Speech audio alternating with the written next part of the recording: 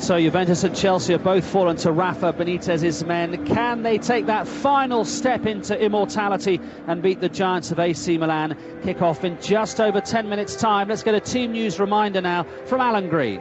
We could take one of those goals again tonight, couldn't we? Right, two surprises sprung by Benitez. First of all, it's Baros, not Cisse, as the lone striker, and Kuhl plays, not Haman or Bishkan. The team, the goalkeeper is Dudek. The defenders are Finn and Carragher, Hupia and Traore. Then Gerrard and Alonso. Then Garcia, Kuhl and Risa. And finally Baros. AC Milan are as we expected, largely as expected. Dida's the goalkeeper. Defenders Cafu, Nesta, Stam and Maldini. Gattuso, Pirlo, Sedor, Kaka. And the two strikers, Crespo and Shevchenko. So Berlusconi has got his way. Berlusconi likes two strikers in his AC Milan side, and as Alan says, two he's got tonight. Graham Taylor, might we have a different sort of game to the one perhaps we were predicting last night, because the Liverpool team's not quite the team we thought it might be? Well, I'm still not so certain about that. I still don't think that we'll see either side going gung-ho. What I do think, it's going to be very interesting, and I shall look, and I know John will, with great interest, exactly the formation of this Liverpool side when they do. I mean, you were hearing straight away, and we've spoken about this, Baros, Kuhl, 4-4-2. It's not going to be 4-4-2, because I'll tell you what, if they play an open 4-4-2, they're dead. And so it's going to be very, very interesting just to see the formation. That's the surprise. He's got something. I have great respect for Benitez, and I think he's planned and he's seen. So I'm going to be very interested to watch those opening minutes, but I don't think they'll go gung-ho. We're going to talk to John Toshak about the referee in a couple of moments' time, because John knows all about him. It seems like everywhere you look here at the Ataturk Stadium, there's a former Liverpool European Cup winner. Here's Jonathan Ledgard. Mark, 3 weeks ago, just before the kick-off of the second leg against Chelsea, I spoke to David Fairclough, who said, you watch Liverpool win and you listen to this atmosphere at Anfield. Now here we are, David Fairclough, we're in Istanbul. What do you make of it? Fantastic. The support is enormous. Liverpool fans come out in force for finals. They love European finals, and I think the atmosphere will be similar to Anfield. I think they're really going to make themselves heard tonight, and they will inspire the team. And are they going to win? I think so. No reason to think that they can't be AC Milan. A great team, obviously, experience, matured, but Liverpool can do it. Liverpool have a lot of offensive players. They don't go along with the fact that people are saying Liverpool are a defensive team. They have great players going forward, and if they get out the blocks quick enough, then I'm sure they will ruffle the feathers of AC Milan. One other thought, down below us there are 11 Liverpool players waiting to go out there. What's it like in that dressing room? You've been there, you know what it's like. Oh, they can't wait to get started, I'm sure. I watched the training session yesterday, and they were full of beans and they were bouncing, and they can't wait to get out here and really get the action going. I think when they come out, they'll get such a welcome. I think they'll be inspired and lifted. And they're going to win 1-0, 2-0, 3-0, 4-0? It would be great to say 2-0, but I think it might take the odd goal. David, thanks a lot. Thanks, Jonathan. David Fairclough with Jonathan Ledgard. The good news is, from the Liverpool fans' point of view, it seems as if, peering into the darkness away to our left, that I think most of them have probably made their way into the stadium now. We're going through a rather ornate pre-match entertainment. John Toshak, Manuel Enrique Mejuto Gonzalez, the referee. You said he's from cider country. That's right, Mejuto's from up in Asturias there, Oviedo, Gijón country. Refereed the Wales Russia match at the Millennium Stadium. The Euro playoff game. Yeah, on Opko, the Russian captain, spent 5 years in Asturias, Oviedo. Spent the whole game talking to each other. He recently refereed us in Vienna as well, when we were beaten 1-0 by Austria. Decent referee? Was better 7 years ago than he is now, I think. Good referee when he started off. Then he got into the system, the federation, goodness knows what, UEFA, you've got to do this, that and the other, and I think he lost a bit. The fourth referee's the star as well. He's the one who sent the 3 Greeks off against Sounis's Newcastle in Athens, I think it was. Olympiacos, Daudin Ibanez. Oh yes, yeah, he's the fourth ref, absolutely. That's right, yeah. So well, let's hope that's the last time we mentioned the referee. The referee had a great game in the cup final. Mark Lawrence and David Fairclough said they'll be thinking of it as any other match, get on with it. That's what you intimated to us last night, your approach towards the final in Rome. Can it really be that way with 7 minutes to kick off? I think it has to be, Mark. It's the only way, whatever you say, because your heart's racing, you know, you've got unbelievable nerves, and what you really want to hear from the manager, and as long as you've got your tactics, you know exactly what you're doing. You want him to be a calm and influence. You don't need revving up, because you'll be, as soon as you walk out, either players tonight, Milan or Liverpool, and see this absolutely unbelievable atmosphere, so and feel the atmosphere and see the crowd, you're ready for it. was there a part of you in your final, now please say yes, because I love to think this is true, that you walk out and you think, this is what I worked really hard to do, and this is the absolute moment. Come on, Mark Lawrence. Because you asked me to say yes, I'm saying it. Of course it is. Of course it is. And like Tosh, your very first European Cup final, I think, when you're a kid, and players from our era, when you're a kid, you wanted to score the winning goal in the FA Cup final, and then eventually when you went to a club that was in the European Cup, you wanted to play a European Cup final, and of course ostensibly you wanted to go and win it. So the answer is yes. I've just been a bit devilman. John? Yeah, that's right. I mean, Shanks and Bob used to say to us, go out and enjoy the games, and don't wake up in the morning and wish you'd have done this or done that. Go and do it now, Don't leave anything out there, that sort of thing. You've got to be out there for 90 minutes, so you might as well enjoy it. Can you enjoy it? I mean, you can't really enjoy it, can you? Of course you can. Of course you can. Yeah, you dream about things like this, and... Doesn't the enjoyment come afterwards, though? The satisfaction of a job well done? Well, if you do it you've got to concentrate too hard, too much to think about. You've got to be ready, and you've got to go out and do it. You can't be wondering what's going to happen, waiting for things to happen. Go out and make them happen. Mark, can you hear anything out there? Can you hear, when we were playing with Hansen, could you hear Hansen talking to you, or was it just... We never spoke to each other. Did you not know? No, thank goodness. Can you hear from time to... Actually, we didn't speak to each other very much, which is quite unusual. We just seemed to be able to know what each other was thinking and doing, etc. You only really hear things when the ball goes out of play and there's a little bit of a lull in proceedings.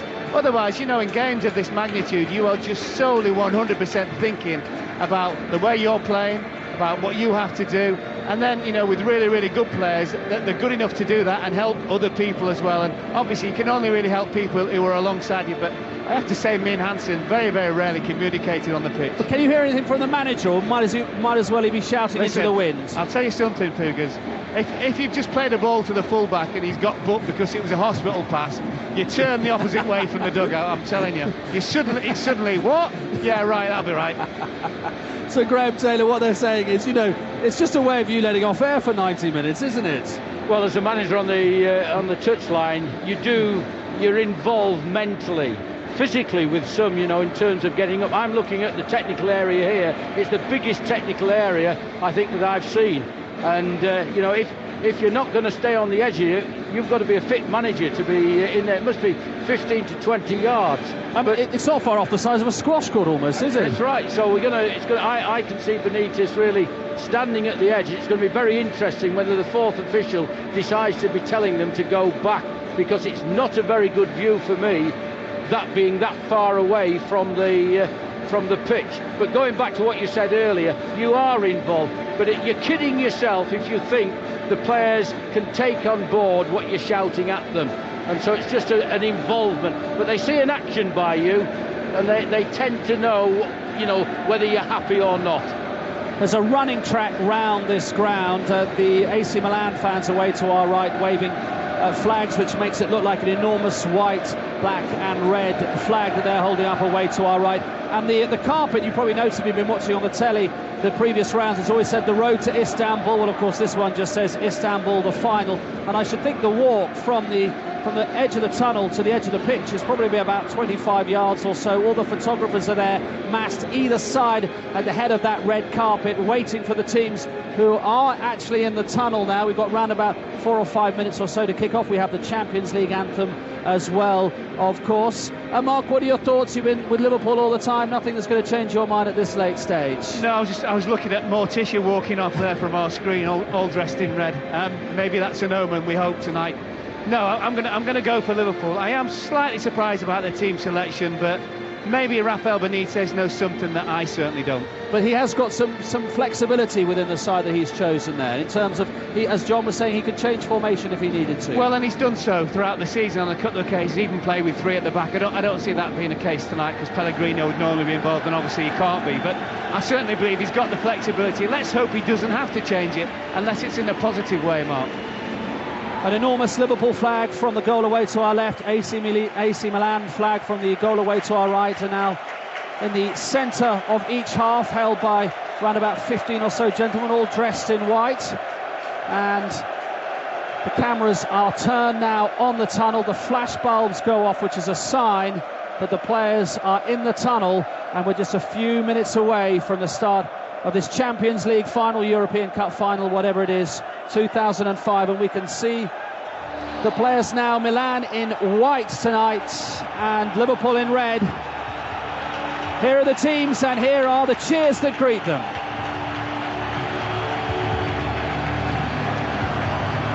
And it's interesting, John Toshak there walking past the European Cup, which reminds me of that Sir Alex Ferguson quote from the 1999 final. Don't be walking past it at the end of the match and not able to pick it up. That's right, yeah.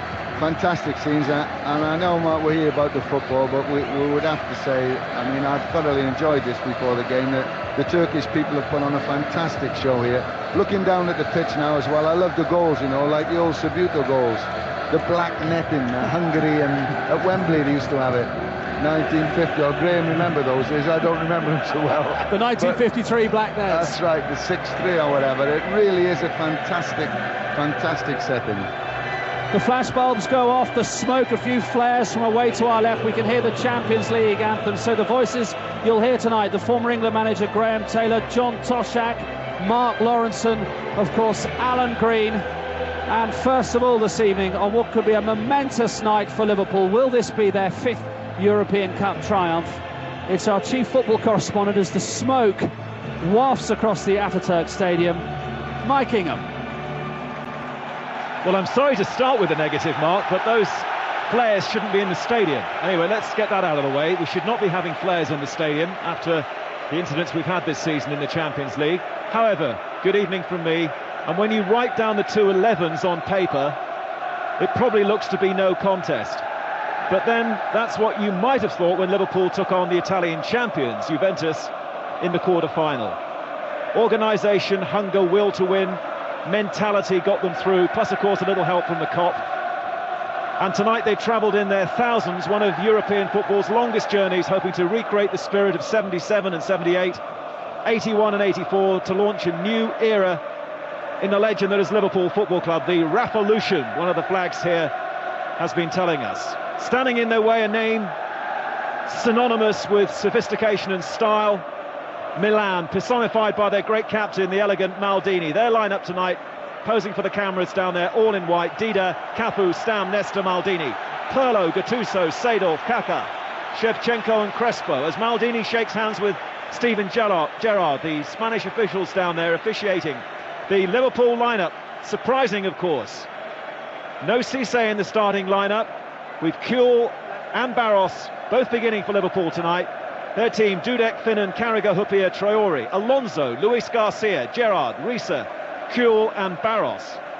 And interestingly, in the build-up there was quite a lot of speculation that Inzaghi might be starting tonight for AC Milan. He's not even on the bench. Neither is the injured Ambrosini, the man who got the goal, of course, which brought Milan through to the final against PSV Eindhoven. Liverpool subs are Carson, Cisse, Smitsa, Haman, Yossemi, Nunez and Biscan. In the build-up to the game yesterday, Clarence Seedorf, who's won this competition with 3 different clubs, said, well, it'll start at 9:45, it'll be tough, and Milan will win. I'm not sure it is going to start at 9:45, we're after 9:45 local time, but we're about to get underway here. Liverpool against AC Milan, the final of the 2005 Champions League in Istanbul, the 50th final of the European Cup, 28 years to the very day that Liverpool first won the trophy back in 1977. In this first half, Liverpool, all in red, will play towards their fans away to our left. Seize the moment, Liverpool. For one or two of the players down there, this may not come again. Sami Huppier deeply aware of it as Liverpool begin, and will look to start well here. Traore near side the field, and that was a very shaky ball from him, straight to the Milan side. Liverpool must keep possession better than that. The ball is inside the Liverpool half, and now for the first time we see Seedorf 15 yards inside the Liverpool half. Finds the young Brazilian Kaká. Cross comes Traore, and the referee gives a free kick early on here to Milan. Mark Lawrenson. Well, Traore's first 2 touches aren't particularly good. He gave the ball away and then he just upended Kaká as well, so I hope he gets better.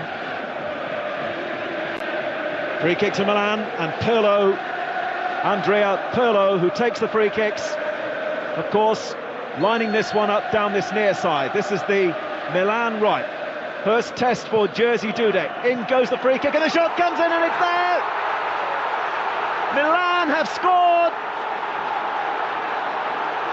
And Maldini, the captain, is being absolutely submerged by his teammates. The goal has been timed. Well, a minute maybe only of the game, just over. Well, mate, what a start. Well, we spoke about Traore, didn't we? That the ball came back from Liverpool's kick-off to him. He gave it away. Liverpool then never retrieved the ball. He ended up giving the foul away on the edge of the penalty area. Decent ball in, but very, very slack marking by Liverpool. It's a great start for Milan, but it's a poor goal to concede. That must be one of the quickest goals in the final of the Champions League. And, well, the only thing that you can possibly say now from the occasion point of view, I mean, it's a wretched, wretched start for Liverpool, but the only thing you can say at least is the early goal might just make this an open contest. Paolo Maldini, the veteran, we've talked long and hard about him in this game, trying to win this trophy here tonight for the 5th time, his 7th final. You could have got very long odds, I'm sure, against him scoring the first goal here this evening. But already Liverpool are a goal down here in Istanbul. Now we know what Ancelotti's on about in his press conference, saying we can score very, very early, and maybe he knew something that we certainly didn't. Well, welcome to the 5 Live commentary. Welcome to our World Service listeners. You join us here in Istanbul for the most spectacular of starts from AC Milan. There's been so much optimism around this city on behalf of Liverpool in the build-up to this game, but of course this is an AC Milan 11 with 7 of the team who've won this tournament in Manchester only 2 years ago. All the talk about Crespo, Shevchenko and Kaká, and it's Paolo Maldini who comes up from the back to stun Jerzy Dudek following the free kick from Andrea Pirlo. And now Liverpool with Traore, and Traore goes down, doesn't win the free kick, and Kaká, who was very involved, of course, early on here, winning the free kick. And Liverpool need to get hold of this early on here now, having conceded so early in the game. They do, and I think Maldini's goal was only 2nd ever in the Champions League, but what an unlikely scorer. Well, Liverpool now trying to regroup. A goal down, and it's Milan Baros on the board. Across comes Jaap Stam, and Liverpool have got a corner. Well, that's better. A corner kick there first over on the far side, the right. Only 3.5 minutes gone in Istanbul, and the Liverpool fans, still 1 or 2 of them maybe, making their way into the stadium, will be stunned by the big scoreboard. 1-0 to AC Milan. Liverpool have a corner kick there first, and they need to compose themselves here. All the tactics set out by Rafael Benitez. They whip the corner right back, and the shot is driven in by Risa. Cleared by Milan, back to the halfway line. It hit Stam, Mike. It was a great strike. I think it was on target. Ball played again by Liverpool. Great header from Hupia. And Dida makes the save by the left-hand post. Well, that's the reply you would want if you're Rafael Benitez. Obviously, disastrous and sloppy start, but at least certainly the shot that came in from Risa was goal-bound. Decent header by Hupia. Made Dida make the save. Ball is going to trickle out of play over on the far side of the field, and it's going to be a Milan throw-in. Well, 4.5 minutes gone. I think so many people discussing the prospects here talked about a possible stalemate. 2 sides playing very deep, but AC Milan winning the free kick early on, delivered by Pirlo and turned in by Paolo Maldini, of all people, the great captain. Milan now just down this near side of the field. Gattuso's lost possession though, and Risa's got the free kick even though he had the ball. Spanish referee gives him the free kick, and he bides his time before Liverpool take it. We haven't even had really time to see how Liverpool are set up, but it is probably as we thought, which Barros up front, Kuhl just off him, Garcia down the right, in front or alongside him Gerrard, and then on the left Risa and Alonso in front of the back 4. On BBC World Service and 5 Live from Istanbul, the Champions League final, and AC Milan are in front already. This pedigree team, of course. Ball is with John Arne Risa, near side. Risa manages to get away from Gattuso. Here comes Risa, needs support. There are 2 or 3 Milan players around him. Cafu made the challenge, and the referee signals only a throw-in, even though Liverpool wanted more than that. Well, they were very, very quickly into him as well, and what Gattuso did, he made Risa take him on and force a challenge then from Cafu. Seedorf gets the better of Luis Garcia. Seedorf, who was outstanding in the matches against Manchester United. And now Maldini supporting this latest attack. Ball played into the area. I don't think we've even mentioned Shevchenko yet. Not even sure he's had a touch of the ball, but his team lead by 1-0 as Risa now tries to escape down this near side. Gattuso makes a good recovery and Cafu picks up the loose ball, and Milan, having scored the goal, have settled pretty well, imposing themselves here early on. Long ball forward by Pirlo. Shevchenko's beaten the offside trap. Cross comes Huppier. Good thing too, because Crespo was steaming into the 6-yard area. Well, I thought he was offside, but we'll deal with that later. But for once, Shevchenko's first touch wasn't great. He was on. He was definitely on from the monitor as the ball was played. Shevchenko better first touch, could have been 2. Well, Maldini, having scored the goal from the free kick, encouraged by that, is going into the area once more with Jaap Stam. Corner kick, headed away, not very well yet. Not yet cleared. Oh, Huppier almost scraped that one past Jerzy Dudek. Dudek makes the save. Fortunately, from his point of view, there's no real power in that slice clearance by Sami Huppier. And Liverpool still rattled as Dudek clears. And Baros now tries to win the ball down this near side, but carries it out of play. And it's going to be a throw into AC Milan. Let's get an early word from one of our 2 other guests here, Graham Taylor. Graham. Well, I think the interesting thing is the amount of space that Maldini's getting on that left-hand side. It's not the fact that he scored, that was from a free kick.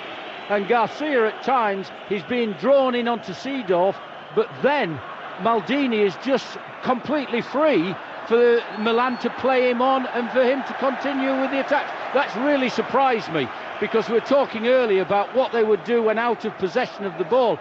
And it's just a free pass out to Maldini all the time. He's an outlet for them whenever Milan want him. All the preparation that would have been going on into this game, all the tactics being devised by Rafael Benitez, and yet Milan score one of the quickest goals in the European Cup final history. But now Liverpool, because Baros has been fouled, Liverpool have a free kick, and Steven Gerrard, 25 yards out, is there with Alonso alongside him. Milan have got everybody back. Gerrard takes his time. Referee's ready. Dida crouches away to our left. It's touched on to Gerrard. Gerrard lifts the ball in. It's a little too high though for Harry Kewell, and nothing comes from that. And AC Milan have a goal kick. Yeah, just a little bit of a waste when you consider from the previous corner they'd had 2 attempts at goal. And I'm not quite sure, Mike, it's not really a question to you, but I wouldn't think there's many times this season that Liverpool have come back from a goal down in the Champions League, certainly, and actually gone on to win. Well, we mentioned last night, Mark, in the build-up with John Toshak, I mentioned that Liverpool altogether this season had lost 18 games in all football, and in only 2 of those games had they managed to score a goal. One of the games was the Carling Cup final against Chelsea when they lost 3-2, and the other one, well, the goal they got was an own goal in a defeat at Manchester United. Apart from that, they've all been zeros. And now, of course, they have to score goals against one of the most organised defences in world football. Milan leading here by 1-0. Maldini still, as Graham Taylor was saying, has so much time and freedom over on that left-hand side, and here he goes again, rolling back the years. Seedorf now, onto Gattuso. Gattuso sidesteps Steven Gerrard. Now Pirlo comes into the movement. Milan, with the goal advantage, have settled down far quicker than Liverpool. Pirlo again calling the shots. Can't get the ball in over Jamie Carragher, though. Liverpool being pressed back inside their own half. Milan winning the tackles once more in midfield, and now Baros is trying to break, but across comes Jaap Stam. Baros a little isolated there, big gap between him and the midfield. Milan take possession once more with Nesta, and Nesta sprints through the centre circle. Kaka onto, well, he hasn't given it to Maldini yet, but he's certainly available. It's still Kaka, drops it back into Seedorf. Shevchenko's waiting, it's all Milan at the moment, leading 1-0. Shot driven in by Gattuso, off Jamie Carragher. Liverpool now looking to try and counter-attack. Harry Kewell was pulled back, and they've got a free kick on the edge of the centre circle. Well, I'll tell you what, they're lucky as well. I think it's Pirlo. I think he's lucky to get away without a yellow, because definitely Liverpool were away. Just every time Milan get the ball at the moment, there is an option. There's everybody available to them. They look at the moment against Liverpool as though they've got an extra man. Rafael Benitez just came out to speak there to John Arne Risa, and Risa's ball in towards Baros doesn't find him, and he'll need better delivery than that, better service than that will Baros if he's to test this AC Milan defence. It's back again with the Brazilian Dida, and so much experience in this AC Milan back four. They've got between them nearly 400 caps, and Dida now still hasn't cleared yet. Left-footed ball into the Liverpool half. It should be headed back by Steve Finnan, but again can't find anybody in red, and it's Kaká once more. He's got options left and right, doesn't quite deliver right for Shevchenko. Shevchenko's got it now over on the far side. He turns and faces Steve Finnan. Finnan gets a foot in, but it comes back once more to Shevchenko.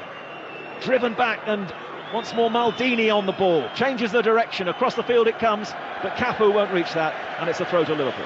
Yeah, for once they've given the ball away. Just trying to look really when Milan have got the ball at the positions of both Alonso and Gerrard. Good throw there by Liverpool. Now Baros needs support inside the penalty area.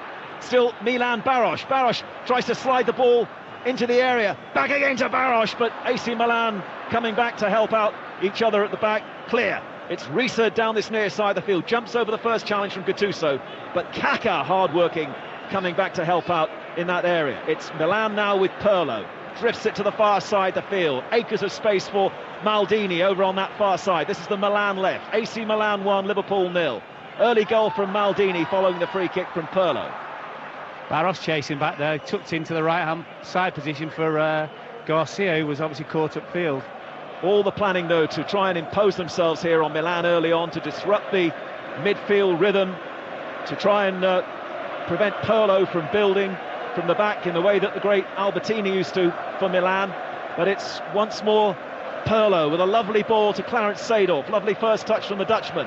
And Liverpool unable to get the ball off him. The ball is lifted in. Traore has to volley it away. And now Liverpool, all they're doing really is just knocking it long back inside the Milan half. And it's going to be a Milan throw near side of the field, Mark. I think both Seedorf and Gattuso are just getting in little areas in between Liverpool's midfield players at the moment, and they are always available, hence it looks as though they've got extra players. Well, I hope that in the build-up we paid as much respect as we should have done to AC Milan. They may have gone off the ball a little towards the end of the season domestically, but they were always, of course, the favourites going into this match. I think the feeling was, though, that there was going to be so much hunger from Liverpool out there tonight. The mentality would be so strong, with all those great results behind them in this run, that would see them through, with the wonderful support as well. But Liverpool at the moment are just chasing shadows down there. And it's Gattuso now, looping the ball forward, looking for Shevchenko. And Liverpool either didn't cut it out, it didn't in the end run for Shevchenko. Flag has gone up anyway on this near side of the field, and Liverpool have already taken the free kick. I think it went up for handball. I think that's what it was. I thought Shevchenko got the wrong side of Jamie Carragher. In the meantime, Luis Garcia easily lost possession for Liverpool. It's coming back once more at the back four. Crespo trying to win the corner kick off Sami Hyypiä, and he's got it as well. Corner kick to Milan near side, and they're leading 1-0, and we played 13 minutes of the first half. Well, from the first free kick came the goal. From the second set piece, the corner, there was all sorts of problems. Hyypiä headed it against his own defender, then sliced it high so Dudek could save it. So they need to deal with this in a more professional manner here. Seedorf with the corner kick to the near post, headed off the line by Liverpool. Yep, Stam tries to power it forward. Stam again has a big kick, and it drops to Maldini. Liverpool all over the place at the moment as Maldini goes crashing inside the penalty area. No foul though, and that's 2 or 3 efforts now that Liverpool have scrambled away. It was Garcia who got the ball off the line, so close there, Milan, to taking a 2-0 lead. Flicked header, I think, was it by Crespo at the near post? It was by Crespo, and I think actually he chested it or came off the shoulder, Garcia, but he did exactly what he's intended to do as a marker on the post. Just get rid of the ball, but stay there, more importantly. Milan 1, Liverpool 0. Now here's an opportunity for Baros to chase maybe, but Cafu just swivels away from him and then strikes it back inside the Liverpool half. Traore, short of the halfway line, and does nothing at all there, and shows the lack of composure really in the anxiety that's clearly in the Liverpool camp at the moment. With nearly 15 minutes to go, they need something to happen for them soon here, because Milan have taken early control and they are threatening to score a second goal here. No wonder Rafael Benitez is pouncing around in that technical area down there. Hardly seen anything of Gerrard and Xabi Alonso yet. Now Luis Garcia spinning well for his team. Finds Risa down this near side. Here's a chance for Liverpool now to get the ball into the Milan area. Looking for Harry Kewell. Across comes a defender who was Alessandro Nesta. And it's a throw to Liverpool, getting great vocal support now from their fans, who are all over the stadium, but predominantly away to our left. Risa to take the throw-in. And Hyypiä now is going to make a late run into the penalty area. The ball is thrown back to Alonso, and now Risa once more.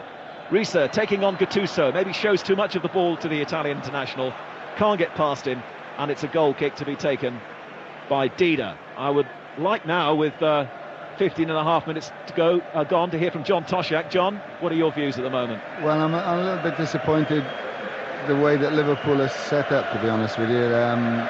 even before the goal, you know, in the first attack, Maldini had oceans of room. Garcia's been asked to tuck in, probably because Liverpool are one midfielder short in that area, and Maldini's had oceans of room to go forward. But it's a super goal, a well-worked goal. If you look at Pirlo's body movement, he's dropped the shoulder, played it the inside the foot, picking out Maldini, who's hit a great volley in. I mean, it's a super goal. But Liverpool, unless one of Liverpool's fullbacks start pushing on, then they're not going to see too much more of the ball, because they're keeping 4 players back there with 2. Thank you, John Tashak, Graham Taylor, Mark Lawrenson with us on 5 Live and BBC World Service. 16.5 minutes gone in the first half in Istanbul. Could hardly have been a worse start really by Liverpool, conceding that early goal from Paolo Maldini, and now Hyypiä for Liverpool. Into Gerrard inside the centre circle. He's dragged it back to Carragher, and now this is better from Liverpool. They find Finnan over on the far side. This is the Liverpool right. Better ball now from Liverpool to find Alonso on the edge of the centre circle. A little bit more flow and rhythm now from Liverpool as the ball is lifted in by Risa. Kuhl's missed it, and Garcia's missed it as well, and Pirlo pops up over on the far side of the field. The word was from Italy that he'd had a poor end to the season, Pirlo, but he's certainly back on song here, and now some lovely skills from Kaká to get away in midfield. Striding forward, Kaká, moving on to this ball, fellow Brazilian Cafu. Traore needs to hold him up, in it goes, little header in from Kaká, it's gone wide, and that's a goal kick to Dudek. Yeah, good move from Milan though. Cafu inevitably involved down the right-hand side, and it's a difficult ball for Kaká to deal with. He just sort of flicked it on with his head. But at least from Liverpool's move before, both the fullbacks, John Tossett was saying, both the fullbacks involved, which is something positive. Well, I suppose really, with nearly 20 minutes gone, it could have been even worse for Liverpool here. I mean, Milan have been so strong early on and created danger on 2 or 3 occasions. 1-0 though, AC Milan lead, and Liverpool trying to go forward once more, but Garcia can't find Baros, tidied up by Milan, and yaps down immediately, and there's the space again for Maldini over on the left-hand side. He plays a square ball to Seedorf.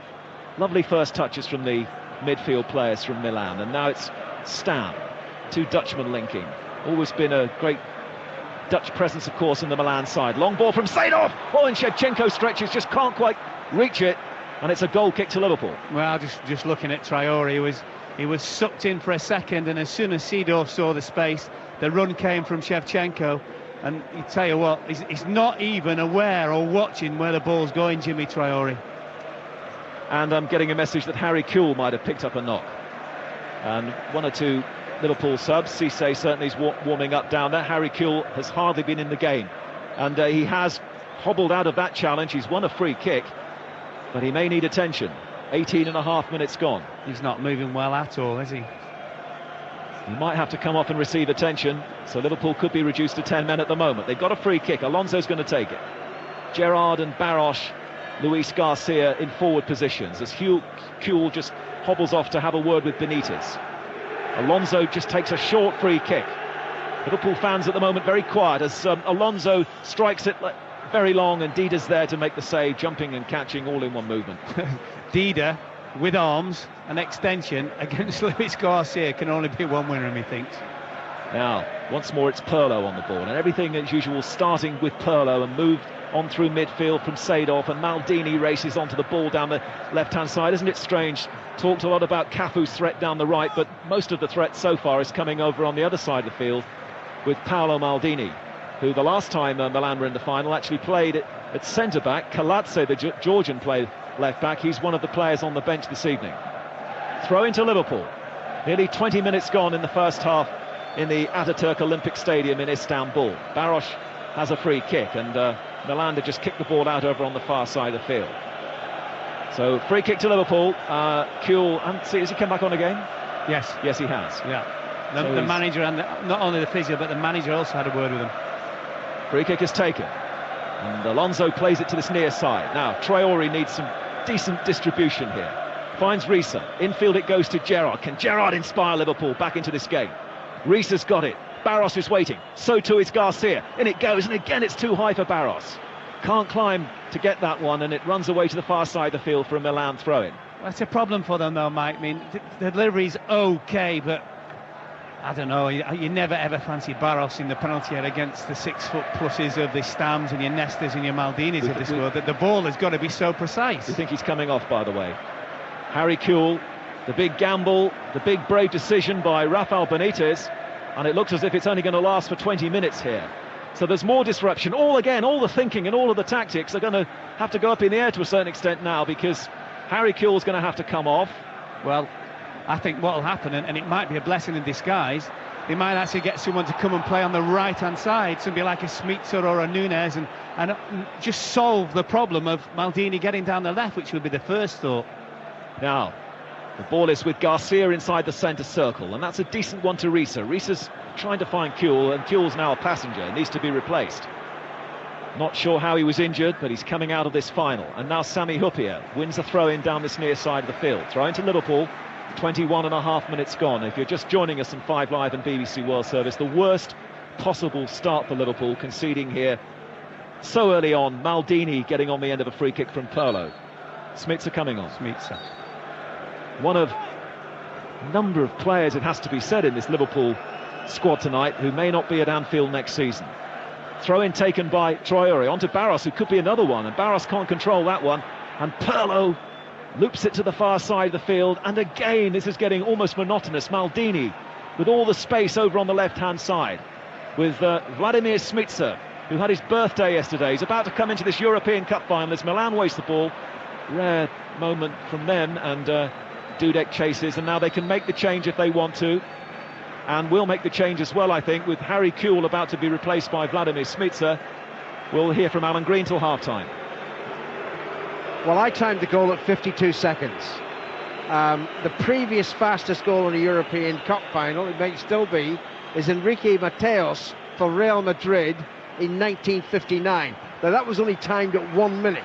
So, obviously, where precisely it figured in the 1 minute will determine whether or not Maldini's goal makes history. The other thing to tell you, and I worry about this one, is that 1-0 is the most common score in a European Cup final. But on one occasion in the Champions League, and Mark and Mike and I were together, a team came from 1-0 down to win by 2-1. Remember it? Barcelona, 1999. So Schweitzer is on, and he's definitely going back to France. Kewell might be headed out of Anfield as well. Here's Hyypiä. Liverpool have to get some sort of significant response here. Garcia flicks it on towards Barrow, and Stam was struggling there and then used his muscle to head the ball back to the... By the way, the other thing, I saw clearly how Kewell got injured. Nesta kicked him. Nesta caught him. Right, so tactically, Smeets has gone to play down the right-hand side of midfield, hopefully to solve the Maldini problem. That leaves Garcia basically playing off Barros. Risa heads the ball forward. Nesta is there. Barros trying to hustle him, and the flag is up for offside anyway.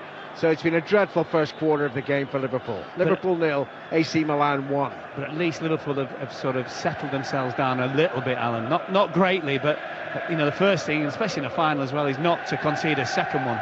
Here's Cafu. Immense experience, of course, from Cafu. 35 next month. And this is the only competition he has got a winner's medal for. Significant competition. He's never won the Champions League, Cafu. The ball is back with Stam. Stam to Nesta. Back to Stam. Stam still inside his own half. There's no reason why Milan should be unnecessarily aggressive, having taken the lead. Cafu once more. Up towards the halfway line. Into Pirlo. Pirlo swings it forward. Neat touch there by Kaka. Kaka takes the return from Seedorf. On it goes towards Cafu, Shevchenko rather, who always wants to attack, of course, but the ball's behind Shevchenko and decided to play for a throw into Liverpool. Well, that was the key behind Shevchenko. He made his run, he just needed it. He didn't need it to his feet, he just needed it in front of him, and he was, again, the wrong side of Jimmy Traoré, wrong side defensively for Liverpool. Speaking of players who probably will not last at Anfield through the summer, Traoré is certainly one of them. 25 minutes played here in Istanbul. Remember, it's 10:15 at night here in Turkey. Liverpool trail 1-0. Schweitzer into Alonso. Good ball by Alonso through the centre circle to Risa, who'd peeled inside. Driven past by Risa, but that's easy for Stam just to head back to Dida. Well, the thing about the pass, Alan, the pass isn't good. What can he do? It's coming to Barros on his forehead. If we're assuming he gets it, there's nobody up there with him. I mean, you've got to be a heck of a player to sort of stun that and take it down and bring somebody else into the game. There might be a half chance for Cisse to challenge Stam in the air, but not Barros at the moment. Now it's played down the Milan left, and here's Maldini again. Maldini in, but can't find Kaka. Liverpool clear. Stam knocks it back upfield. Flag is up for offside against Crespo. He was offside as well. Just worried a little bit about Barros insofar as he's running the line in terms of the defenders. He's working so hard when he's not got the ball. I mean, you want him to work hard when Liverpool have got the ball and get in little areas where Liverpool can hit him. But at the moment, his harder work's coming chasing Milan. And the trouble in that situation is that he'll be absolutely cream-crackered by about 60 minutes. There you go. Pupia has the ball forward. The challenge was aggressive but fair, according to the referee Gonzalez. And then it's won back by Liverpool. Now, Garcia has it. Barros is through the middle. Again, it's high. Nesta just flicks it away with his forehead and runs away. Well played, Nesta. Finding Seedorf. Seedorf now, up towards the halfway line. Tackled and loses it to Alonso. Then Risa. Back to Traore. Gerrard. Alonso. Better from Liverpool. More aggressive from Liverpool. And they have to do something special here to get back into this game. Not once this season, actually, has an opponent in the Champions League scored more than once against Liverpool. But now they're almost certainly going to have to score twice. That was a poor pass back from Barros, but Gerrard made something of it. Finnan takes it up on the far side. On it goes towards Barros. Stam across, and Stam puts it out of play for a throw-in, level over the edge of the Milan penalty area. 27 minutes gone here on the BBC. Liverpool 0, AC Milan 1. The goal from Paolo Maldini, the wonderful Milan captain, after just 52 seconds. Throw-in taken for Liverpool. Crossed into the penalty area. Once more Stam heads it away. He must think it's quite easy. Liverpool's crosses not finding red shirts, and now there's a foul by Schweitzer. Free kick Milan. Just wondered, obviously, with John and Graham watching the game with us, whether John Toshak could just keep his eye on Barros for a few minutes. And having been a former forward himself, see if he's actually wasting his energy running where he is or not. I'll bring in John Toshak in just a moment to see what he thinks about a situation that has not improved for Liverpool since the disastrous opening. The fields of Anfield Road, at least ringing round, the stunned Liverpool supporters trying to lift their team, and they need to. Alonso on towards Schweitzer. Schweitzer takes it up and then leaves it for Garcia. Garcia finds Risa down the steer touchline. Liverpool left into Garcia. Garcia with a fancy flick, but not enough to trouble Seedorf. And here's Kaka rampaging through the Liverpool midfield. Kaka still running. He's made 41.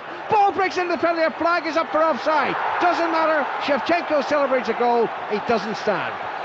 How far was Kaka allowed to run 50 yards. Liverpool's defence? That is, we've talked about this space, and what happens is it's Liverpool players chasing. He is just offside. It's actually an excellent decision, but A, Liverpool are so square, and B, you should never be allowed in a cup final, especially in the first half when you're not even chasing the game, to be able to run that far at your defence. Liverpool dare not concede a second goal. That goes without saying, really. 16 minutes to half-time. They're 1-0 down. Gerrard, the captain, a quiet figure so far, finds Finnan. Finnan's crossed into the penalty area, goes a long way by Folder Risa. Good challenge, comes in, and then the shot driven wide. It's a goal kick. It was Gattuso who made the challenge on Risa. Yeah, it looked like it's going to be half a chance for Risa. I think just a Milan white sock just sort of nicked the ball away. Was it Gattuso? It was an excellent challenge from the number 8. Actually, Garcia's quite furious because Garcia took the ball on his chest and he thought it was his chance, not Risa. Yeah, better. Goal kick. Dida's taken quite a while. Anytime he's had the ball anywhere near his feet. Here he comes forward now. Huge figure, 6'5", the Brazilian goalkeeper for AC Milan.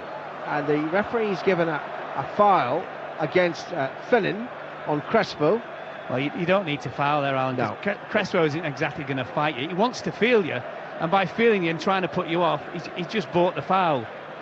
Free kick to Milan, taken by Seedorf. Back to Stam, and Stam plays it through the centre circle to Cafu. Cafu onto the right side, and Shevchenko tried to dummy a Traore, but forgot to keep hold of the ball inside of play. Liverpool throw it. John Toshak, what do you feel about the way Barish is well, first of all, running? I'd be more concerned. I think what we've seen up to now is typical Liverpool performance away from home in the Premiership, you know, and I would like to see personally Traore move inside and leave 3 against 2 and push Finion and Risa further forward down the flanks and oblige the Milan midfielders to open out and give Liverpool more room, because Xabi Alonso and Gerrard are being completely overrun. And Liverpool have been at their best when they've had the 3 of them in there. Barros, we know at times wants too many touches of the ball, is a lone striker there, but Liverpool really, the players in midfield, for me, they're all over the shop, and I think that, you know, if they can hang on till just 1-0 at half-time, sort themselves out, they're in with a chance, because Milan are probably a couple of goals better than Liverpool at the moment, and it saddens me to say it.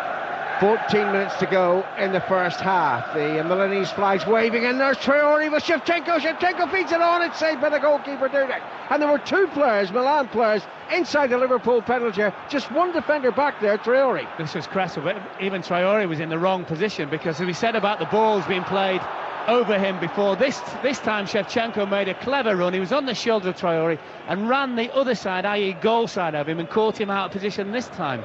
Well, they're finding so much room down the left flank, Milan, and then when they play the ball towards the Liverpool left-back position, Traore's in all sorts of bother. 1-0 to Milan. That was a foul on Finnan. Play continues because the referee gave the advantage. Schwitzer running forward, and then he loses it. Gerrard dived in on Stam. Stam won it. It's cleared to the halfway line. Alonso heads it back. Hopi on the volley. Flicks it towards the left side. And here's Risa for Liverpool. Liverpool very much second best at the moment. But remember Barcelona. 2 goals can be scored in stoppage time. Celtic came from behind to win, didn't they? European Cup. Here's Hopia. Hopia drills it forward. Risa chases after it. Cafu is there. Cafu clears it left-footed into the centre of the Milan half. Headed down by Gerrard. Snapshot by Garcia, but not on target, unlike the Juventus effort. It's high and behind, goal kick. Well, he was always stretching, wasn't he? And if you watch when he actually made contact with him as well, his body was just in that awkward position and never really looked like he was going to score. Bent his body. Half volley and didn't catch it properly. Dida with a goal kick for AC Milan. Scarcely believable. They took the lead within 52 seconds here in Istanbul with Maldini's goal. Ball is inside the Milan half. Cafu just steps away from Barish, then flicks it carelessly straight to Schwitzer. On as a substitute for the injured Kuhl. Gerrard back to Hopia, and Hopia hits it long. Barish is being pulled back there by Nesta. Referee gives it the other way. The referee's deemed that the Barros was actually pulling Nesta's shirt. What did you think? When I looked, I thought no. No, that's what I thought too. Thought it should have been a free kick to Liverpool. Maldini runs out of possession there and runs the ball out of play, actually. It's going to be a throw-in to Liverpool on the far side. 12 minutes left in the first half. Liverpool 0, AC Milan 1. Milan all in white, Liverpool all in red. Both consider the strips to be their lucky strips on the final stage of this major European competition.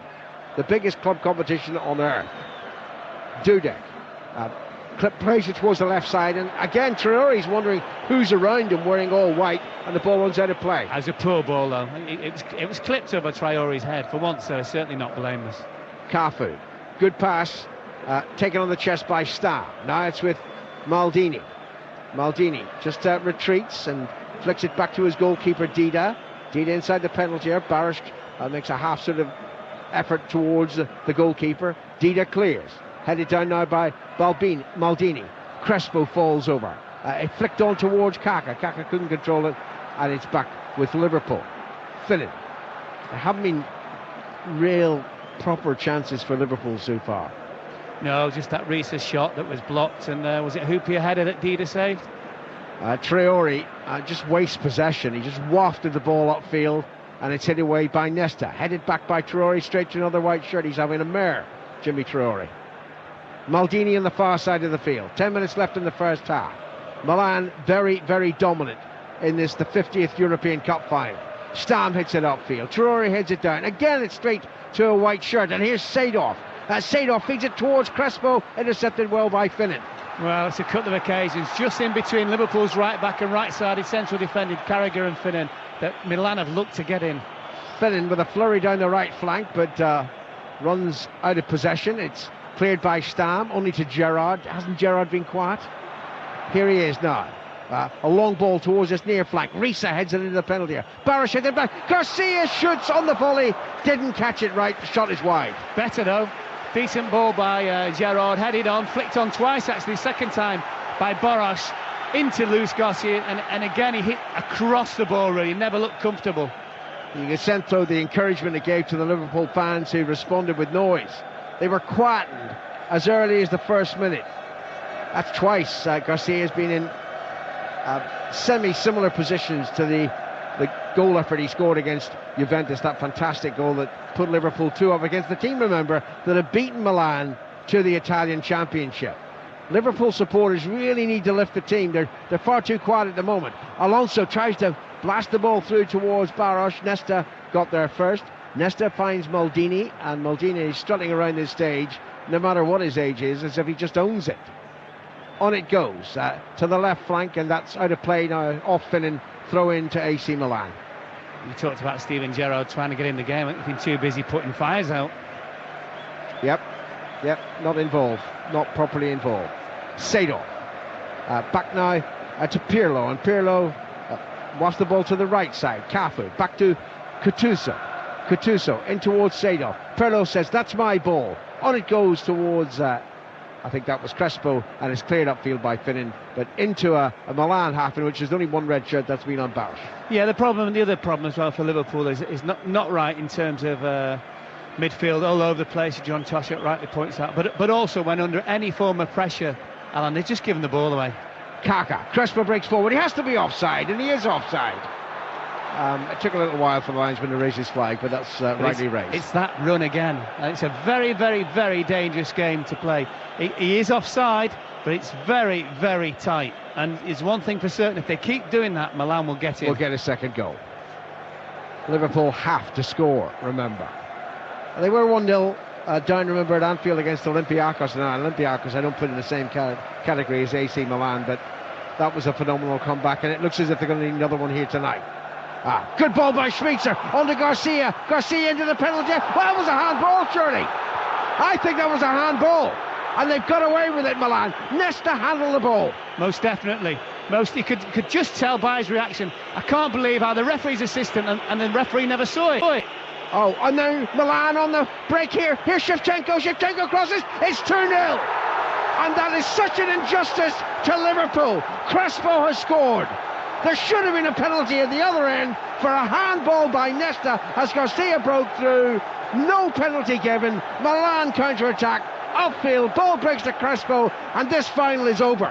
Liverpool 0, AC Milan 2. Barış is berating the referee, as he's every right to do.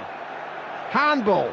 Yeah, I caught him on the elbow, and he knew exactly what he was doing. He knew what he was doing. But the other thing, Alan, is regardless penalty or no penalty, you've got to be able, when the penalty wasn't given, you've got to be able to react. You've got to say, right, it's gone, let's sit tight, let's not concede a chance, never mind a goal. It was far, far too easy for Milan to make it 2-0. It was indeed, but it still ranks as an injustice. Well, definitely. And what was I saying about Crespo? You only hear about him when he scores. That's 5 in 10 in the Champions League. That is not bad. That's not a bad record. And Ancelotti's reaction indicates he knows it's over. John Toshak is about 10 yards to my left. John, your thoughts? Well, as I said earlier, I think that if Liverpool could have held on 1-0 until half-time, then Rafa's very, very intelligent type, and I think that he could have maybe put this right, but I felt that Milan were a couple of goals better, and unfortunately, the Liverpool have got caught out. There are 4 players at the back, just marking 2. It's mucho tomate, as they say in Spain, for Xabi Alonso and Gerrard. Too much work for them. And up front, I'm afraid that Schmeichel, Garcia, Kuhl, Barros or Luis Garcia haven't really been able to to penetrate the Milan defence. Another Brazilian finds a colleague on the right flank. It was Kaka towards Cafu. Hope he had just about got across in time, and the ball's out of play. It's going to be a throw-in to Milan. See, that's another thing, isn't it? I mean, the central defender of Liverpool's had to make some 40-50 yards over to the touchline to close the opposition's right back down. Yeah, and that was due to Traore as well, being pulled every which way but loose.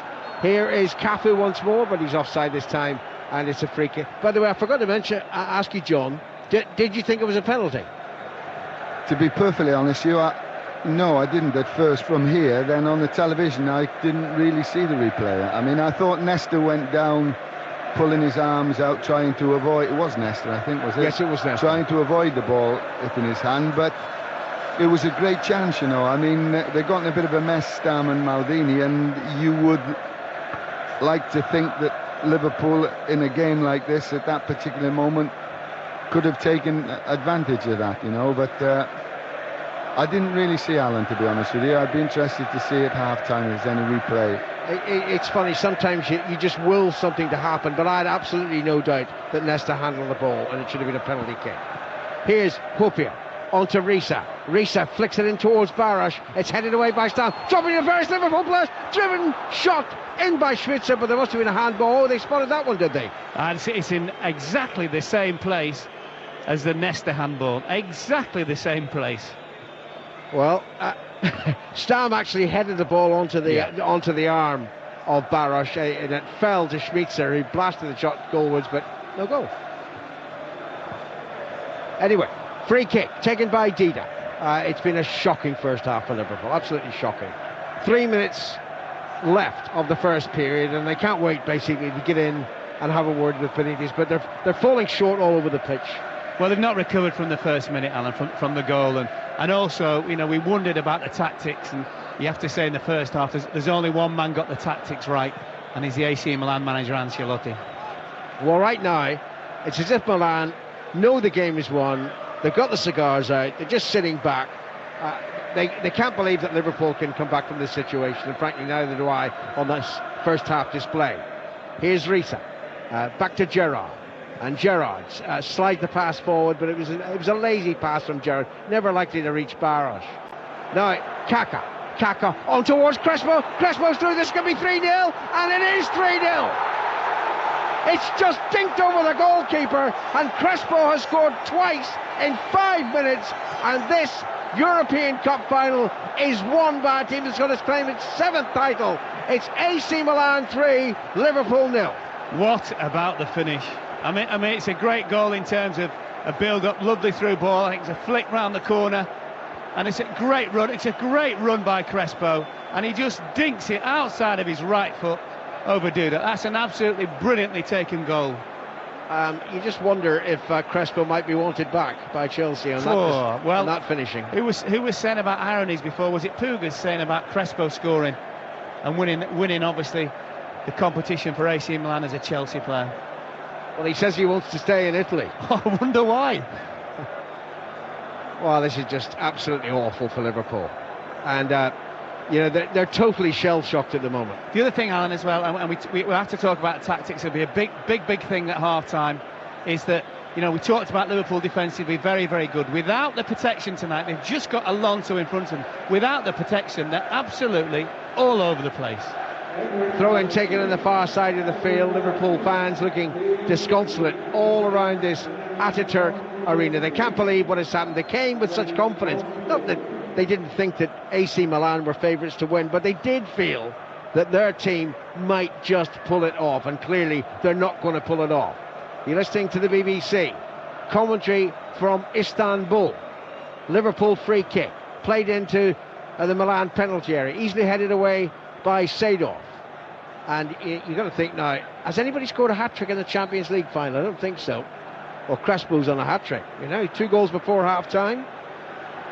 Milan lead 3-0. It's played towards Cafu, the right back, and Traore rather laboured to get across, but the ball beat both of them. It's out of play for a Liverpool throw-in. We've had our 45 minutes, and the signal coming up from the 4th official as to how much time is being added on, and Liverpool probably don't want any time to be added on. 1 minute of stoppage time is being played here in Turkey. You still think of that? I mean, Milan, without question, deserve their lead, but sometimes it goes for you, and it should have been a penalty for Liverpool. It could have been 1-1. Instead, it was 2-0 and quickly became 3-0. Alonso on the halfway line, back to Hupia, onto Alonso, and Alonso flicks it through. It was a good pass. Schmitzer towards Garcia, back to Schmitzer. Garcia, good football from Liverpool, but in the end, Garcia's attempted pass at Baros intercepted, and Milan have the ball, and they've got the cigars out, and they're just rolling it amongst themselves, enjoying themselves. It's flicked towards Maldini, who started off this semi-right, and it could become a full-fledged right in the second half, the way play is going. Maldini in towards Nesta, lucky boy. Gattuso flicks it over his shoulder. There is the half-time whistle, and Milan's fans, far fewer than Liverpool inside this stadium, about 12,000.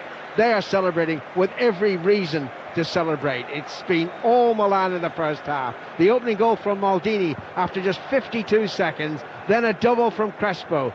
Firstly, after Nesta's handball didn't result in a Liverpool penalty, Milan counter-attack, Crespo scored, and then a brilliant finish from the Argentinian 2 minutes before half-time, flicking the ball over Dudek. No chance for Dudek, no chance really for Liverpool. Liverpool 0, AC Milan 3. And it's interesting, as they were coming off the field, Graham Taylor, that Sami Hyypiä is saying something to the referee, and I think we can probably guess it's about that controversial penalty, which wasn't given Liverpool's way. No, it wasn't, and it's not going to be given, and you're 3-0 down, and you've got to get into that dressing room, and you've got to get hold of it, otherwise this is going to be very, very embarrassing. But as much as we speak about Liverpool, AC Milan have been exquisite. You know, that last goal, Kaká does Gerrard, and the pass through and the finish by Crespo. You know, as a football person, you've simply got to appreciate that kind of play. But I really think that tactically, that Liverpool have got to make some alterations. I mean, there's no doubt about it in my mind that Hamann has been greatly missed from the kick-off. Mark Lawrence spoke about the protection that he would give, and I just think that it's not gone their way at all. John, you were saying when they were 1-0 down, Liverpool, if they can get to half-time, then maybe Rafa Benitez can do something about the way they're set up. I know it's easy to say it now, they're 3-0 down, but why wait till half-time to do it if you can see your sides in trouble the way they are? Well, I think that Rafa, as I said earlier today, has been railroaded a little bit in the Premiership to playing players who are a little bit more offensive, which he hasn't been happy with. In the Champions League, he's gone out and played in function of the rivals, and he's felt comfortable on the bench. And all right, people said he's been cautious, but you don't just fall out the sky and arrive at the Champions League final. You must have done something right. And I just think tonight that he's gone against a little bit of what he felt he should have done, and they've been at their best with Xabi Alonso and Hamann and Gerrard a little bit further forward. You know, they've been there in numbers, and they've protected the back four, and they've been solid and hard to break down. Xabi Alonso and Gerrard there together, I think has been too much work for them. The player in front of them hasn't been able to drop back and help them out. The wide players had to come in, given space for Milan to attack down the sides, and I thought when Kuhl got injured, Rafa would have maybe seen that and said, hey, hang on a minute, there's 90 minutes here. We'll get Hamann or Biscan in there, move Gerrard forward, and at least we'll just keep it tight for 20 minutes, half an hour, get to the end of the round, if you like, have a look at our cuts, patch them up, and go out and just slowly get ourselves back into the game. But it's just gone from bad to worse, you know, and you could see it happening. I mean, they've had one headed off the line, they've had a doubtful offside goal there. The second goal, we could see it coming. Liverpool have stayed with a flat back four against two players, which meant they're outnumbered in the midfield. The attacking players had to come further and further back, and they've had too far to go to get to the Milan penalty area. And as you said, he had the perfect opportunity to change it with a Kuhl injury. Okay, again, as you say, rectifique is the sabios. When you rectify something, if you see a mistake, we all make mistakes, but once you've seen it, the important thing is to put it right as quick as you can.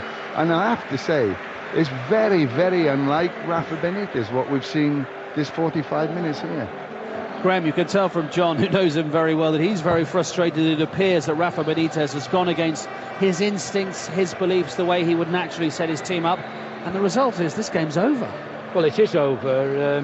At 1-0 it could have been over because AC Milan say, look, we don't concede. We've won the cup anyhow. At 3-0, it is over. It's going to be very interesting to see exactly what he does, because what you don't want is real embarrassment. You've got to come out the second half, and you've got to actually, should I say, win the second half. Even if it stays as a draw, you could still win it in terms of dominating the play and getting yourself right. I just think, from very early days, Maldini has had acres of space down that side.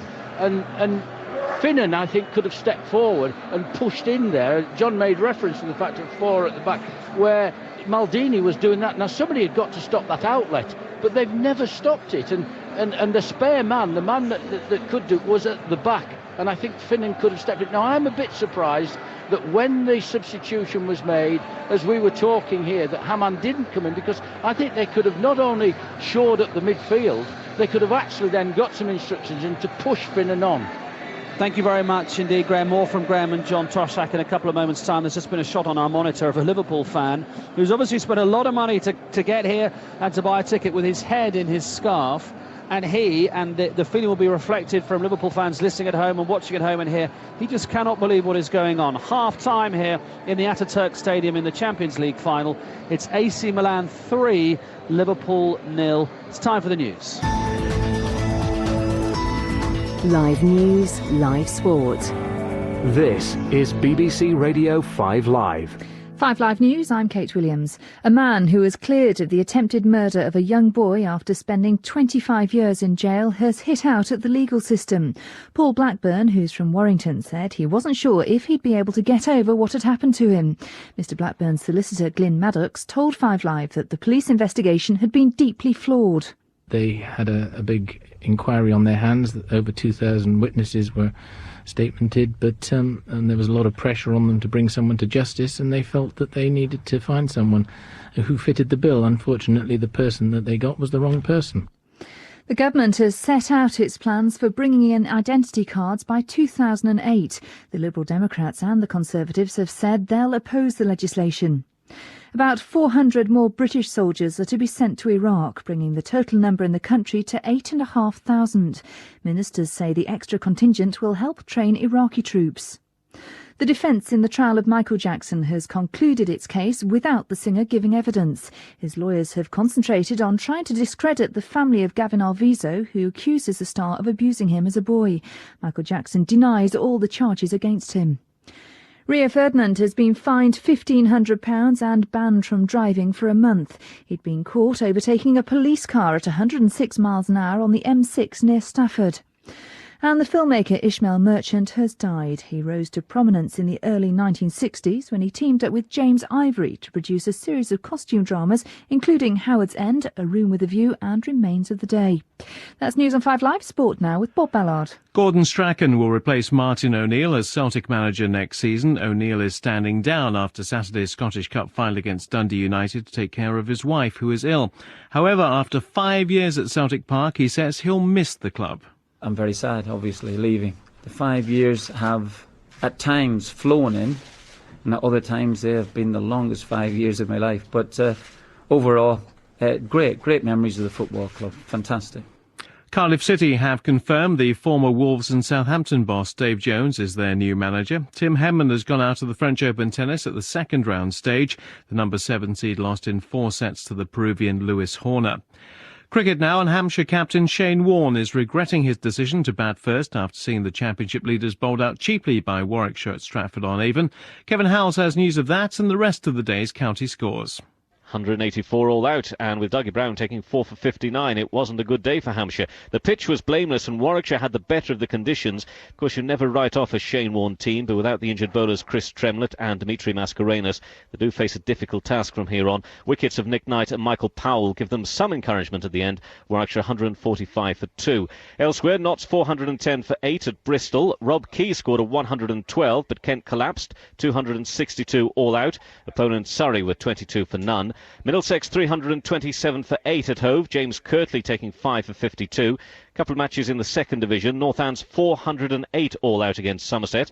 Martin Love 166 and Ricky Vessels 102. And in Leeds, centuries to Andy Flower and Ronnie Arani of Essex 308 for 5 against Yorkshire.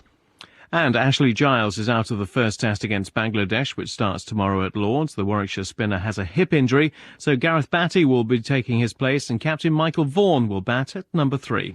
Travel news now, and on the M25 in Surrey, an accident's blocking 2 lanes anti-clockwise between junction 11 for Chertsey and junction 10. That's the Wisley interchange. There are queues on the approach there. The M1 in Hertfordshire, that's got 2 lanes closed southbound between junction 5 Watford and junction 4 Boreham Wood for emergency repairs. The delays are stretching beyond junction 5. And the A1 in Bedfordshire, that remains closed northbound between Biggleswade South and Biggleswade North roundabouts after an accident. It's expected to remain closed for some time. Diversions are in place. Kate Williams, 5 Live Match Night Travel. 5 Live Breakfast. The search for treatments for diseases like Parkinson's has taken a giant step forward. That's the claim from a team of scientists who've produced embryonic stem cells genetically tailored to match patients. Our science correspondent, Sue Nelson. If you put a stem cell in a heart, for example, a damaged heart, they could turn into heart cells and repair the damage. Weekday mornings from 6. Tony Blair will be putting his feet up. He's been treated in hospital for a slipped disc. I have to say, it does explain something, because for those of us who were travelling with Tony Blair during the election for 3.5 weeks, it became a bit of a talking point, which is why he was walking in a rather strange manner. Try 5 Live Breakfast on the home of live news and live sport, 5 Live. Kaka on towards Crespo. Crespo's through. This could be 3-0, and it is 3-0. It's just dinked over the goalkeeper, and Crespo has scored twice in 5 minutes, and this European Cup final is won by a team that's going to claim its 7th title. It's AC Milan 3, Liverpool 0. And if you just tuned in, if you've been out, you've missed the first half. 3-0 to AC Milan at half-time, and as Alan was saying, it is surely all over now. There's an enormous Forza Milan flag been unveiled away to our right. And I'm afraid I don't think it's going to be the story of an amazing triumph for Liverpool in this competition, despite their poor league form. Alan Green, nevertheless, will be here with 6:06. Lines open at 9 o'clock. 0500 909 693. Text 85058. If you're a Liverpool fan, you may have plenty you want to talk to Alan about as regards your team's tactical setup for tonight's match. And then at 11, Anita Anand's show will come live from Liverpool. Anita, you've got a bit of a rescue job tonight, I'm sorry. Oh dear, you know, we had such high hopes in our heart, like lots of people across the country, preparing for a big party. We thought Liverpool, the place to be. We're here. Do you know what? I've never seen a room go so silent so very quickly. When that first goal went in, then the penalty appeal, then the 2 subsequent goals, people's spines have developed a really horrific curvature where I'm sitting now. Let's just say this isn't the most upbeat party I've been to, but you know what? We're still optimistic here, and we're hoping come 11 o'clock we will still be celebrating a famous Liverpool victory, and we've got everything crossed, pretty much everything crossed. We're at the Hope Street Hotel, a place where Rafa Benitez first stayed when he came to Liverpool. We hope that's going to bring us luck. Right now, though, Vassos Alexander, my partner in crime, he's over the road at the Philharmonic Hall, where over 600 fans have been watching the match on a huge screen. And Vassos, you were telling me earlier that you heard this great chant at the beginning of the match, "You'll never walk," and then silence. They never got to the end of that line, and the first goal went in. Yeah, there's nothing like a goal against the team you're supporting to kill an atmosphere, of course, but I'll tell you what, 50 seconds it took to go from big party to a wake. That every single person here, all wearing red, all waving scarves and flags, everyone was singing "You'll Never Walk Alone." They just never reached the word alone, because Paolo Maldini had something to say about that. Literally, "You'll never walk," and then utter silence here, and subdued, shocked, angry with Steven Gerrard. They don't think he's getting stuck in. That's the mood here.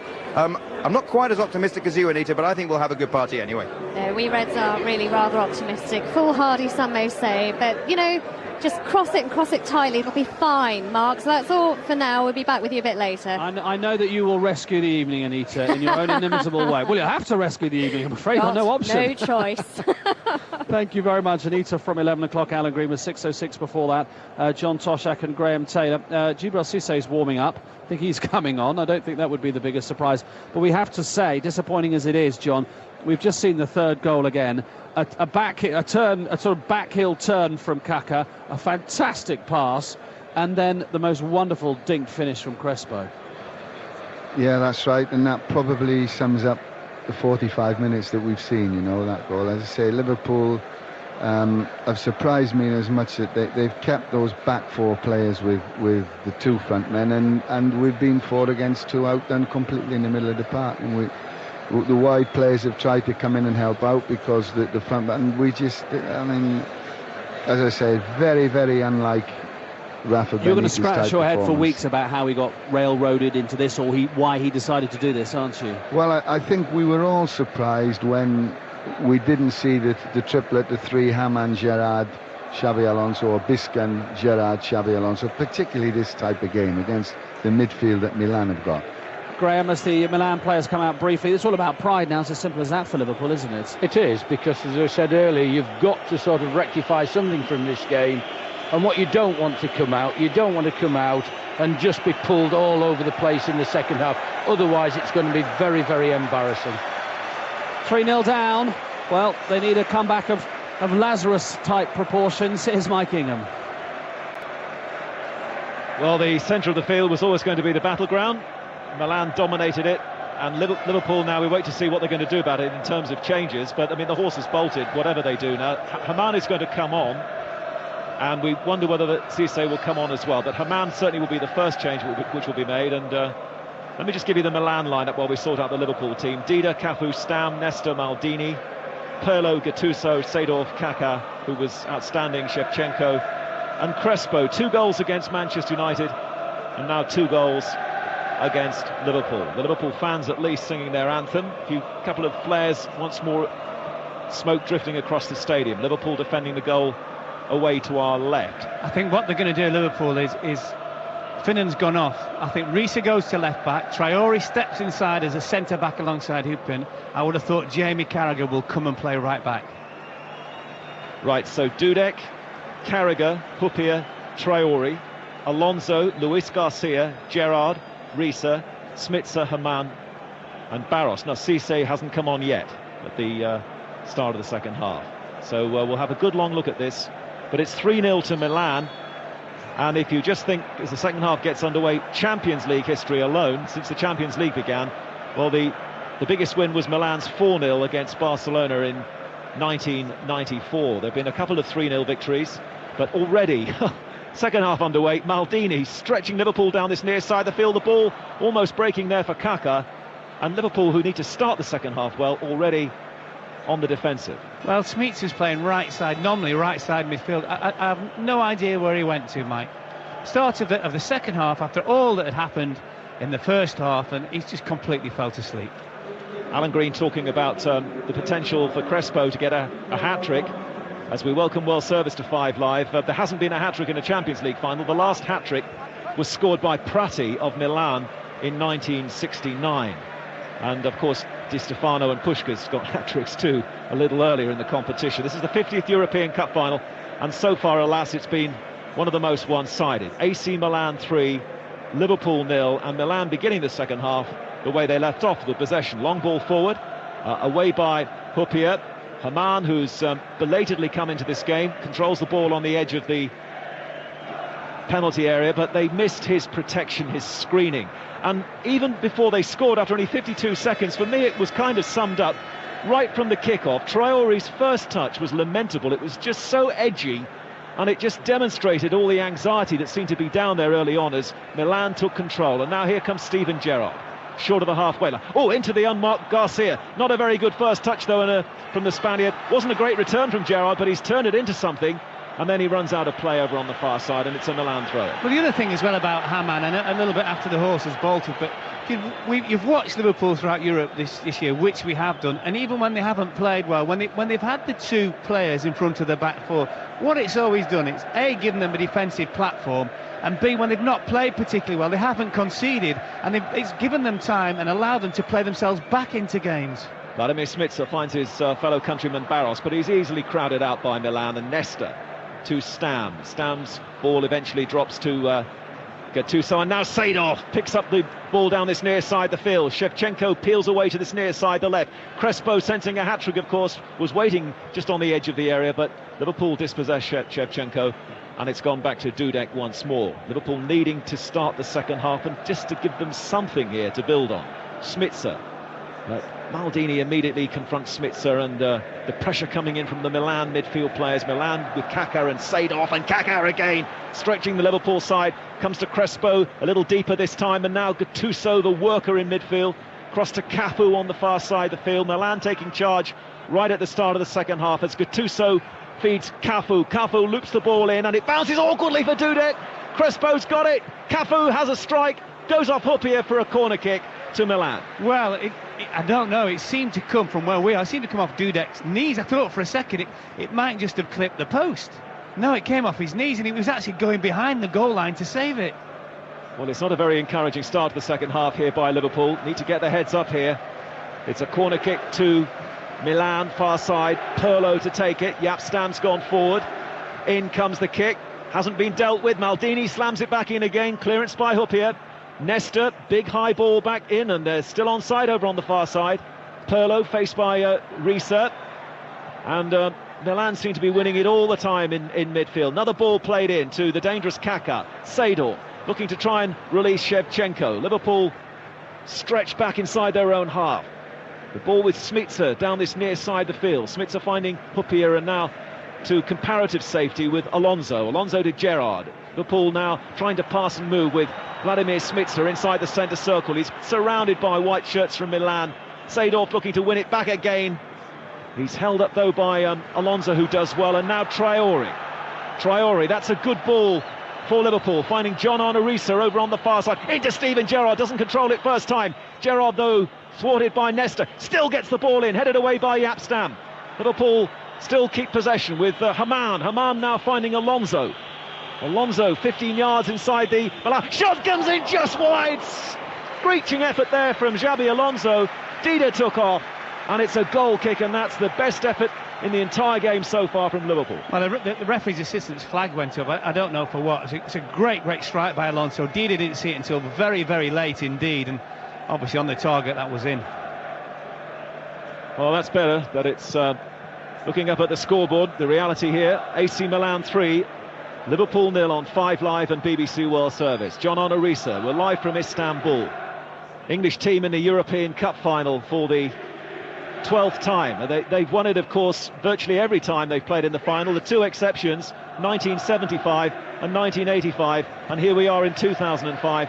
And I'm afraid, unless we get the most incredible of responses now from Liverpool in the last 40 minutes of this game, they're not going to win it in 2005 either, and UEFA are not going to be bothered to have to make that decision about whether Liverpool should play in the competition next season. The ball is back with Huppier, short of the halfway line, and now Traore has let it slip, summing up his evening really. He's put Milan back on the attack again. Milan are going forward with Kaká, who's been fouled on the edge of the area by Sami Huppier, and it's a free kick to Milan, and that was just wretched defending by the man who's holding his hand up now, acknowledging it, Jimmy Traore. Well, the other thing as well, Huppier might even get away without a card. I mean, at the very least, it's a yellow, but I think the referee's taken pity on him, thank goodness. It's interesting that Rafael Benitez decided to take off Finnan and not Traore at half-time. I wonder why he decided to keep Traore on, bearing in mind that he's hardly done anything right down there in the first half. It's going to be Shevchenko in the meantime, getting involved in this free kick, no question about that. He's got the sort of Alan Shearer build, hasn't he? He strikes the ball viciously like Shearer does.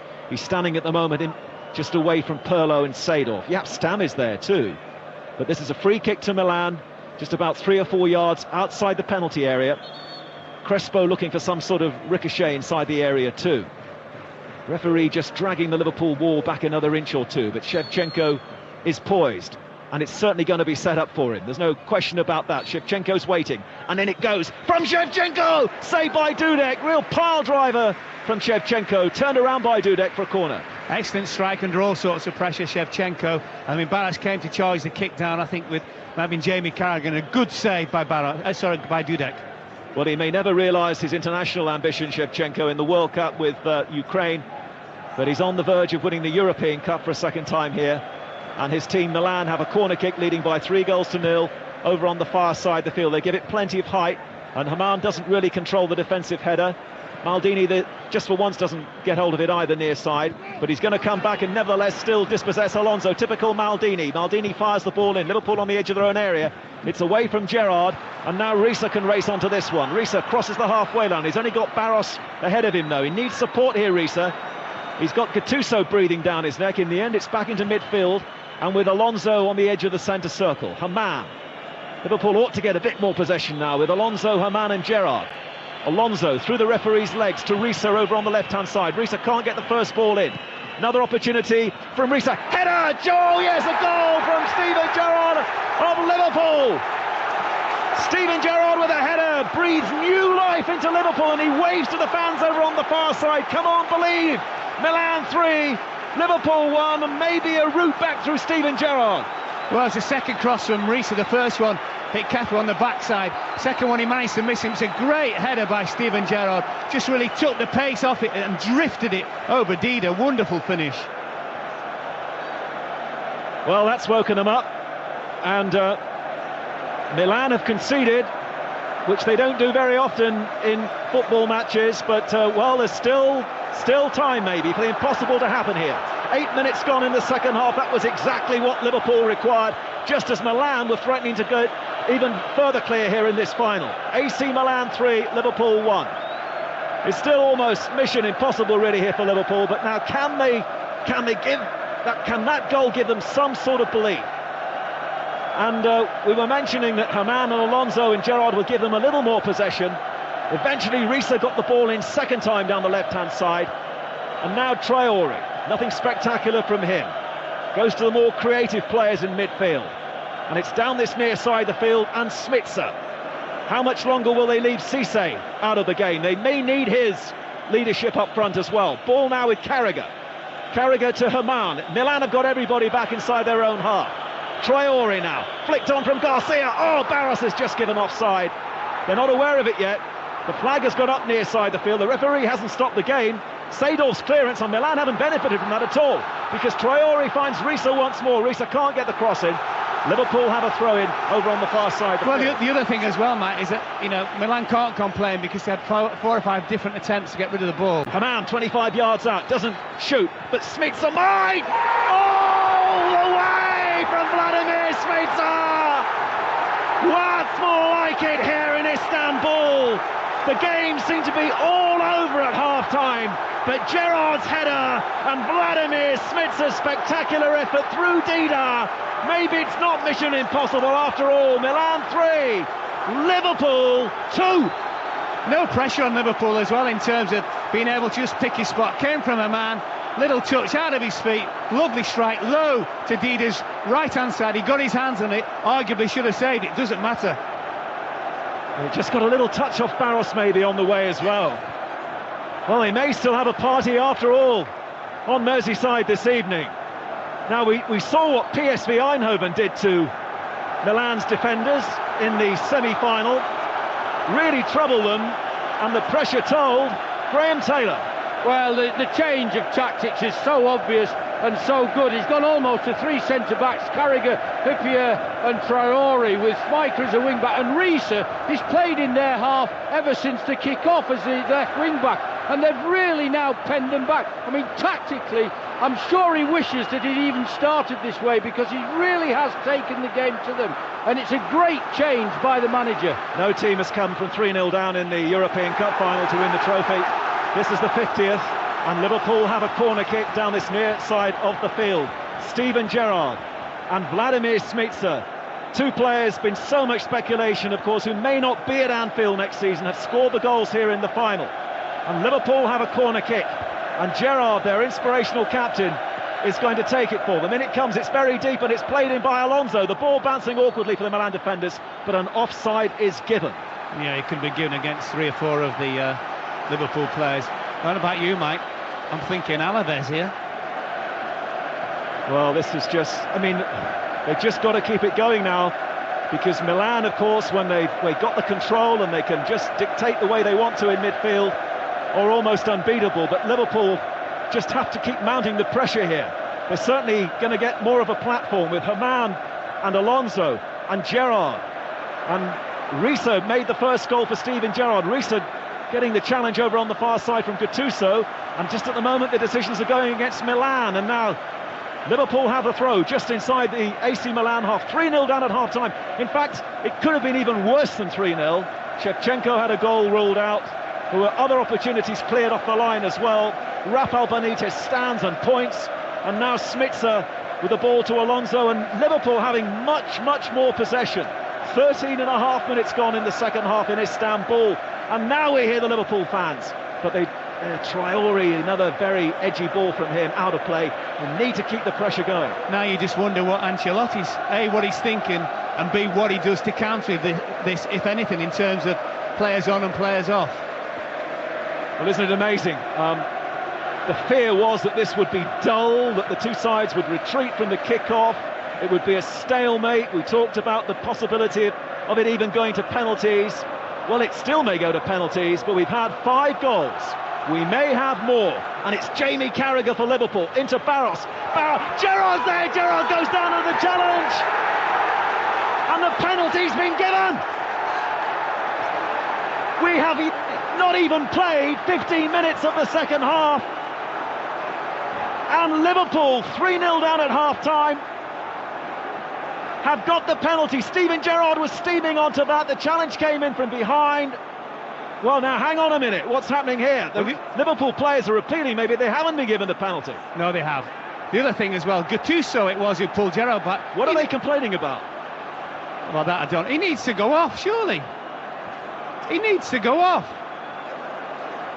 Well, the Milan players are arguing. The referee from Spain is at the moment just losing it down there. Nobody seems to know what on earth is happening. It's a penalty. But it's going to be Xabi Alonso.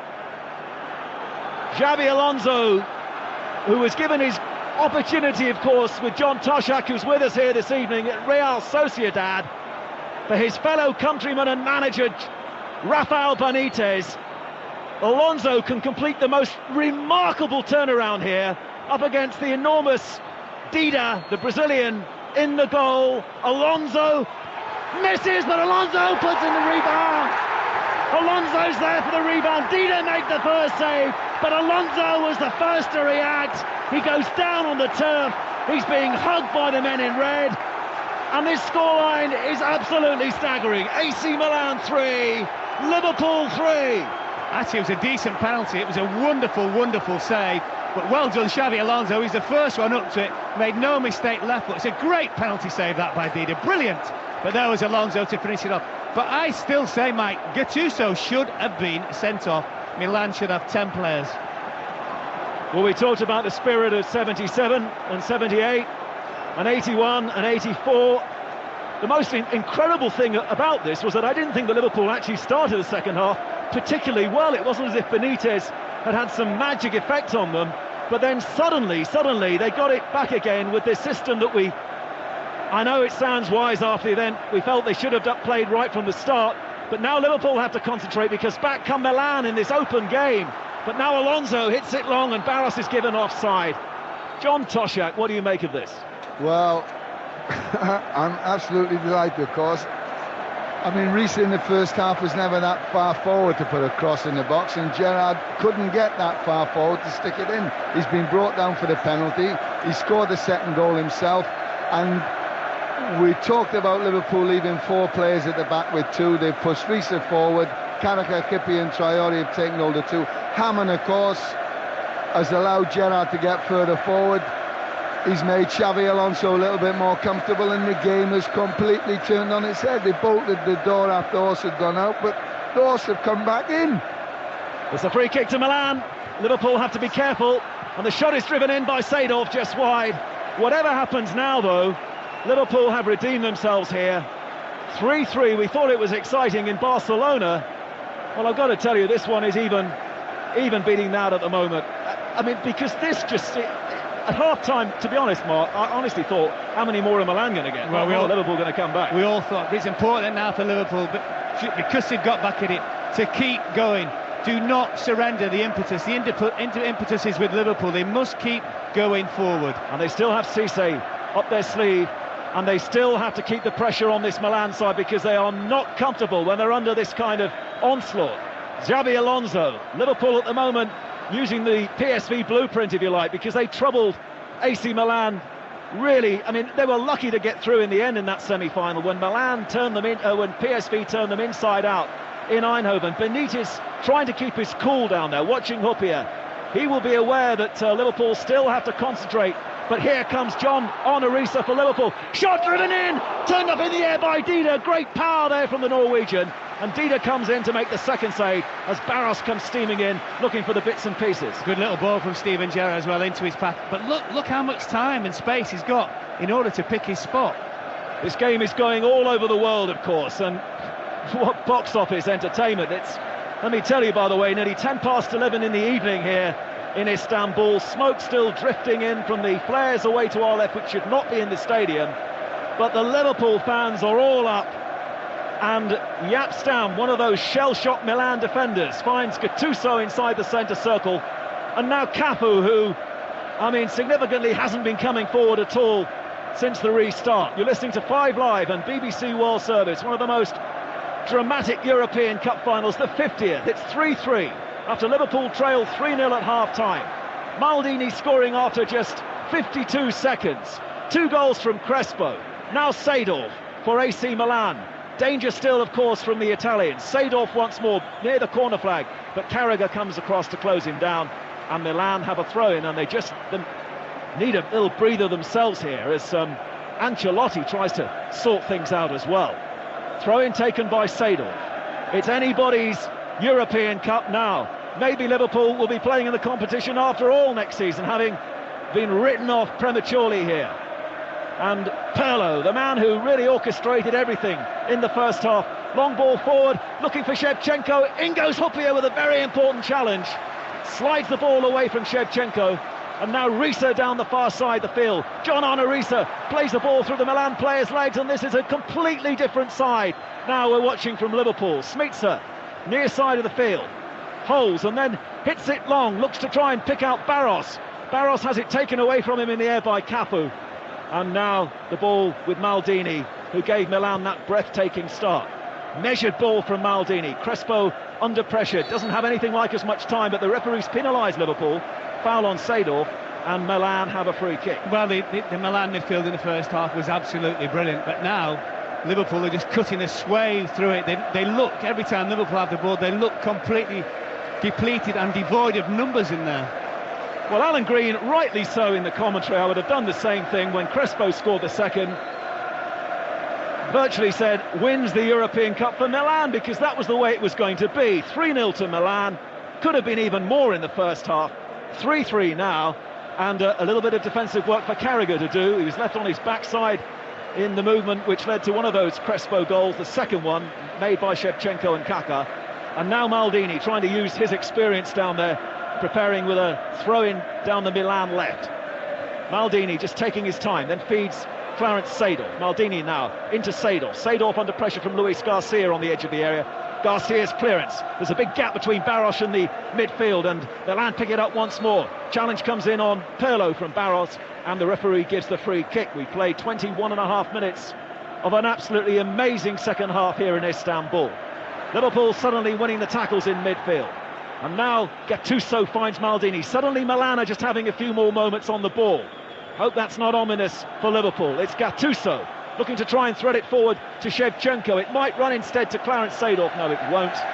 It's a goal kick, but just a few signs, Mark, that Milan are starting to get back into it again. Well, you know what they're doing, Mike? They've got the passing going again, and obviously not on that particular occasion in terms of being simpler because it was wasteful, but the midfield players are all starting to have a little touch. They tried to get Cafu down the right.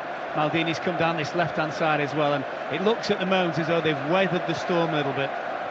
Well, there's so much a tempo team, AC Milan. Liverpool must continue to disrupt that tempo. As Haman, no, whistle's gone from the referee. It was a handball, and it's going to be a free kick to Milan on the halfway line. Liverpool must still apply themselves in the way that they were doing in the previous 15 minutes here, as Milan start to get a bit more of a foothold once more. Milan 3, Liverpool 3, and Cafu significantly coming forward once more. Huppier against Shevchenko. Liverpool looking to clear and looking to try and hit them on the break. Long one from Alonso, which is cut out by Alessandro Nesta. Ball is over on the far side of the field. And Milan suddenly committing a few more players forward. Pirlo just inside the Liverpool half. Which way is it going to go? Next goal, absolutely crucial. It's Maldini from Milan near side. Maldini taking on the Liverpool defenders. His cross comes in. It's a goal kick to Jerzy Dudek. And I'll go and have a gargle. And here's Alan Green. Well, from being one of the most one-sided European Cup finals in history, we're possibly on the verge of the greatest ever European Cup final. Liverpool can believe. And I was saying at 3-2 to Mark Lawrence, and I nudged him. I said, Mark, Basel were 3-0 up against Liverpool. Liverpool pulled back to 3-3. But that was a far lower stage. Far lower stage than this. 3-3. It was a stunning opening quarter of an hour to the second half. Thank you, Mike. Carragher for Liverpool. In to Gerrard. Gerrard, who set the comeback on its way. That's a good ball by Alonso. Then Garcia steps away from Gattuso, who shouldn't be on the pitch. Gattuso gets in another challenge, wins the ball back. Pirlo to Gattuso. And now Nesta. He should have had a penalty against him for a handball in the first half. Having said that, Milan were well worth their 3-0 lead at half-time. It's just a remarkable game of football. Traore dives in, and the referee, I think that was harsh. Yeah, it's a free kick. I think he read exactly what Cafu was going to do, and his long legs just nicked the ball away from him. The referee's assistant, who was close and never gave it, but the referee did. And the free kick isn't from there, Cafu. Gonzalez, the referee, tells it's not from there either, for goodness sake. That was even worse than where Cafu took it from. It's now with the left back, Maldini, who got the scoring underway after 52 seconds. Sador onto Kaka. Good ball in by Kaka. Dudek spills it. Here's Shevchenko. Cleared from just in front of the line by Traore. Dudek was at fault.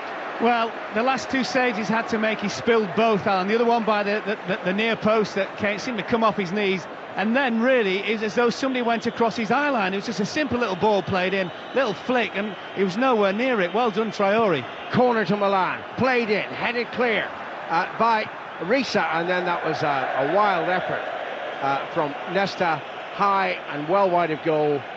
And it's scarcely believable that from half-time, and here we are, we've got 20 minutes to go. Liverpool 3, AC Milan 3. The Milan fans cannot believe what has happened in the second half, Mark. Well, as well, weren't they 3-1 up at on the Friday night? I know they played a different team in terms of their own selection, but they were 3-1 up, and that came back to 3-3. I just wonder when he might be tempted to bring on Cisse. I think Baros is beginning to look a little tired. He's given so much effort, sometimes rather wasted effort, Baros, but no one can deny his work rate. Ball's out of play. Milan careless on the far side. Crespo, we were talking about Crespo being on the verge of a hat-trick. Now he might be on the verge of being a loser in a final in which his team led 3-0 at half-time. But there's still a long way to go in this match. Schweitzer, who got the second Liverpool goal, hits it upfield, not cleared properly. Here's Gerrard running onto it. Gerrard flashes in the shot, but that's over the crossbar. Gattuso was really stretching to keep with Steven Gerrard. It's a goal kick. Yeah, remember that goal they scored against Middlesbrough the other week? It was another sort of 5-10 yards further on, but it wasn't too dissimilar in terms of the effort. Goal kick to Milan. Dida to take it. I'm trying to think about the goals, and was Dida at fault for any of them? No, he actually made a very good save from Alonso's penalty. I thought he should have stopped Smitzers, got his hand to it. Now there's surely a push by Kaka on Haman, it is. And suddenly, I have to remind you, I don't know what time 6:06 is going to happen the way this is going on. The lines are open for 6:06. 0500 909 693. I'll be on the air till 1 o'clock local time at least. And the producer for 5 Live throws a bit of paper at me. Alonso to Hupia, and now Carragher. Milan, having weathered that storm, thunderstorm, again came back in it, and now Liverpool appear to have a grip on the game once more, Mark. Yeah, they settled down for a few minutes, got the little triangles going, Milan, but now, if anything, they seem to have sat back again. It's with Alonso. Some great passes from Xabi Alonso. Here's another one to Schweitzer down the right side. Schweitzer let the ball run. just inches in from the right touchline. Too quick for Maldini. Maldini now dives in, and Seedorf dived in. And there hasn't been a yellow card tonight. That was a bad challenge by Seedorf on Gerrard. Well, the referee's tried to let the game go on, but you rightly say Gattuso should have been sent off for the foul in the penalty area on Steven Gerrard. Without no argument in the rules. Free kick to Liverpool. Ancelotti's not looking very happy at the moment. Schmitzer from the right just plays it into Alonso. Immediately back to Schmitzer, who's gained a few yards. Alonso again. Alonso then dinks it into the penalty area. Garcia pulls it under control, not completely under control. Alonso gets the ball back, and then there must have been a flag from the linesman for a foul by Garcia. I think he's right. I'm not sure about that. Seedorf seemed to just dwell on the ball a little bit and almost seemed to fall backwards. They're rocking in defence. They are rocking AC Milan. Well, there was sort of hand on body there by Garcia on Seedorf. Free kick anyway. 17 minutes to go. 5 live in the World Service on the BBC. 3-3 between Liverpool and AC Milan in the European Cup final. Risa back to Traore. Traore to Hupia. And there's no doubt that Milan are just sitting there at the moment. They feel they'll get another chance. Now Schmitzer down the right, in towards Garcia. Garcia back to Schmitzer. Lovely football. Schmitzer then gets away from Gattuso. Schmitzer still running. Here's a shot, left-footed, but doesn't keep it down, and it's wide, and it's a goal kick. But again, Alan, a Liverpool midfield player running quite deep. A little bit of a 1-2. Yes, all right, fortuitous bobble, but nobody from the Milan back four able to come and close people down, which is how Schmitzer got his goal. You know, both these teams before the final only conceded 6 goals each. And here, 3 goals they've conceded, both of them, tonight, here in Istanbul. Foul there by Crespo on Alonso. Free kick taken. Hupia to Haman. It would be easy to say that it's Haman's presence that transformed it, but Liverpool certainly look a great deal more solid with Haman in midfield there alongside Alonso. Gerrard pushing forward. But I think also once you say go to 3 at the back and stick Risa up, you know, it sends the positive signals out to everybody. And to be honest with you, sorry, 3-0 down, you've got to go for it. Well, you've absolutely no option. I've got to say at half-time I was thinking, can Liverpool keep this to a respectable scoreline? Any scoreline seemed possible the way Milan were playing and the way Liverpool were playing. Goal kick to AC Milan. There I claimed them 7 times winners of the European Cup. At 3-0, you've got to do that. No longer. 3 goals in 6 minutes from Liverpool. Gerrard after 54, Schmitzer after 56, and then Alonso with a penalty. His first effort saved by Dida, but he snapped in with a rebound. Took it very well. Haman, lovely ball to Garcia. Garcia then slips past Nesta, crosses high. He thought Barra should continue the run into the penalty area. And Graham Taylor, let's bring you in. What are your thoughts on what's happened here? Well, I think it's great to see an England team not playing 4-4-2 to show that you can do it, because that's been a big turn for me. They've got their 3 centre-backs in, they've got their 4 midfield players. Gerrard now is making sure that Pirlo's not running the game for them. Garcia going anywhere, dropping off Barras. There's much more fluidity about the Liverpool side and far more attacking options. It's been an absolutely superb tactical switch at the half-time, but like all of us, we think it probably should have been earlier at the start of the game.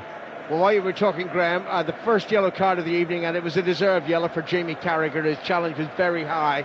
It's a free kick to AC Milan. We've got 14 minutes to go, and we might yet have extra time. We might yet have penalties, but we might have a dramatic winner for one of those two teams out there. The ball is back with Kaka, and Kaka's ball infield, not great.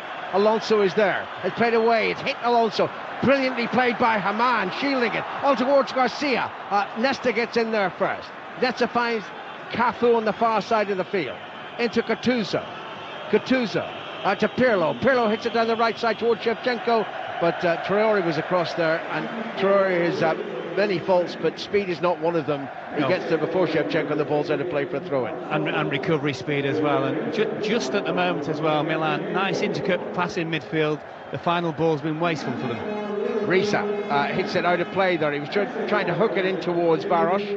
It's a throw-in to AC Milan.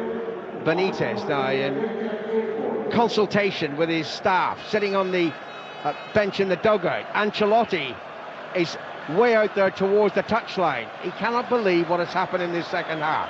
Milan looks so comfortable. 13 minutes to go. Again, the final ball is not good for Milan. Maldini overhit that pass, well beyond Crespo. 2 goals before half-time from Crespo. They're just trying to force things now, whereas in the first half they would keep the ball, work Liverpool, work them, and then split them with the opening. They're not doing that. Dudek with the clearance, left-footed.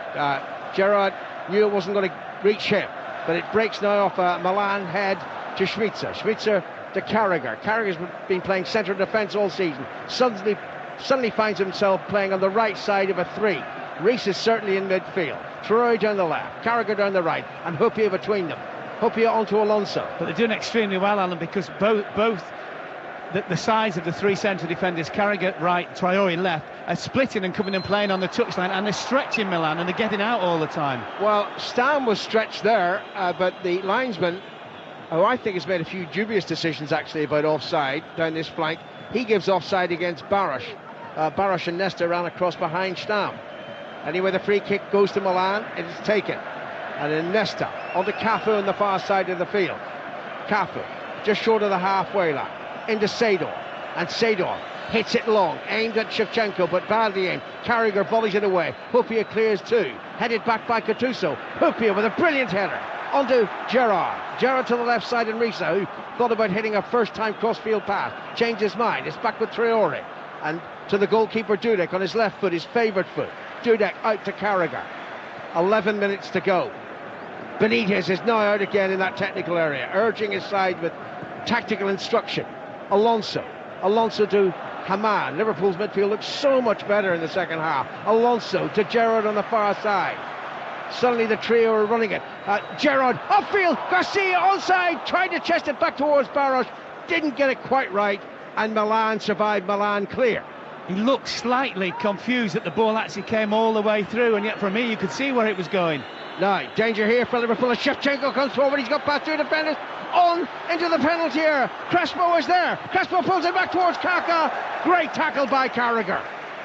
I tell you what, it's brilliant by Carragher, because you wait and see the replay. He waits to see. He offers the Milan player to slide it on his left-hand side, and he just waits and he reads this absolutely brilliantly. He knows where this is going to go. He's saying, go on, stick it in there, and he goes to the right and he gets a tackle in. Brilliant. Spitzer takes a sly swig of a water bottle, but that's only to get across here to get fresh instruction from Rafa Benitez. How much longer before he brings Cisse on? What do you think? I think he's going to wait a little bit. But this team, this 11, the second half, have just pulled 3 goals back.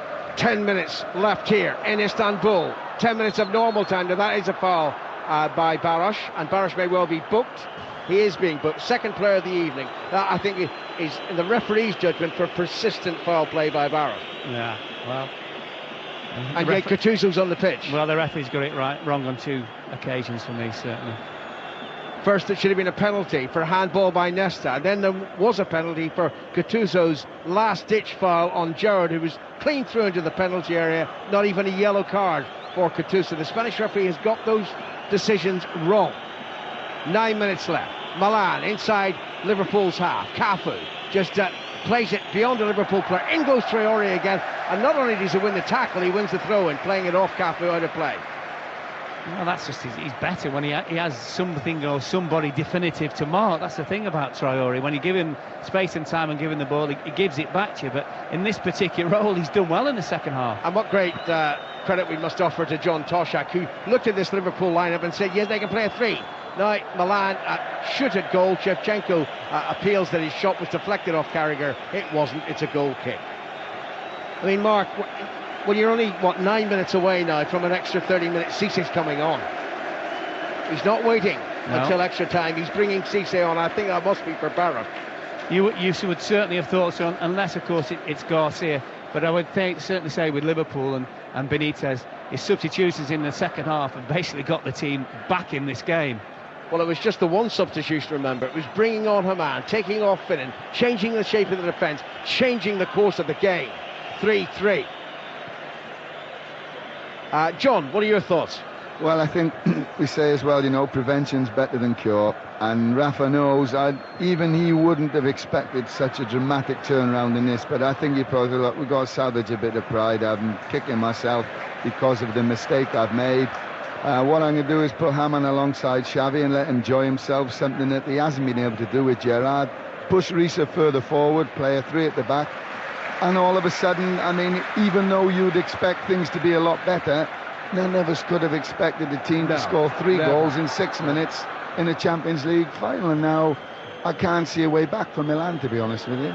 Schweizer to Gerrard, back to the halfway line, and Carragher. Cissé's got his tracksuit off, but he can't get on yet until play is held up. Hupia to Hamann, and the taunter from the Liverpool fans as Liverpool stroke the ball around. Successive passes amongst red shirts. And we might have a couple of changes, I would have thought, from Milan to Rui Costa is a player, frankly, I'd have in my team. Well, I think that you're looking at Thomason, Jan Dahl Thomason, and maybe Serginho as well. Well, we'll see. Gerrard hits it towards the left side, towards Risa. Risa jumps, heads it down. Cafu cleverly ran into Risa as he made the header, and the ball to Liverpool boos goes to AC Milan. Here's Maldini, and Maldini slips it through. That's a great ball in towards Crespo. Hupia carefully heads it away, finds Carragher. Carragher needing delay, finding Gerrard, and now back to Alonso, and the cheers resume as Liverpool are in possession. We've got 6.5 minutes left for play in this dramatic final here in Istanbul. Liverpool 3, AC Milan 3. Milan were 3-0 up at half-time, and they could have been 4 or 5 up the way the game was going. Back it goes to Dudek for Liverpool. Dudek just waits inside his penalty area. There are a couple of changes lined up. Thomason is coming on, and so too, you rightly say, is Serginho. Cisse. In fact, there are 3 substitutes waiting to come on, and they're all going to come on now. So it'll be interesting to see what the changes are. The other thing as well for Liverpool, this is the last throw of the dice, isn't it? It is. And Milan will still have another change to make if they need so. Right, Cissé's coming on first for Baros, no surprise. Well, yeah, like for like, certainly. Baros has worked extremely hard. We spoke about him before. He really has worked his socks off for the cause. You know, at half-time, as Baros makes his way off, I wrote 7 names down. Players I thought, at that stage of this competition, might never play another game for Liverpool. Dudek, Kuhl, Traore, Schweizer, Baros, Hamann, and perhaps, most significantly of all, Gerrard. What chance now? Baros is off, Cissé's off. Now here are the Milan changes. No surprise, Jan Dahl Thomason comes on for Crespo. No hat-trick for Crespo. Now the other thing, Jan Dahl Thomason will probably play off Shevchenko, I would have thought, giving them an option of sort of, you know, in between midfield and attack, and maybe setting a little problem for Hamann in that area. And who does Serginho replace? Seedorf? Clarence. I would have thought so. Clarence is actually standing an inch from the touchline. I think he knows it. Seedorf is off. Well, he might yet get another Champions League medal. He's won it with 3 different clubs, remember, Seedorf. Some observers wonder what exactly he does, you know? What does Seedorf do, apart from collect Champions League winners' medals? He's certainly a contrary animal, I know that. Now it's hit forward for Milan, his play resumes. We've got 5 minutes to go, plus stoppage time, of course. Traore hits it over the halfway line. Cisse, who's a completely different animal to Baros, challenging Stam in the air, but the ball goes out of play. It's a throw-in to Milan. Stam throws to Nesta. And now here's Maldini. And have Milan gone to a 3 now? That's what it appears to have happened to me. Cafu's certainly pushing forward down the right. Serginho down the left. I think it's early to say that, Alan, because Cafu just bombs on anyway. He does that anyway. Yeah, I think it's still a 4 with Jan Dahl Thomason just off Shevchenko. Here's Serginho controlling the ball midway inside the Liverpool half. 4 minutes left for play. Serginho goes down. Was it a foul by Schweizer? No, it wasn't. And it's a throw into Liverpool. He went down rather easily, didn't he? Now remember, there's no silver goal or golden goal anymore. If they're level at the end of the normal 90 minutes plus stoppage time, we have 30 minutes of extra time, and then if they're still level, penalties will decide this Champions League final, as it did 2 years ago at Old Trafford, when there were no goals at the end of 120 minutes. Serginho on now, and that's carefully played by Milan. Brilliant tackle by Hamann. Hamann's done well. Cisse takes it up inside his own half. Cisse moves into the Milan half, shows a little bit too much of the ball, but encourages the challenge and wins the throw-in for Liverpool. We've got 3 minutes to go. Well, he just got his head up. There was a couple of passes on inside, but you can understand with his first touch he wants to get himself into the game as quickly as possible. It seems an awful long time ago when I suggest that when Milan led 1-0, don't forget about the occasion when a certain team came from behind to win the match in stoppage time. 2-1 Manchester United won in Barcelona. Liverpool have the ball. Risa with Cisse ahead of him, and Garcia in there. Garcia flicks it past one defender, almost got past the second, but Milan regroup, get the ball, and they bring it away. He was actually unlucky, Garcia. The problem was Milan had broken, but unfortunately now Liverpool are just slowing them down a little bit. Yeah, and Pirlo is pushing further forward and seeing a lot more of the ball. Pirlo feeds it through to Shevchenko. Shevchenko now running through the defence. Carragher must make the tackle, does make the tackle, and successfully puts the ball behind for a corner. Brilliant play. Don't forget, he's on the right side in terms of centre-back. He saw straight away, spotted the danger, who was going to be beaten, and outstretched right leg. And you know, Ericsson seems to prefer Campbell and Ferdinand, but for me, Terry and Carragher are the best two English central defenders at the moment. But what do I know about it? Corner to Milan, 2 minutes to go, ball played in, Stam has it on, and then it's headed wide. It was Kaka on the far post as Stam headed it on. Kaka should have won the Champions League for Milan, didn't. It's behind, it's a goal kick. Well, he just, when it came very, very quickly. But if anything, he seemed to take his eye off it. If he just heads it back into the goal, very little Liverpool can do about it. Will this be the first European Cup final decided on a Thursday morning? Because that's where we're headed. You know, we kick off at this ridiculous time, 10:45 at night. And if we have extra time, we will go into Thursday morning. Cisse on the far side, Stam gets in, he knows his touch was last, it's a Liverpool throw-in. Does that mean we get paid twice because it's 2 days? Oh, 2 days work, oh yeah, if you're paid at a daily rate, without question. Risa with the throw-in on the far side of the field, throws it back to Traore. We're inside the last minute of normal time, nobody wants to lose it here. Back it goes to Dudek. It's been a remarkable recovery by Liverpool. Their fans didn't believe at half-time there was any way back, but the team has shown them there is a way back. They're in this final. Alonso, that's a good ball to Gerrard. Gerrard immediately tackled, though, by Serginho. And now it's back with Stam. And Stam lifts it towards the far side, towards Cafu. One bounce, and is it out of play? No, it's still in play. Cafu keeps it, plays it back now to Gattuso. That was excellent from the Brazilian. And now Pirlo inside the centre circle, hits it towards the left side, towards Serginho, too high and out of play for a Liverpool throw-in. And we've got 10 seconds remaining before we hear from the fourth official how much time is left. Benitez comes out, urges Switzer to come to him. He wants an instruction passed on to his players. Switzer does as he's told.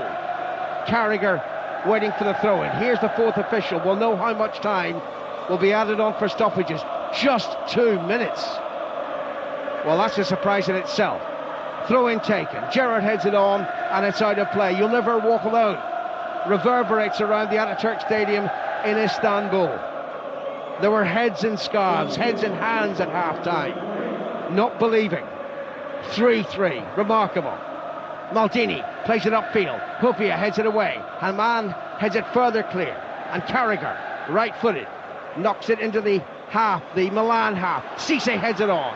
Garcia chases after it. Stam, helped out by Nesta, puts it away to safety for AC Milan. Here's Serginho. Cisse hustling him. Finds Pirlo. Pirlo back to Gattuso. And now Stam.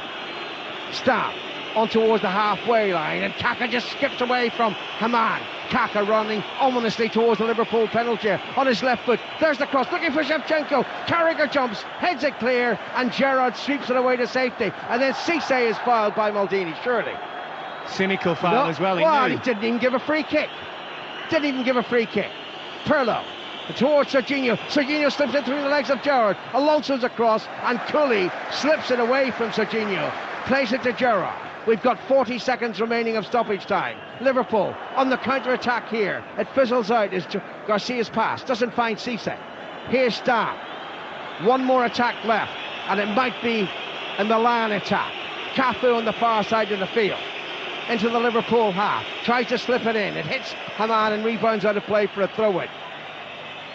At the moment, we're headed for extra time, unless there's a dramatic conclusion. After the throw-in, Kaka back to Gattuso, on to Pirlo. Liverpool mustn't leave room for him to shoot. That's a great ball into Cafu. Cafu's header into the penalty area, hooked away, left foot in the volley by Haman. There's the final whistle, and we will be playing until Thursday morning. It's 3-3. Well, let's just hope in extra time, Alan, that we have what's happened in the 92 previous minutes. Absolutely brilliant. Liverpool really dead and buried at half-time, made the changes, you think, so more in hope rather than anything else, and they've been absolutely brilliant in the second half, taking the game to Milan, everything to play for. And at half-time I thought, who's going to ring me tonight on 606? Who on earth will be bothered to call me? 0500 909 693. It will follow the conclusion of this remarkable European Cup final, and I don't really care that I have to leave my hotel at 5 a.m. in the morning. Keep me up all night, folks. 3-3. Mark. At half-time, Alan said that you would be less a phone in, more Samaritans, but what a turnaround. John Toshak also said before I had it back to Mike Ingham that the Liverpool needed a Lazarus-type comeback. Well, he's up and off his bed and he's wearing a red shirt. I think so, and I think we can be forgiven for using the classic phrase that it's been a game of two halves. And I don't think that UEFA would have the heart to refuse Liverpool entry into the Champions League next season should they pull it off. But as you said earlier, a couple of little things. Rafa will be bitterly annoyed with himself, I'm sure, half-time. He's pulled Haman in there just to allow Xavi to go and be the playmaker, enjoy himself, something he can't do with Gerrard. As Bob used to say, Bob Paisley, someone has to hang the latch in that midfield, and it's not Xavi, it was Haman. Pushed Risa further forward, who went to 3 at the back against Crespo and Shevchenko, and of course we were going to look better that way, but we couldn't have believed in our wildest dreams that we would get 3 goals in 6 minutes and pull this round. And now, as I said earlier, I can't see Milan coming back. Well, all the noise is only coming from one end, Graham Taylor, and it's the Liverpool fans singing their well-known chorus. And it was, I said at half-time there were Liverpool fans with their heads in their hands. At full-time there are AC Milan fans with heads in their hands. But can we explain the second half purely on the fact that Liverpool have changed their shape? I think it goes a long, long way to explain it, but on the other hand as well, you still have to put belief into your players, whether you change your formation or not. You're 3-0 down. You don't come back against an Italian side, particularly AC Milan, from 3 goals, but Liverpool have done it. Let's quickly go to Jonathan Ledyard. Jim from Southport, can you believe this? No, I can't. I think this is going to be the year for Liverpool to win the European Cup. The atmosphere is fantastic, and what a great goals by the Reds. What a comeback. Absolutely fantastic. You're confident now, but what about half-time? When you were 3-0 down, you were surely thinking, I'm going to walk those steps, I'm going to go home now. If I'm perfectly honest, I nearly didn't come out, but I'm a true Red and I'm there to the end. Come on, you Reds! Philip, what do you reckon? Well, I really had no concerns at all. I mean... Oh, come on, don't give us that. No, seriously, it's a game of 2 halves, and if they can score 3 goals in 45 minutes, then so could we, and of course we did it. So there we go. Come on, the Reds. Final score? 5-3 for us, penalties. There you go, Mark. The last time a European Cup final had this many goals was 1962. Benfica beat Real Madrid 5-3 in Amsterdam. But John, what about Milan's mental fortitude or otherwise? Well, I think Mark mentioned earlier, Mark Lawrenson, you know, that they've let Leeds slip just recently, and I think when we look at it, Milan were outstanding first half and Liverpool was shocking. I mean, it was a combination of 2 things. The second half, Liverpool have been outstanding and Milan have relaxed a little bit. They've lost a little bit of that discipline. Kaka's gone too far forward. He hasn't gone in behind people. But I mean, psychologically, I mean, we're all here. We know it. We've been in football. If you've been 3-0 in front and you're pulled back to 3-3, then all of a sudden things are different. You can't turn that tap on hot and cold when you want it, you know. And as I said, it's been one of the great comebacks of all time, and none of us, as much as we hoped and we were sure that Liverpool would get a bit of pride back second half, they would perform better, we just could not have believed that this would have happened. The Milan fans have found their voice again, Mike Ingham, and the referees are going through the pre-match rituals once more. Yes, Gerrard and Maldini meet again on the halfway line to determine which way the sides will begin this first period of extra time. Looks like Maldini's actually won the toss, and I'm so pleased that Gerrard is back on his feet again, because he did seem to have a touch of cramp at the end of the 90 minutes. But they're going to start the extra time the way they began the game, So Liverpool in the second period of extra time will be attacking the end where they scored the goals, though in this first period they're going to be attacking the end where all their fans are. Well, they walk through the storm, held their heads high, and now have hope in their hearts. 3-3. But Milan, Mark, I thought actually closed the 90 minutes quite strong again. What did you think? Well, yeah, but as Benitez, he just takes his time and comes off the pitch as the referee waits for him. We talked about them being experienced, and we also talked about them being aging, and John Toshak said you can't just turn it on and off just like that. Be interesting to see how this will affect their aging players at this extra time, this 30 minutes plus.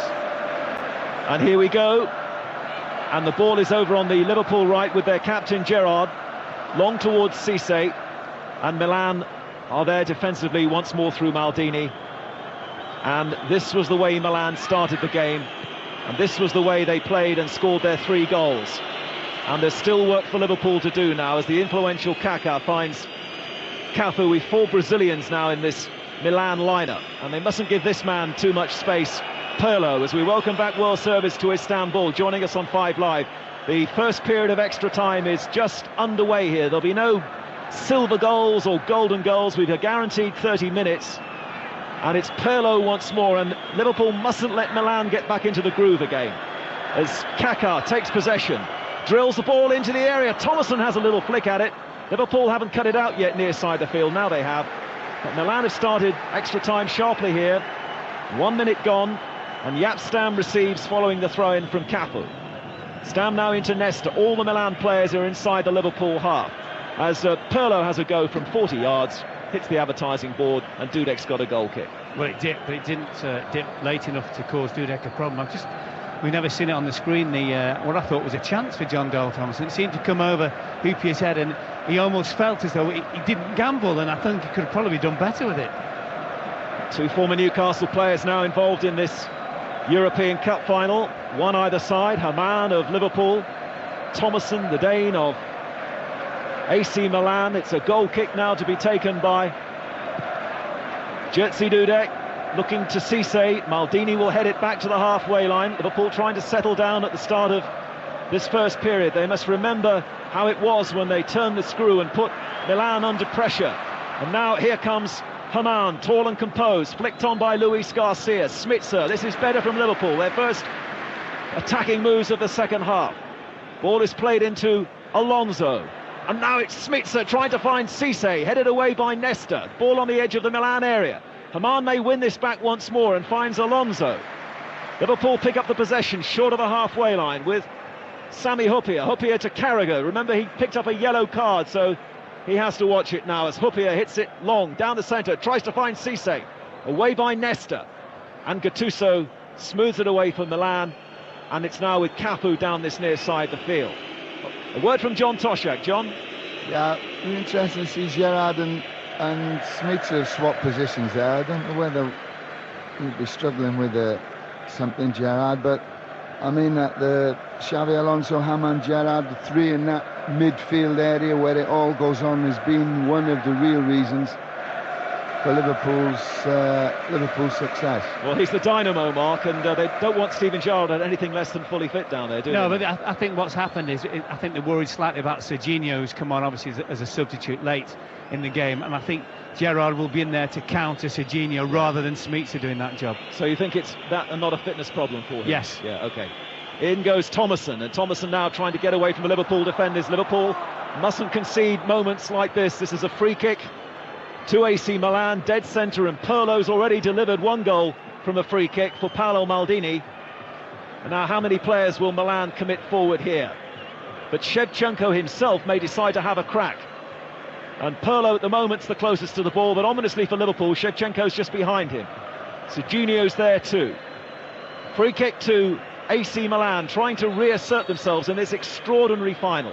3-0 they led at half-time, 3-3. Shevchenko is just stepping to one side, though he could know he's not going to take this one.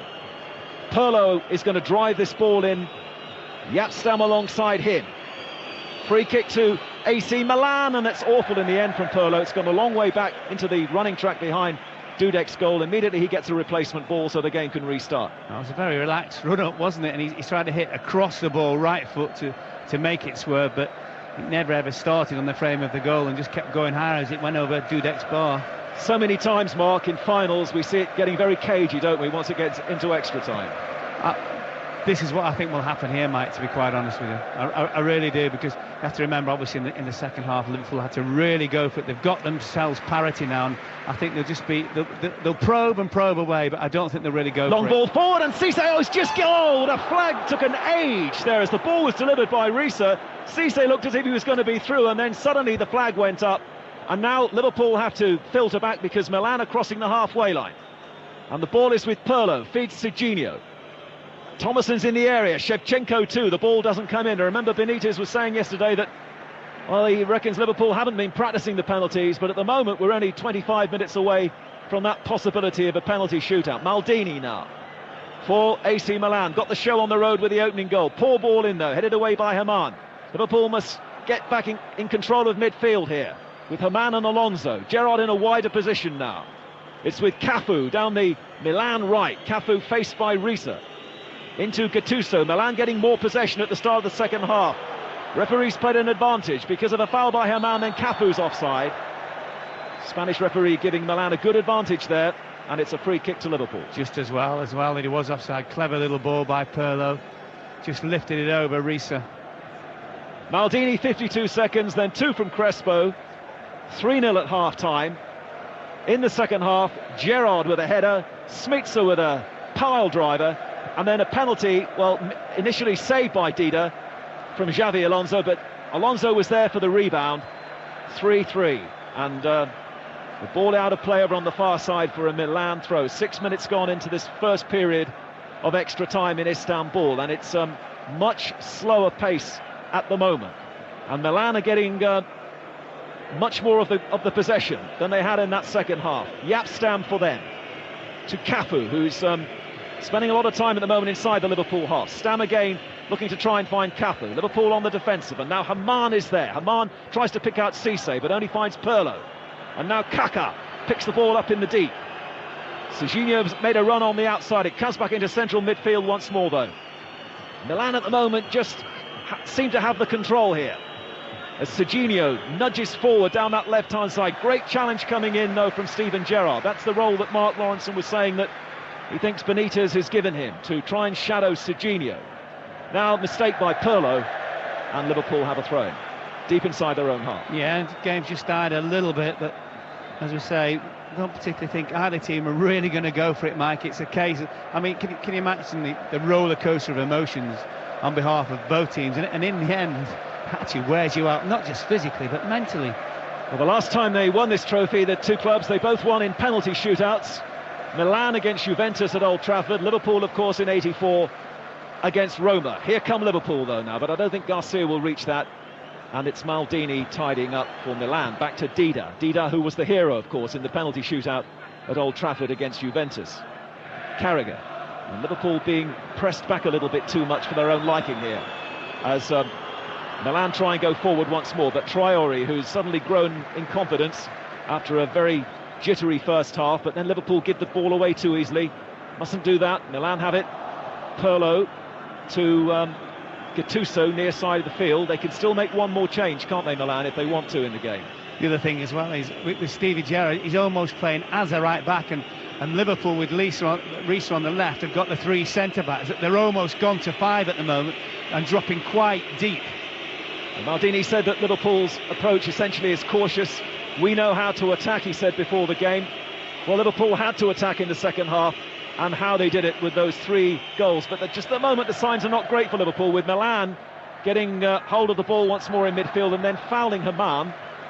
And Liverpool, just at the moment, are not getting enough of it. It's a free kick to Liverpool, and they're taking plenty of time over this. And we're already well over halfway through the first period of extra time, and it's actually been a bit of a non-event so far, Mark. Well, we said that, we said Liverpool virtually 5 at the back, and it's hard work for the midfield players, and we're looking really to get sort of likes of Cisse and Luis Garcia free, but at the moment Liverpool can't quite get the ball, but Milan aren't hurting them. Thomason now, John Dahl Thomason, who, like Crespo, has a fantastic goal-scoring record. for his country and in club football. And now Serginho's going clear. Serginho into the area towards Thomason, who's given offside. Out comes Dudek. He had the ball anyway. I think Thomason knew that he was just offside, pulled out of the challenge on the goalkeeper, and it's a free kick. Not too dissimilar to a number of opportunities in the first half where Milan almost got in those positions. Mark Lawrenson, Graham Taylor, John Toshak with us here in Istanbul, where it's 7 minutes to midnight. And the clearance eventually by Dudek. Garcia gets up and finds Cisse. Cisse almost used his hand there to control that. He sets in from the far touchline. He's running into a bit of a blind alley. And in the end, he's fouled Maldini as well. And it's going to be, I think the free kick's been given. Yeah. Cisse just looking to get a bit more involved here. Just slightly lighter. Have you seen his hair? He looks like he's got a black like scorpion. Tattooed or something. It looks like a black scorpion at the back of his head. Right, here comes Pirlo, who's suddenly much more involved, and Kaka's managed to find some room. Too much space ready for Kaka. Thomason in the area, great challenge coming in for Liverpool. Gerrard's there again defensively. Cisse glances the ball back inside the Milan half, but doesn't find anyone in red. And Liverpool just sagging a little bit here as the ball is lifted in by Serginho. Thomason misses out, 5 yards out. Ball came onto him inside the 6-yard area. Only seemed to have to make contact, didn't get anywhere near it. But there's another warning sign for Liverpool. I'll tell you why he didn't score, Mike, because he didn't think that Traore would miss it. And miss it, really. He's never been anywhere near it. And in the end, he just took his eye off the ball, Thomason, and Liverpool got away with it. Well, interestingly, now we're seeing Benitez again. We had Ancelotti out there in the second half. Benitez showing just a bit more concerned. And Milan are just looking the stronger outfit at the moment. Here they come now, once more with the ever-dangerous European Player of the Year, Shevchenko, climbing the challenges. Cafu drills the ball in, went a very long way, right across the 6-yard area. Might still be in play over on the far side of the field. No, it's just been carried out. And Gerrard, but Liverpool are being pushed right back here. And again, there's that big gap between Cisse and the midfield. I think they're also sitting back. I think they are the architects of their own downfall a little bit at the moment, which is, said to you, Steven Gerrard's virtually playing right back, Reece left, so they've got 5 in there. You know, unless the passing is absolutely inch perfect to the front men or the front man, the ball just keeps coming back at them. When they were able to keep the pressure on in the second half, Milan wobbled. But now Milan have just reasserted themselves as Stam heads the ball away for them. Liverpool not getting enough possession. It's Cisse now with a touch towards Luis Garcia. Too many white shirts there, and Gattuso steals the ball away from Liverpool once more. Gattuso, and it's fairly relentless at the moment, possession from Milan. 3-3 here in extra time as the ball is played a long way from left to right, and Cafu won't reach it. And John Toshak, how do you see it at the moment? Well, I think Liverpool, you know, Smitsa in particular and Garcia have got to get involved a little bit more. Liverpool have got the 7 of them there now, with Alonso and Hammond in front of the 3 central defenders. Reece is not forward so much, Gerrard, but Smitsa to me looks to be struggling, you know, and Garcia and Smitsa, as I say, have got to take up better positions so they can get at the Italians a little bit and take the pressure off Liverpool at the back. Because as Mark said, pushing back a little bit. The ball's coming back at Liverpool too many times here, and Gerrard with a big long ball tried to find Cisse, but he's smothered by Italian defenders. And there's nothing more that Benitez can do now. He can't make any more changes, and here come Milan once more looking the fresher side as Serginho wins the corner kick over on the far side. And these are anxious moments now for the Liverpool fans. Corner kick to Milan, and there's markings a little poor as well, as Pirlo receives a short corner from Serginho. Pirlo brings the ball to the edge of the penalty area. Lots of options. Pirlo's ball in, too near Dudek as Shevchenko came in at the far post. Nothing on though for Dudek at the moment. There's no shape down there at all. Gerrard's looking a little bit weary, and Dudek still has the ball. No pressure on Pirlo whatsoever, probably more importantly. Smitsa, rare touch for him, and now Alonso to Haman. That great effort that came from Liverpool at the start of the second half, but is it now starting to physically tell on them? Carragher to Steven Gerrard, playing over on the right-hand side at the moment. Liverpool just slowing the game down with a minute and a half to go of this first period of extra time on 5 Live and BBC World Service. I've got to say just at the moment, Milan are the likelier team to score the next goal. There's a Liverpool player, it might be Smitsa, I think, with a touch of cramp, and that's very sporting from Milan. They've put the ball out of play so that he can receive attention. Just remind me when he came on. Just before half-time. Well, certainly well into the first half, wasn't it? 21 minutes, Greeny's saying to me. For Harry Kewell. Yeah. Well, he's played a major part in getting Liverpool back into this game with the second goal straight after Gerrard had made it 3-1. Now he's off the pitch at the moment with cramp. That's what it's about. Smitzer receiving attention. Liverpool will have to throw the ball back to Milan here. We've only 15 seconds of this first period of extra time as Alonso gives the ball back and hits it all the way back to Dida in the Milan goal away to our left. Now Liverpool may be tiring and they have to cope for the next few seconds with only 10 men, and Pirlo orchestrating things now once more inside the centre circle, but Milan now just at walking pace.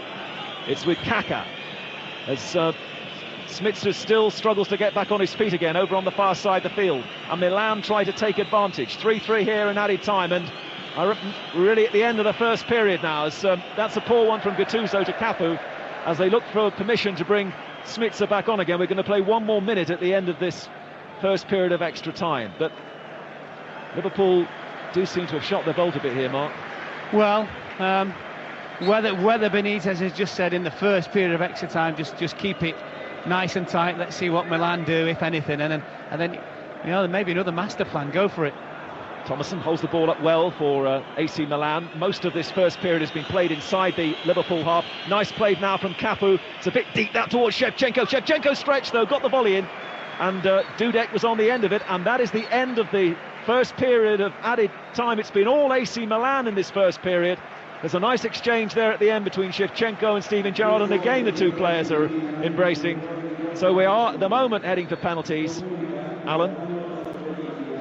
Well, I was just thinking, Mike, that at half-time, in normal time, the best that Liverpool could hope for was respectability.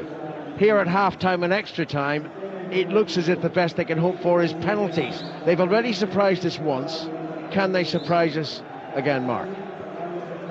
Well, you're not expecting me to say no, are you? Because I tell you what, the way that this game has gone, certainly you would never ever know. I just hope that they look a little bit at the moment, Alan, a little bit of a spent force, and unless, as we just said in commentary, Benitez is saying to look, you know, first half of extra time, take it easy, let's see what they do, you know, don't give the ball away, try and keep it, let's keep your shape, let's see exactly what Milan are going to throw at us.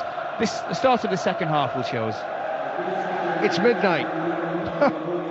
It's midnight. And we're not at the Oasis, are we?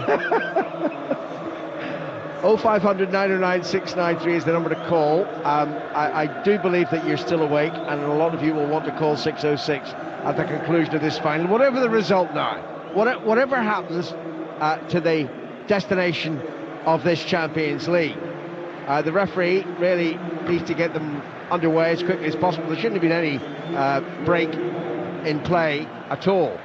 Anyway, Milan will kick off the second period of 15 minutes, attacking the end, behind which the Liverpool fans are largely gathered. We're underway. Well, we'll be counting down the minutes now, particularly for as long as it stays 3-3. Milan 3-0 up at half-time. At the end of 90 minutes, it was 3-3, courtesy of 3 goals for Liverpool within 6 minutes, between 54 minutes and 60 minutes. All the goals scored at the end that Liverpool are kicking towards. Well, we'll see. On the far side, Cafu into Pirlo, who's certainly in a much more advanced position the longer the game went on. Here's Kaka, who's starting in dazzling form. His cross, not good. Headed away by Risa. Cisse largely in the zone, but a good header back by Risa. And here's Schmitzer, who appears to have recovered from that piece of cramp. Alonso to Haman. Haman does brilliantly, holding off 2 Milan challenges. Finds Alonso onto Schmitzer, and back it goes to the Liverpool defence. You did say piece of cramp, didn't you? Whatever it is, touch of cramp. We'll all get cramp here. Here's Schmitzer again to Gerrard. Gerrard still operating on his right-hand side, like a right fullback. Schmitzer takes it up once more, slips it towards Hupia. Milan sitting back at the moment. We've got 13 and a half minutes left for play. in this remarkable final in Istanbul. Alonso drifts it to the right side, and Gerrard hits it upfield. Cisse chases after it. Nesta getting across there first and just shepherding the ball behind for a goal kick. I think at some stage in this second half of extra time, Rui Costa will come on. Yep. Alan. And even if you're thinking ahead to penalties for me. Oh, without question. A class act, the Portuguese. Cafu on the far side. Back to Pirlo. Gattuso screaming that he wants the ball. Not been given it as yet. Pirlo instead finds Kaka. Kaka now with Maldini to his left and Serginho. Kaka feeding it through towards Serginho, intercepted by Alonso, who plays it upfield to Cisse. Cisse should run at Nesta now. Gattuso getting back to help out Nesta. Cisse's got the ball, gets away from Gattuso, crosses, hoping for a corner, and gets a corner.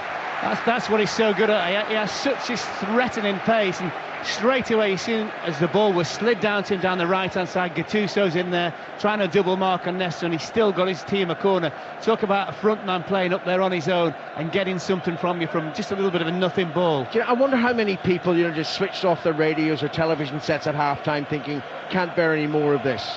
And then someone has now told them, by the way, we're playing extra time in Istanbul. Corner to Liverpool from the right side. Schweizer to deliver. Plays it in low and weakly. Gattuso didn't control it well. Schweizer's back in there. Drives it back to Haman. Haman shoots. That takes a deflection to the Liverpool corner. Well, the delivery was poor from Schweitzer, and he's got away with it because Haman's won himself. Jared saying I'm doing this one. Yeah, absolutely.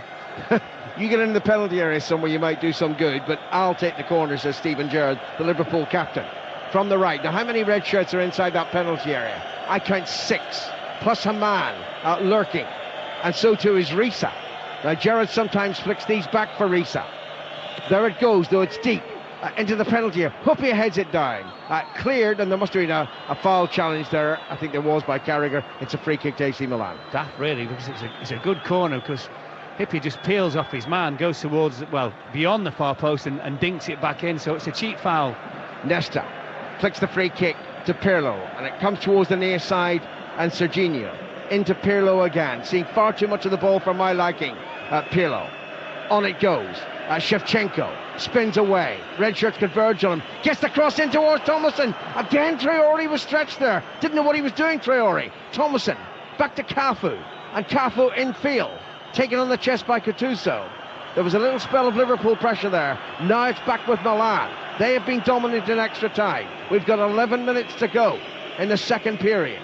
Still Liverpool 3, AC Milan 3. Shevchenko, in it goes. Carragher looked tired there. The pass back by Thomason doesn't reach Shevchenko, and Haman brings it away for Liverpool. On to Cisse. Cisse turns. He's got past one defender. He's got Garcia to his left. Still has the ball. Cisse wastes that possession.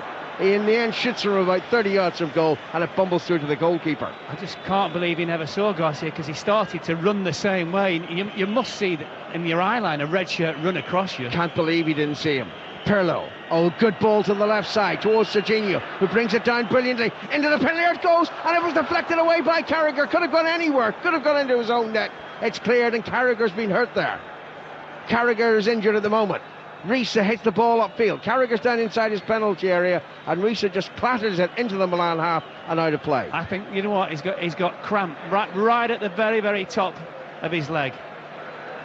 Well, it's not a groin injury. That is cramp. He said, I've just read his lips. He just screamed cramp. John Toshak, 10 yards to my left. John, can you bear this? Oh, I tell you, I'm not sure that Cisse in our David Shanks and Bobby have been putting Walton for a month for not seeing Garcia there. The only thing really, Cisse, Garcia and Schmitze, I mean, it's easy from up here. We're not tired, but the three of them look to be following the ball, you know. We always your defense starts up front, and that part of it, these three are not doing it as well, I'm sure, as Rafa would like, being such a disciplinarian he is. But what a chance they had there on the counter-attack, Cisse and Garcia. Well, Carragher is hurting, and here comes Rui Costa. And the other thing, Alan, Carragher's just gesticulated to Gerrard, is go and sit in there for me for a minute. I've got to go off anyway, as is the rules, but he's still not sure, and he's better off in this wide position just in case the ball gets played through the centre. Well, Gerrard can use his pace. I think Milan's sent an opportunity here. Rui Costa's replaced Gattuso. And not only is he brilliant at taking penalty kicks, Rui Costa, he is another substantial attacking threat. Carragher's off the pitch. No, he's back on now. Play continues. We obviously will have at least a minute of stoppage time at the end of this game. Now, ball played in by Serginho, and Carragher again stretching, and that must have hurt once more. But he gets it behind, it's a corner. He's done well. Not even limping. Of all the places where it comes. 8 minutes left in extra time. 3-3. Corner to Milan. Rui Costa flicks it in deep, and Dudek came, didn't get a touch in the ball, and Garcia cleverly let it just drift over his head behind for a goal kick. Oh, well, under no pressure whatsoever. I think he's trying to say to the defenders, don't worry, boys. I knew it was going long. I was never going to try and touch it. He didn't know. It still might not come to this, but Dida, 2 years ago, he came off his line so often, but he rode his luck, and he was the man who made sure that Milan beat Juventus at Old Trafford. Dudek's looked a little bit hesitant in recent minutes, but it's still 3-3, and the ball's now with Gerrard, and Gerrard inside the centre circle, back to Dudek. Dudek now, out to the edge of the box. We've got 7.5 minutes to go, plus stoppage time. Dudek hits it towards the right side, headed away by Maldini, away from little Garcia. Here's Alonso, good turn by Alonso, and then he was fouled there by Serginho. It's a free kick to Liverpool. Well, he was under pressure for a little moment as well. Thought maybe Serginho had nicked the ball off him. Free kick to Liverpool, a yard or so inside the Milan half, towards this near touchline, the Liverpool right. And he's Hupia going forward? No, he's not. Nor Carragher, nor Traore.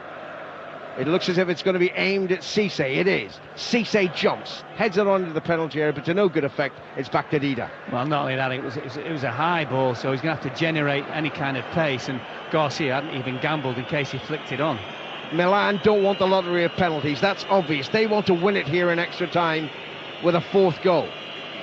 They've got possession on the far side of the field. Right, Liverpool have left everybody back bar Cisse, and Milan's white move towards the Liverpool penalty area. Serginho flicks it in. That looked like a foul on Hupia, not given.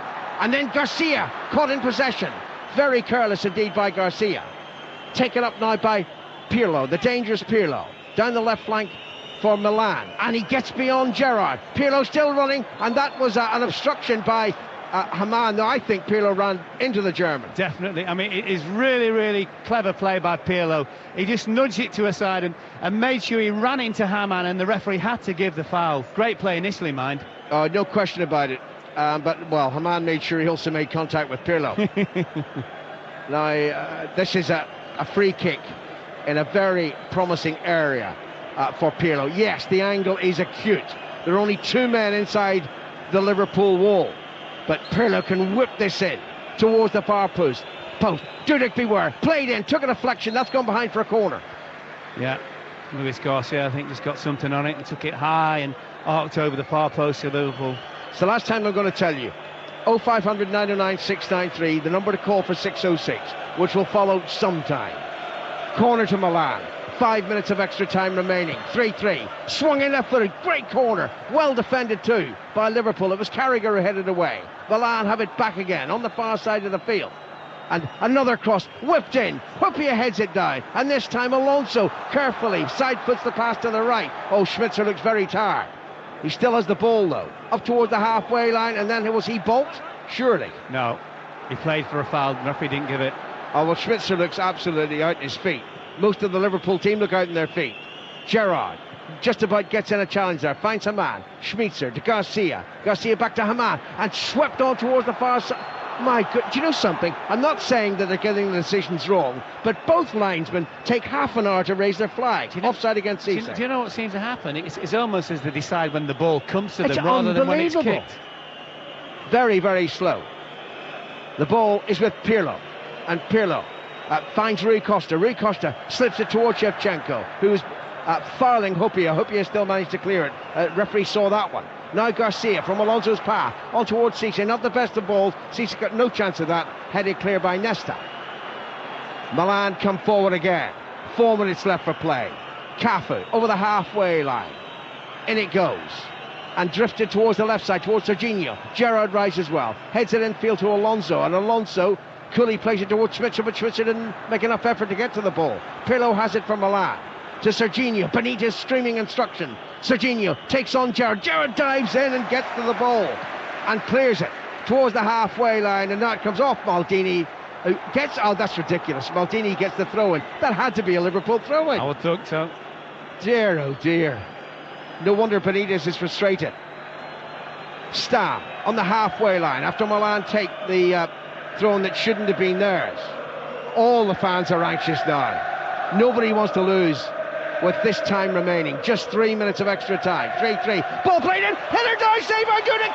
Another brilliant save by Dudek. How did he keep that out? Astonishing. Shevchenko could have scored twice. The second save is the one. I mean, the first is good enough from the header. Great. The second save is unbelievable. All right, you might claim it hit him, but he kept it out. Magnificent. Milan thought they'd won it. I thought they'd won it. Unbelievable from the Polish goalkeeper. I think Kaka went up there to say well done. Corner to AC Milan. There it goes. Carragher heads it away. Liverpool hanging on for penalties. Cisse heads it on. Haman might win it, but he hasn't got the pace to get after. Oh, I think that's a foul by Didi Haman. Free kick to AC Milan. Taken quickly by Cafu to the far side. And now it's out of play for a throw-in. I can't get over that save. I just astounding. The other thing as well, a couple of times when the ball's coming, he's completely bumbled them out. Do you remember that Jim Montgomery double save in the cup final? That was better. Here's Pirlo. Pirlo, midway inside the Liverpool half. Or it was Kaka. Kaka's pass wasn't good. Garcia gets it to Haman. Garcia was down there with a bit of cramp as well. Cisse gets it back. Risa looks dreadfully tired and just lifts it over the halfway line. 2 minutes to go. Liverpool are completely dead on their feet. Completely dead on their feet. Throw in by Stam. Pirlo. Milan just seem to have extra legs now. Can they find a fourth goal? It's Pirlo again to the right side and Cafu. Cafu right into the penalty area. Drops it back. Alonso chests it down very confidently. Finds Haman. Haman on to Cisse. And Cisse was definitely pushed over by Stam. That's a free kick. Yeah, no doubt about it. Even if he complains he got the ball, Stam is tackled from behind. And Liverpool will be much relieved to get that free kick. Welcome breather. Don't rush about taking it, Liverpool. I don't think they've got the legs anymore. I just don't think they've got the legs. Now, they've got to find the drive for the penalty kicks. If we get to penalties. Gerrard hits it crossfield, but that's between Cisse and Garcia and rushes out of play. 1 minute to go. And just keep your belief here, keep your shape, stand up. Don't let anybody go past any Milan players, and be first to the ball and be aware of where everybody is when the ball gets delivered in the box. Whatever happens now, Liverpool embarrassing in the first half can leave Istanbul with pride. Will they leave it with the Champions League trophy? Hupia heads it away from the edge of his own penalty area. Maldini climbs all over Garcia, but fairly, and heads it back to Nesta. Nesta now to Maldini. Maldini, who opened the scoring, remember, after 52 seconds. In now to Pirlo. Pirlo on towards the far side, and easily won back by Haman. Haman's done brilliantly since he come on. Haman over the halfway line despite him being fouled. Suddenly it's 3 against 3 here for Liverpool. Haman still going. Haman finally runs into Stam, who clatters the ball over the halfway line. We've got 1 minute of stoppage time at the end of this extra time. We're into it. Here's Cisse, right of the Milan penalty area. Gets it back to Schmitzer. Surely Liverpool can't win it from this stage. Schmitzer goes down. Liverpool have a free kick. Well, two things. A, advantageous position, and secondly, you can just take your time, run the clock down, but make sure that you make Dida make a save from this. Well, Mike knows what it was like 6 years ago. He knows what it was like in Barcelona. Into stoppage time, Manchester United still a goal down, and yet they scored twice and they won the Champions League. Now here we have a situation when we've got 20 seconds remaining of stoppage time in extra time. It's 3-3. Liverpool with a free kick about 25 yards out. This is going to be struck by Gerrard. I think it's into Haman.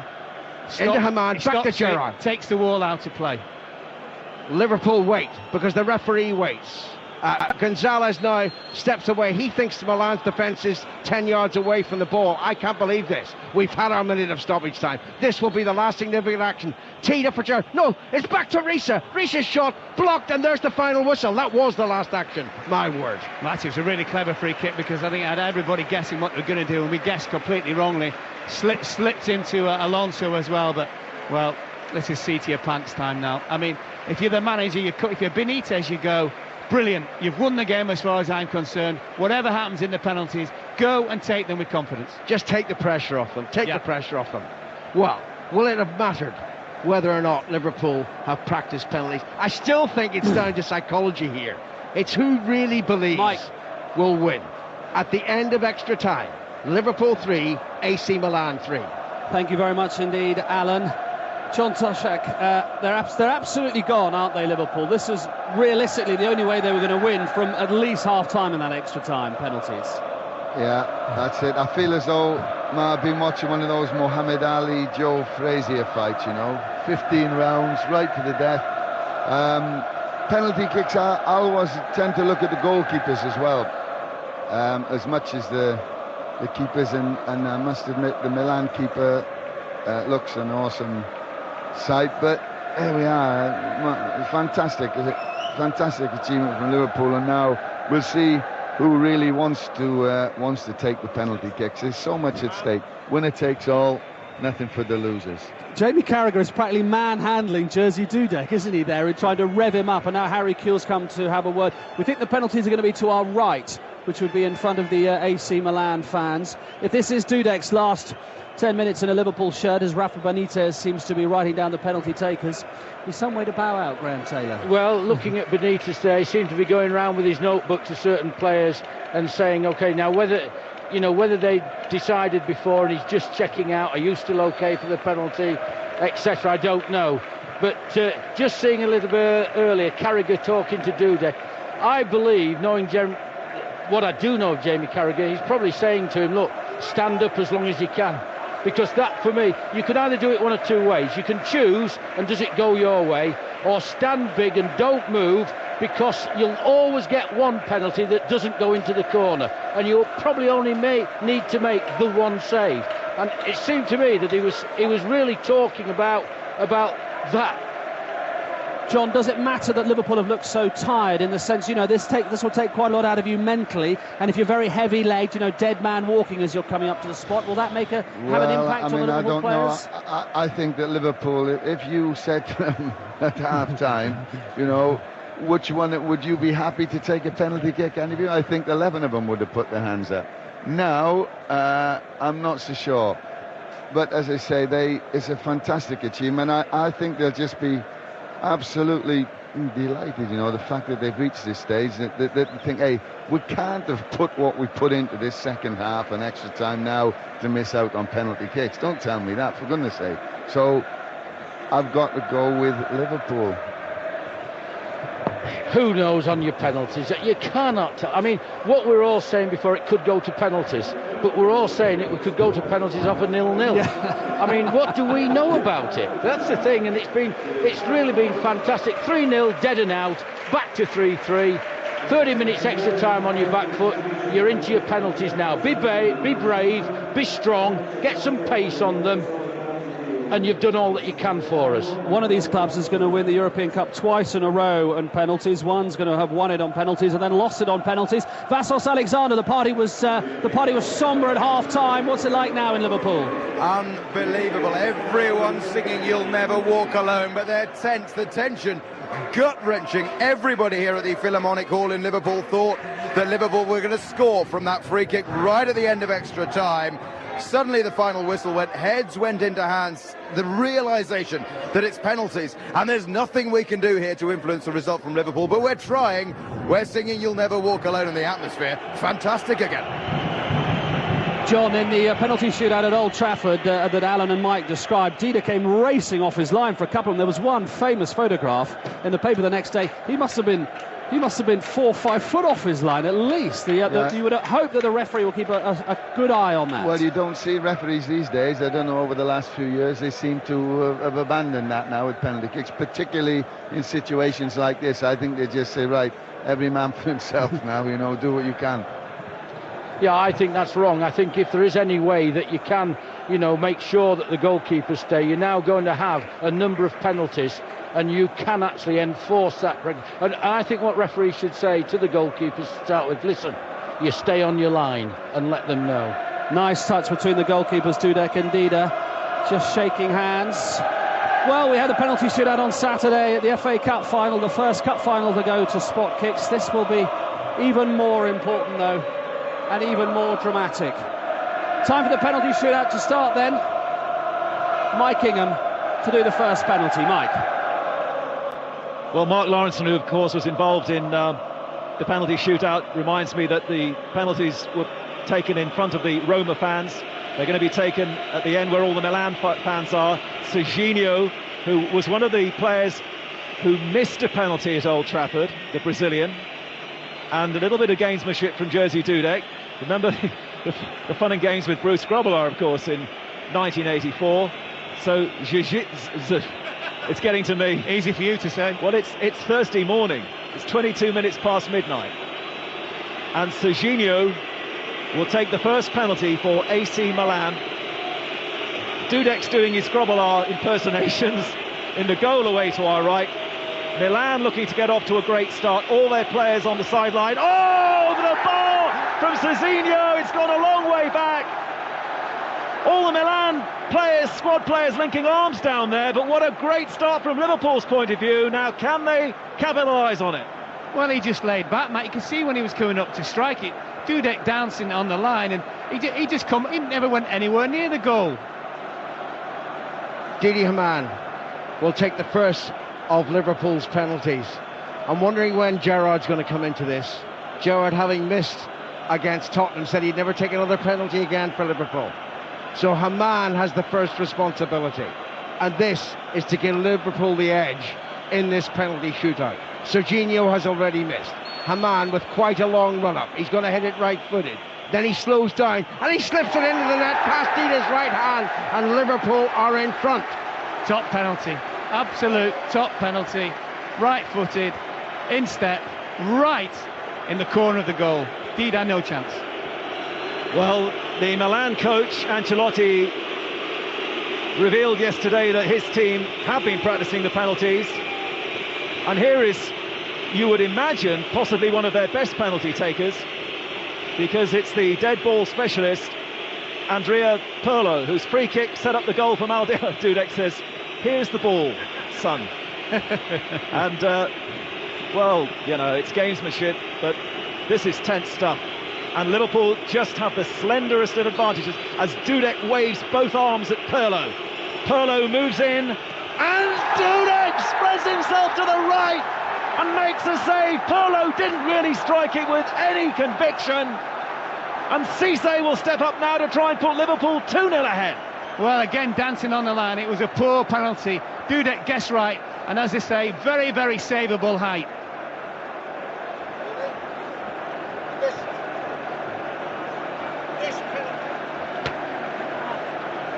This penalty cannot win it for Liverpool. But you think back to Blackburn in October, Cisse, a double break of his leg. He might never have played again. This will give Liverpool such an advantage if Cisse can score from this one. It would put them 2-0 up in the penalty shootout. Cisse, a long, long run-up. Here he comes. Dida moves the wrong way. Cisse makes it 2-0 to Liverpool. Opposite side to Hamann, just as coolly taking a penalty as you like. I think the secret there was he just made his mind up, Mike, as he went to strike it, never worried about the goalkeeper, and he was always going to put it in the same place. Well, who says they haven't been practicing? And now then, John Dale Thomason, I think Kenny Dalglish signed him for Newcastle. Liverpool legend, of course, and Thomason now really has to score for Milan because they are 2-0 down in the penalty shootout. having missed both their previous penalties. This one's right down the centre, and that's given Milan a foothold back in the penalty shootout. Liverpool 2-1 lead. I think a bit like Cisse for Liverpool. John Dahl Thomason just ignored the goalkeeper Dudek completely and decided where he was going to stick it, and in the end it was a comfortable penalty. John Onorisa has scored 8 times this season, and boy, when he hits them, he really hits them. Now, does he try to place it? Does he try to blast it? Can he succeed for Liverpool? This would give them a 2-goal advantage with only 2 Milan penalties to go. They're so close now, so very, very close. John Onorisa being very careful how he places the ball. He won't take it right-footed, I guarantee you that. It's his left foot that will drive this ball hopefully into the net, and it's saved! It's saved by Dida, diving to his right. He pushed it around the post, so Milan are back in it. Unusual as well for Reece in terms of striking a ball, Alan. He normally strikes it so hard and so acute, but it's a very, very good save by Dida. Low, it almost clipped the post. Excellent save. Well now, Kaká, the young Brazilian who laid on the 2 goals for Crespo, can actually level things off here now for Milan, though Liverpool of course would still have a penalty in hand. But it's 2-1 now to Liverpool in the penalty shootout. But Kaká has to put this one away. He really does. Otherwise Liverpool can march on here. And the Liverpool fans now doing their very best to put off Kaká. Kaka's going to run at this one from about 10 yards out. And here he comes. Kaká! Beautifully taken. It is now 2-2. And the pressure is now back on Liverpool. But I see things there. Dudek tried the old Bruce Grobbelaar wobbly legs, I think, but had no influence whatsoever on another good, well-taken penalty by Kaká and Milan. Vladimir Švicer had cramp, serious cramp, during extra time. Well, don't think about it now, Vladdy.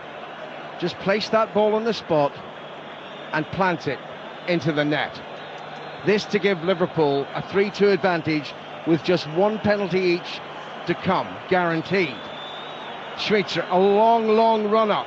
Here he comes. And he slipped into the net. Dida went to the right. Schmitzer's penalty went to the goalkeeper's left. Liverpool lead 3-2. Well, of course, we know he'd already scored in the game, and a very well taken one it was as well, Alan. And again, all about confidence, all about making your mind up. Never worry about the goalkeeper. Very, very good penalty. Well, could this be Roma revisited? The problem for Liverpool is that the greatest striker in Europe at the moment, Andrei Shevchenko, the European Footballer of the Year, the man whose decisive penalty won the European Cup at Old Trafford against Juventus 2 years ago. He wants the ball immediately. His body language looks all right. He wants to get on with it. But of course, if he misses here, Liverpool, against all the odds, have won the Champions League. Shevchenko, Dudek saves for Liverpool! And against all the odds, the team who were 3-0 down at half-time, Liverpool have won the Champions League. Walk on with hope in your heart. This is amazing, a night they will never forget. Liverpool are champions of Europe. And Steven Gerrard never had to take the penalty. He was bound to take the next one. Can you believe it? I gave the European Cup to Milan before half-time. It was inconceivable that they wouldn't win from a position in which they were 3 goals up. But Liverpool, with an astonishing recovery, 3 goals in the first 15 minutes of the second half. Benitez had changed the tactics, changed the way they attacked, and they went for it. And the most unlikely of heroes, Jerzy Dudek, who may well never play for Liverpool again. Reina, it seems, is on his way from Spain to take over the #1 spot. Dudek has won the European Cup. Mark. Don't forget as well, Alan, the double save he made from Shevchenko in the very, very last minute of the game. The first save of the double save was excellent. The second save was magnificent, and he saved 2 out of the 5 penalties, including one, of course, as well, that Milan missed. But irony of all ironies, the man who's been known for 1 or 2 fatal mistakes of Liverpool was absolutely brilliant in the Liverpool goal. And I've got to borrow the words from the very great Peter Jones. I don't believe it. I swear, I don't believe it. Liverpool are European champions for the 5th time, and do you know what else this victory means? England have now won more European trophies than any other European nation. Liverpool have won more European Cups than all the other English clubs put together. Magnificent from Liverpool. Let's go straight to some of the fans with Jonathan Ledyard. Jim from Southport, you got it spot on, you're in tears. Can you believe it? No, it's an incredible night. We've conquered Europe again, and the mighty Reds are back. I can't explain, it's just unbelievable.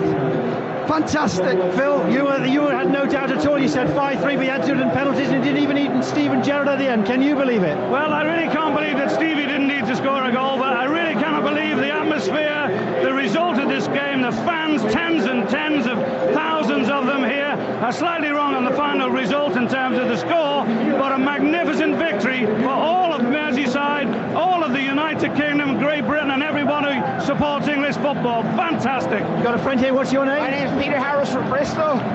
I knew we were against the odds. We didn't come here as favourites, but if it went to penalties, just like Arsenal, it was going to be even, and we were going to win on penalties. And I'm sure Benitez trained everybody on penalties before we came. It's been a fantastic night. How does this night compare, Jim, to some of the others? Surely you were there in 77, 78, one of the others? I was there for the Bruges game when King Kenny scored that goal. But tonight's very, very special. Well, I was at the 77 game. I was privileged to be there at that game, and dare I say it, this actually beats it by a mile. Why? Because the atmosphere, the stadium is phenomenal. The atmosphere is amazing. We went there as favourites. We came here as the underdog, and yet we've just really tamed this Italian team superbly well. When are you going home? We're going home tomorrow. I can't believe that. You'll be here for a week. Very sadly, we have to go home tomorrow. All right, thanks for your time. One last word. Sorry, Jose Mourinho. Max boys, eat your heart out. We were here. Thank you very much, Jonathan. Maldini, who knows a fair thing or two about losing on penalties in Italy, looks completely distraught. John Toshak, the joy of sport is this utter unpredictability, and we have seen it all. Well, I mean, we've witnessed one of the great comebacks of all time in European football, and summarising it very quickly, I mean, Liverpool in the first half were shocking, by their own admission, I'm sure. Then the second half, the idea must have been to salvage some pride, but we could never have believed 3 goals in 6 minutes. We've pulled back to 3-3, and then, amazingly, the man who's missed the penalty for Milan is Shevchenko, the one player that we thought who could have been the one who decided the defensive type of game has been the unfortunate one to miss a penalty kick. Milan will be kicking themselves. I mean, I don't care who you are, or whatever fight back you put up with a side of their quality, should never be 3-0 in front in the Champions League final and throw it away. But Liverpool, they changed things round. They were absolutely magnificent. They scored 1 and they grew in confidence. They scored 2 and they grew in confidence. And when they scored the 3rd, we said, hey, hang on, we just couldn't see them losing it. Fantastic achievement. But hang on, really is what fantastic. They had to do in extra time. Well, they did in extra time. I mean, they were out on their feet. A lot of tired legs, obviously. You know, and Milan pushed forward and pushed forward. Terrific saves from Dudek right at the death there. Double save, fantastic.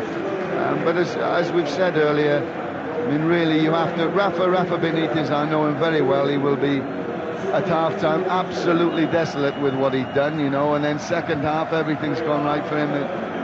He would have amazing. been desolate, Graham Taylor, at half-time, as we've just seen a shot of Carlo Ancelotti at the moment, who must wonder what on earth has happened here. Well, you'll not be able to. I mean, you put the boot on the other foot, you're 3-0 up at half-time, you know you've got to go out there. But, I mean, just looking at his face there, he'll just not understand what has happened. And I've got to be honest, we've watched it and it's hard for us to understand. How did that happen? And certainly, you know, they come out the second half. The tactical changes made all the difference. And it's of great, really, respect to Benitez that he was prepared to make those changes. He didn't get it right at the start of the game, made the changes, and the players then come on and deliver the goods for him. Quickly to Vassos in Liverpool before we have the presentation.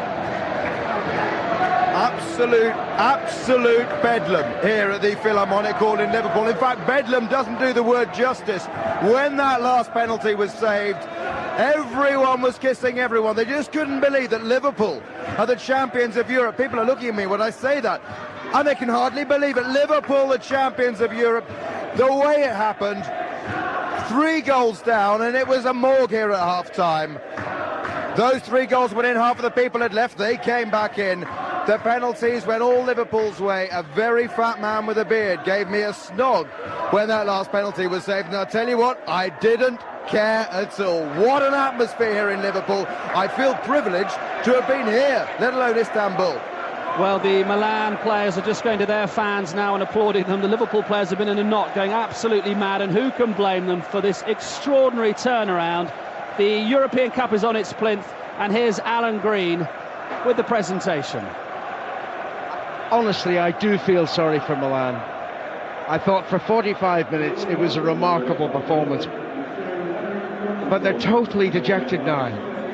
Maldini, in his 7th European Cup final, who thought when he scored, no doubt, after just 52 seconds, that he was leading his team to victory again in the best possible way, leads his weary foot soldiers towards the podium. Most of them already have winners' medals. Most of them couldn't care less about being runners-up, but they'll have to go through with the formalities. They will have to step forward, get up there and get their medals from Lennart Johansson. And that European Champions Trophy that so many of the Milan players touched as they walked out on the pitch, so many of them did, and I watched very carefully to see if Liverpool players did it at all. No, they didn't. They knew there was a task to get on with. Milan must have thought they were going to win tonight, and it will take them a very, very long time to believe that they've lost. Meantime, to their right, Liverpool players, many without their shirts now, they can't believe it either. Not from 3-0 down. It just doesn't happen. This was an astonishing victory. A banner I read now, Liverpool FC, with 5 European Cups ambitiously emblazoned on it. The European Cup is coming home, it says. And boy, is it coming home. And Rafa Benitez, what a first season he's had. Yes, we know about the disappointments in the Premiership, the terrible record away from home, but boy does he know how to set up a team in the Champions League. Maybe not at the start of tonight's game, but certainly by half-time he turned it around, he got it right, and now he succeeds Jose Mourinho, who last season, remember, won the Champions League with Porto, having won the UEFA Cup the previous season. Well, last season for Rafa Benitez it was Valencia in the European Cup. Now it's Liverpool in the cup that matters, the biggest club competition in the world. And what I wonder is going through the mind of Steven Gerrard at the moment. Of course, it's the greatest night of his playing life, the greatest night of his life as a footballer. Did he go into this game thinking, should I leave Liverpool? Should I go somewhere else? I don't know. What is he thinking now? Rafa Benitez, I think, is crying. I think he's crying. This most impassive of individuals, I'm not talking about his body language in the technical area, but it's the way he takes reverses in his stride. He didn't moan this season about injuries or players breaking legs. He just got on with a job. And what a climax here. What a climax in Istanbul. Where are those Milan players? They're still being held up, but Maldini has moved forward onto the stage, and brave Paolo Maldini, just one European Cup final now behind the all-time record held by Gento of Real Madrid. And as John Toshak was saying, how remarkable that, you know, he made his appearance in his first European Cup final in 1989, and 16 years on he's still there, and his contract goes on to 2007. He might yet get another opportunity. All those players moving, taking their medals and trying to seem just respectful of Liverpool's triumph. But the truth is, 6 years ago I looked at the dejected Munich bodies, the Bayern players lying on their backs in the Nou Camp, and I wondered what had hit them. Well, Manchester hit them that night, and tonight Milan has been hit by Liverpool. Liverpool players just dancing around. Well, how many are out there? All wearing Liverpool shirts or prepared T-shirts. Prepared T-shirts. Champions League winners, 2005. Well, already Pirlo, I see, having had the medal draped around his neck, has taken it off in disgust. Shevchenko is flat out on his back. It's no disgrace to miss a penalty, but he will never forget missing the penalty that lost the European Cup final. What a save by Dudek. What a save by Dudek. Gerrard now looks to the Liverpool end of the ground. I say the Liverpool end of the ground, but from our perspective it appears that Liverpool fans have occupied 2/3 of this stadium at the very least. The referees and his assistants and the fourth official, they all get their mementos, and then we'll wait. Liverpool players still embracing. I've never seen Gerrard look like this except on two previous occasions. One when he scored that goal against Olympiacos, and the next when Liverpool beat Chelsea in the semi-final second leg. The Milan end is deserted. They're not staying behind to applaud Liverpool, which is a great shame. A great, great shame. And now the UEFA officials are anxious to get the Liverpool players up on the podium. Juventus, Chelsea, Milan. They're the three teams that Liverpool beat from the quarter-final stage to win the European Cup.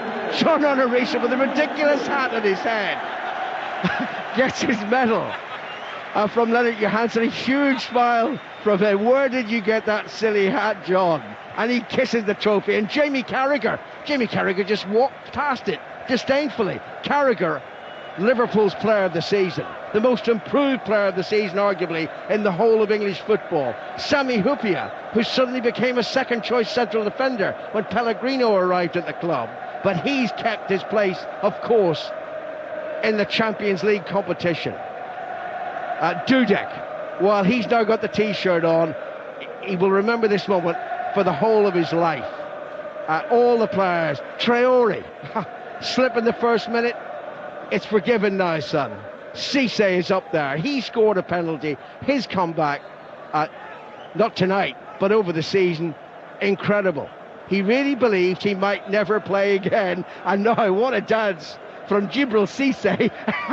He's embracing that. Don't get too close, son. You might get arrested for that sort of indecent display. Cisse finally leaves the European Cup on his own. And I'm waiting, and I'm looking for Steven Gerrard. He's the last one up there. Dietmar Hamann, who came on at half-time and helped transform the Liverpool display. Xavi Alonso is next. And there's only one player more. And this player, Ascaisa, from Merseyside, was 3 years of age when Liverpool last won the European Cup. It's the dream of his life to be captain of a European Cup winning team for Liverpool. He kisses his medal. He moves towards this trophy, inches towards it. Dudek is indicating with his hands that Stevie must be nervous. Rafa Benitez gets his medal. Gerrard can't wait to turn around, face that trophy again, and wait for the eruption of noise. A kiss from Gerrard to the European Cup. Surely now he cannot think of leaving Liverpool Football Club. That decision is yet to be made, but I tell you what, there will be some party tonight in Istanbul. Now Leonard Johansson lifts the trophy, shows it to the Liverpool players. Gerrard says, that's mine.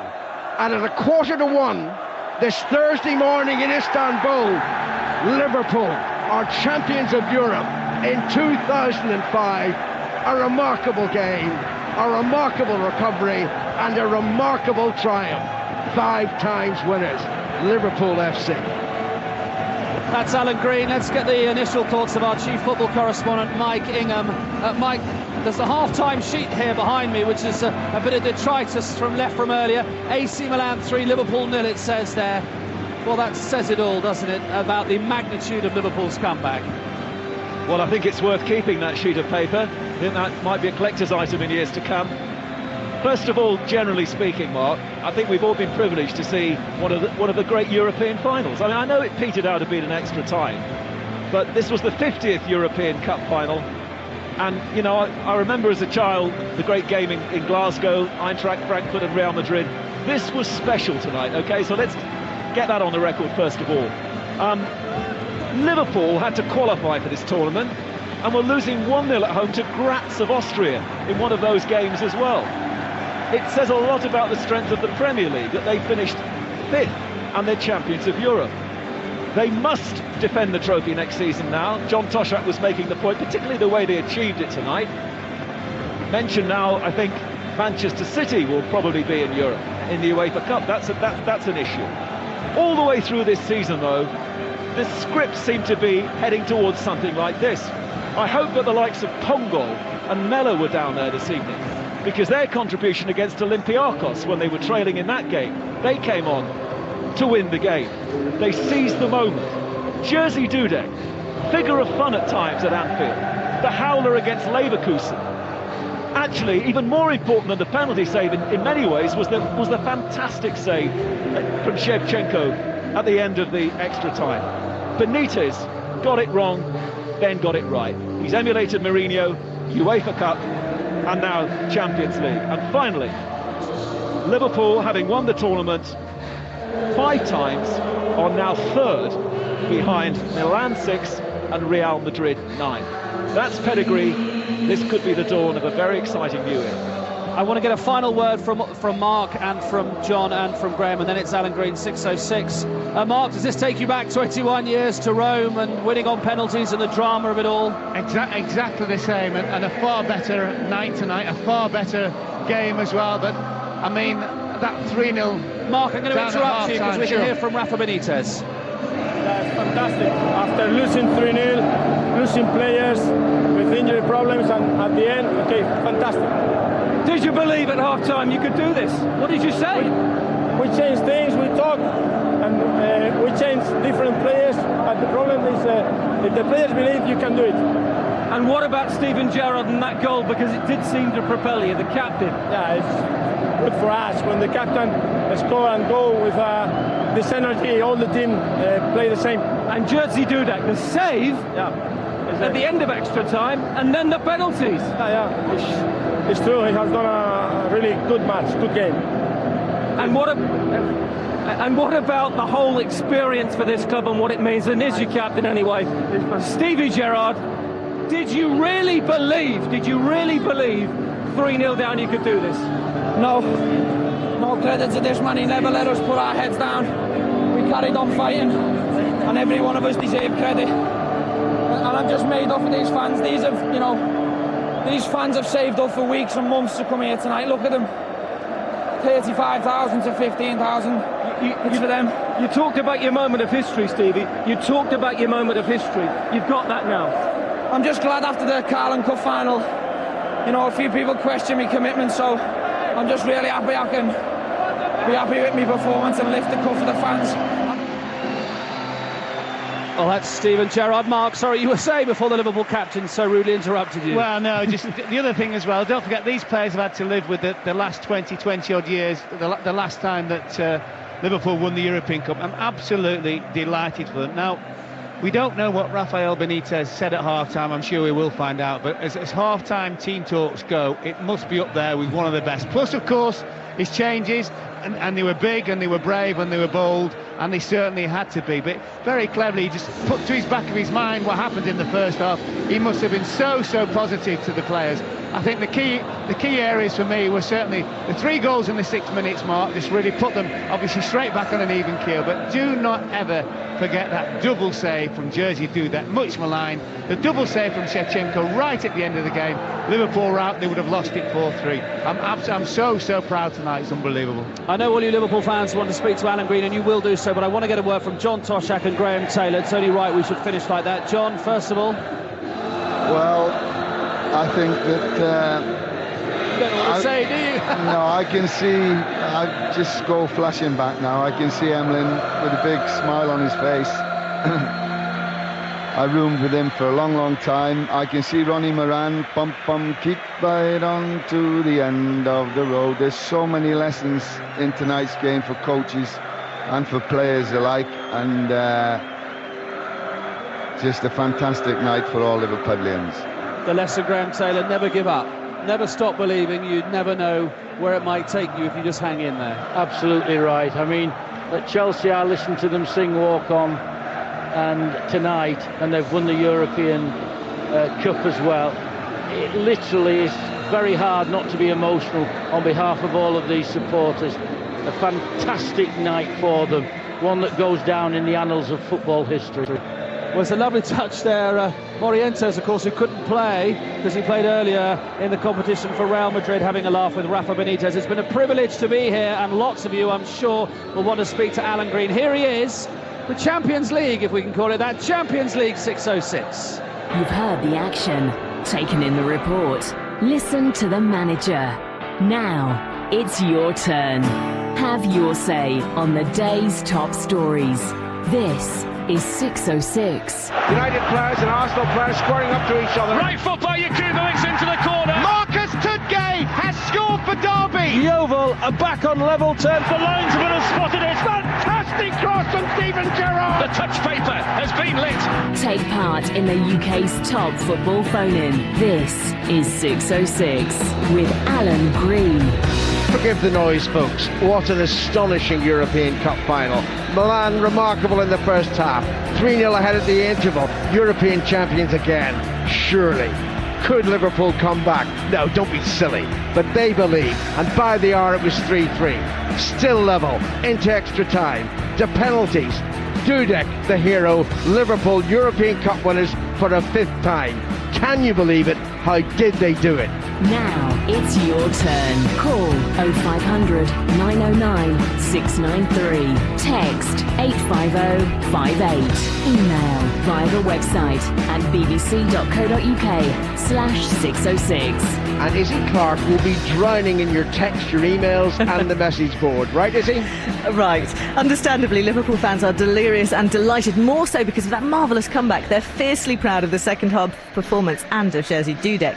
For Milan fans, of course, after those 3 first-half goals, desperate disappointment. As for the neutrals, all loved the sheer drama and Liverpool's bounce-back ability. The text number, as ever, 85058, or you can email via the website bbc.co.uk/606.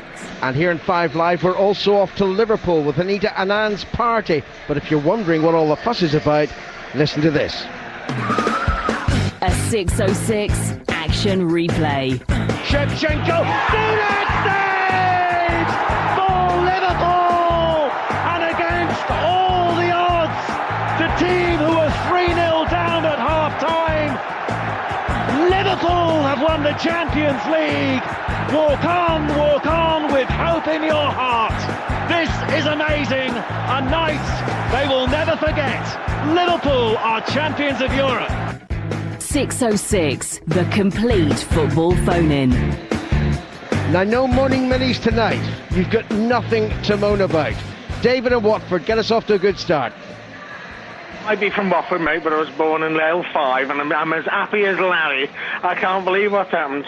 We've just watched 3 goals in the first half, and the first one was bad and we couldn't believe what happened. The second one we were angry, and by the 3rd goal we were laughing our heads off because we couldn't think we were 3-0 down, but we'd done 2 bottles of wine. And to get to 90 minutes and be 3-all, and for Jerzy Dudek to make that save and to go through on penalties, I think, you know, I just can't believe me luck that I've seen sides from 1977 through to this day and age, and possibly the worst side of all the sides that have won a cup. But by God, it's ours.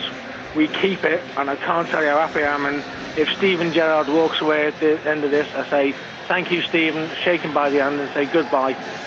And my worry is if any Spanish and Italian teams out there and they're looking at Jamie Carragher, they're going to say he'd fit into their style of football because it ain't as fast as ours, and he can do a great job. And well, David, you've just reminded us, of course, that this being Liverpool's 5th triumph, they keep this trophy. Oh, Alan. It's not a replica. They keep this trophy. Alan, me and my wife both work in central London, and we never knew that we knew so many Chelsea supporters.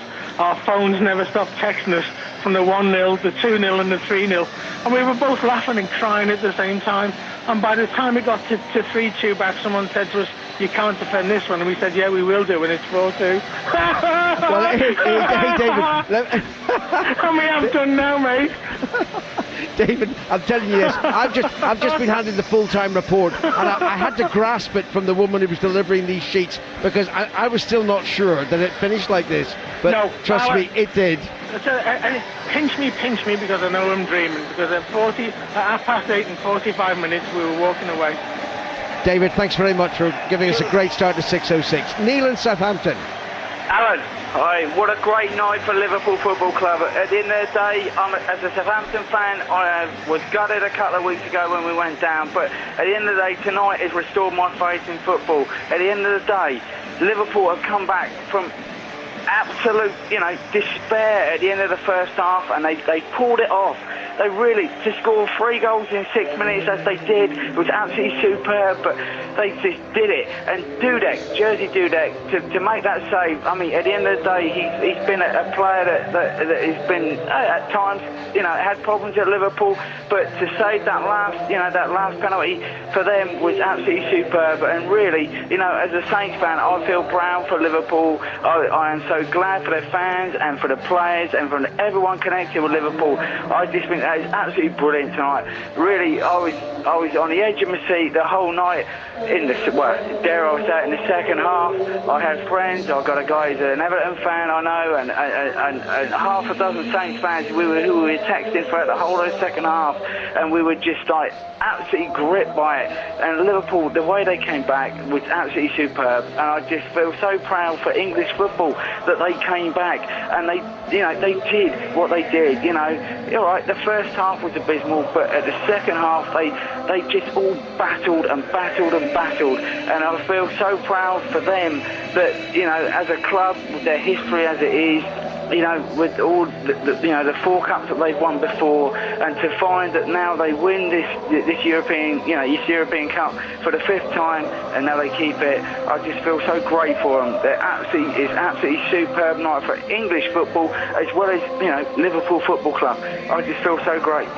Tonight is brilliant. Yeah, thank you very much indeed. That's wonderful. Amidst your disappointment, you can find the heart to rejoice, not just in Liverpool's triumph, but the triumph of English football. Well, I cannot imagine what it's like in Merseyside, but the BBC reporter Derek Ivans... Oh, sorry, Neil, I'm going at Derek Ivans in the middle of the city, Liverpool. Well, I can imagine what it's like, Alan. It's gone absolutely mad here in Liverpool. There are hundreds, thousands of people all over the city centre. I've never seen so many happy faces. There are police horses. Everyone wants to sing, everyone wants to be my best friend tonight. We'll get instant reaction to the game from a couple of fans, Kaz and Phil. Kaz, 3-0 down. What went right after that? Brilliant, mate. Rafa's tactics worked on the night, mate. We're back in Europe and we're back to take over. Stewie Asik, what's happening? Take me the H, lad, take me the H. I think you can hear how happy people are. Phil, you must have thought he was dead and buried, but they showed great resilience, didn't they? Yeah, mate, I was about to go home and all that, lad, but I stayed there. Watched it, lad. Boomed it, had a drink next minute, lad. So there you go, Alan. A lot of very excited fans here in Liverpool. I'll hand back to you. Thank you very much indeed, Derek. John is on Merseyside. Hello, John. Hi, Alan. How are you?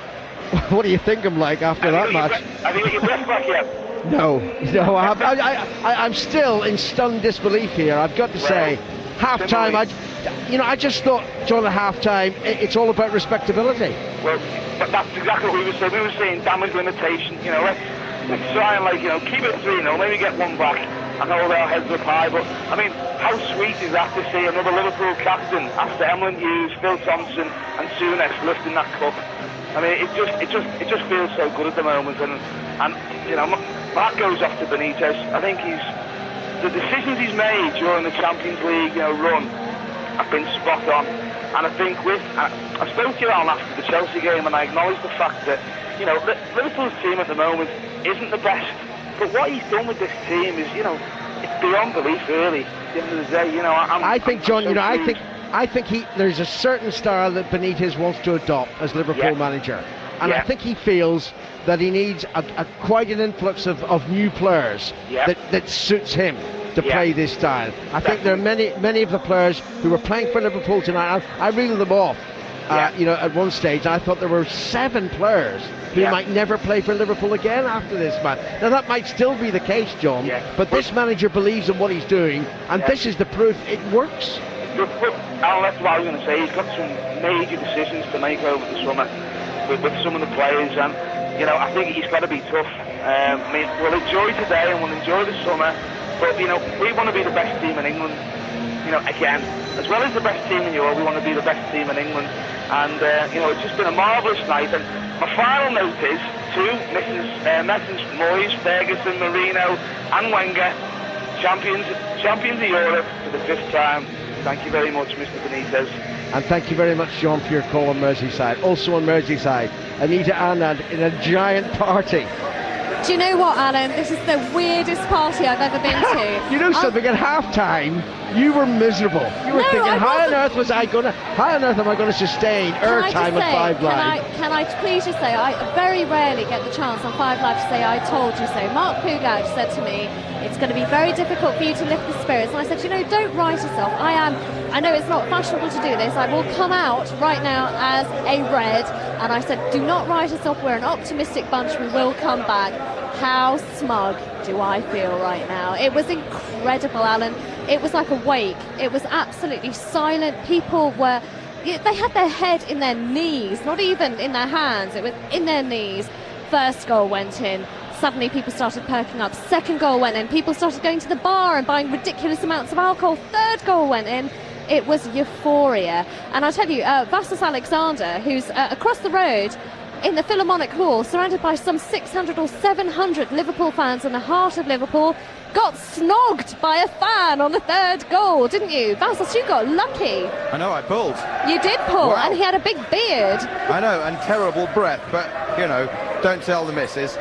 Boo to the Philharmonic Hall, though, Anita, because they've closed the bar and people are just drifting out. They're not keeping the bar open later, and people I've been asking them where they're going. A couple are going to Anfield, but mostly to the city centre, and just a street party that I think is probably going on there. I have to say also, you did get it right. You did say you were optimistic at half-time. I thought you were a loony. Yes, I thought she was balmy. Well, she was, frankly, but she got it right.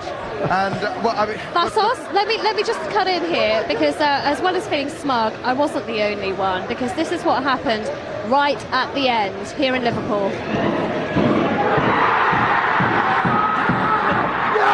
Get it! So Vassos, a little flavour of what went on. What's happening right now where you are? Well, people are just... they still can't believe it. I mean, they see me with headphones on talking into a microphone. They go, what are you doing there, mate? And I said, I'm working for Radio 5 Live. And they said, is it 6:06? There are messages that I have to deliver from here in the Philharmonic Hall. Please do. About 150 You'll Never Walk Alones, 175 Championis, and mostly 670. Did that really happen? Alan, did it? Can I just tell you something, Alan? Yes? You know, some fans get a bit superstitious, and I've never been this way, but I sat on a stool here watching this in Liverpool, and I needed to go to the toilet. I'm sorry to be indecorous for 45 minutes, but because it was going well, I did not do so, and it worked. That's all I have to say. I think it was down to me. It was a miracle. Thank you both very much. Have a great night, Anita. I think you might do. Nicholas in St Albans. Oh, Alan, I'm telling you something, mate. I'm absolutely buzzing here, fella. But I also want to thank you, because in the Olympiacos Liverpool game, you provided the most amazingly descriptive and colourful commentary ever. So if you could get that on a CD and send it out to us in St Albans, that would be brilliant.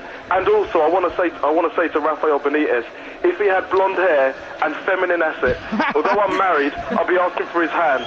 I've got to say, what a fantastic game. And I also want to just quickly compliment all the fans of all the other clubs up and down the country, because everyone, from Everton to Manchester United to Accrington Stanley to St Albans City, have been saying, oh yeah, love to see Liverpool do well. Now, I've got to very quickly pass you to my brother, who's dying to speak to you. That's okay. Hello, Alan. Hi there.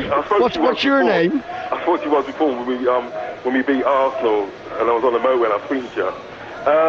I think one of the decisive moments in the game, which I don't know if you agree with me, was when he put Didier Harmon on. Yes, without question. You know, he managed to keep hold of the ball, and that's all that Liverpool needed to do, was to keep hold of the ball, get their passing together and everything like that, and make Milan overcommit. Once they started to do that and got the first goal, it was obviously uphill the way, but I never actually thought that we'll get to this sort of stage now.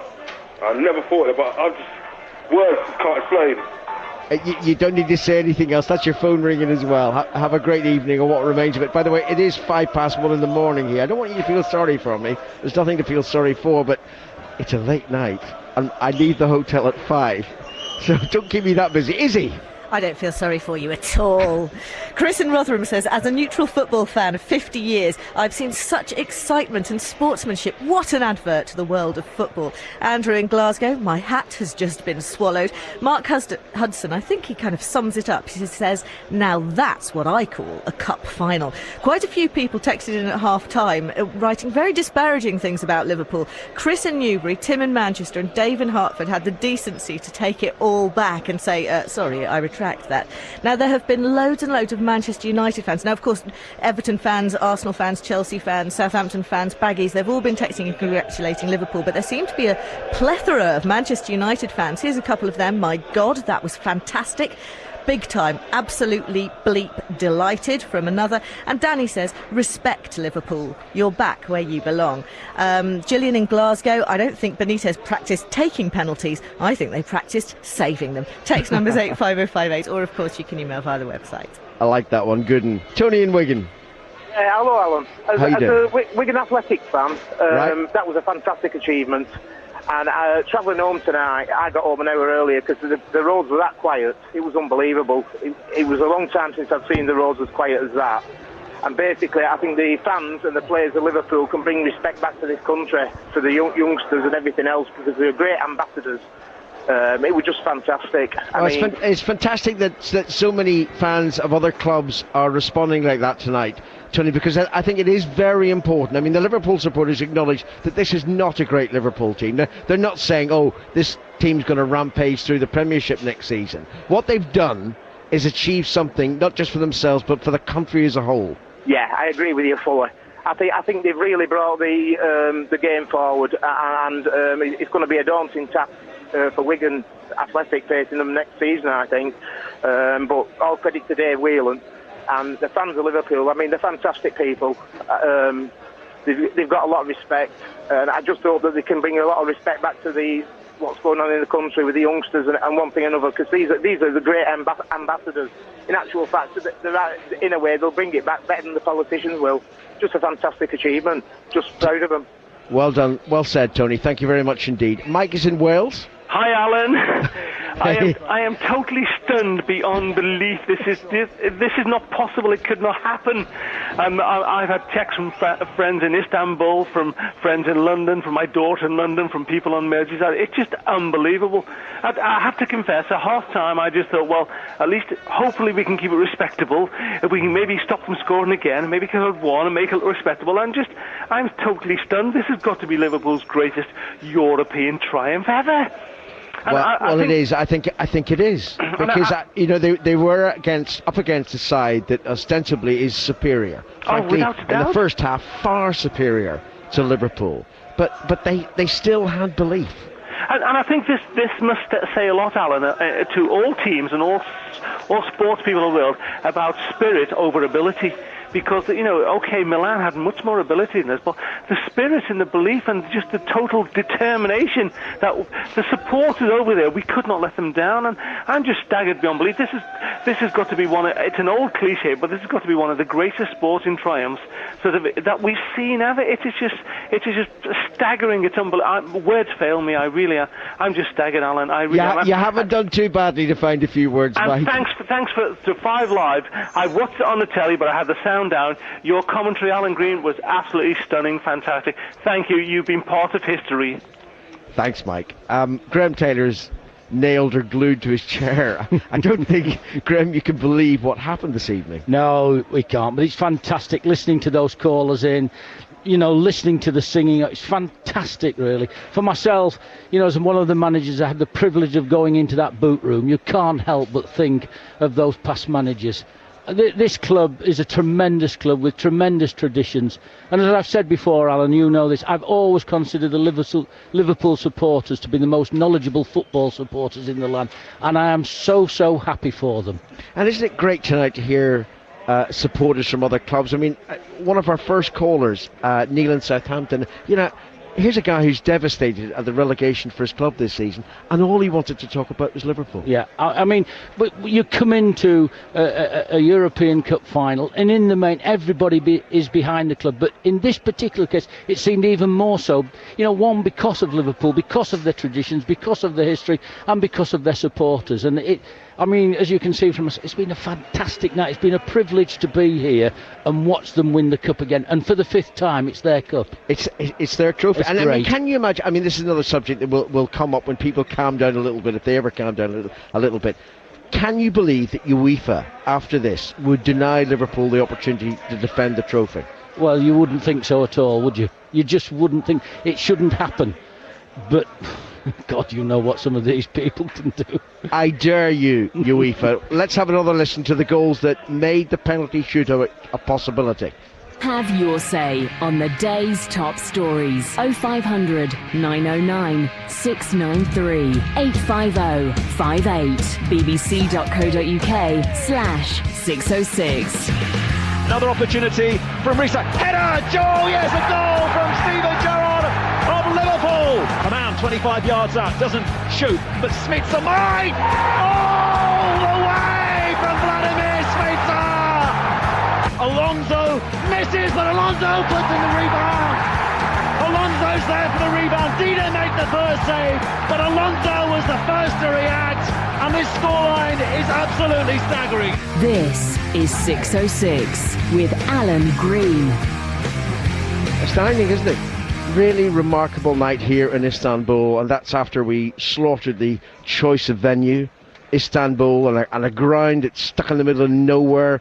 I mean, there's no need for Graham Taylor to rush off, I can tell you, because it'll take us hours to get back to the hotel, and we're all scheduled to leave that hotel at 5 o'clock in the morning our time, which, by my reckoning, is only 2 3/4 hours away. It might take us that time to get to the hotel. James in Notts.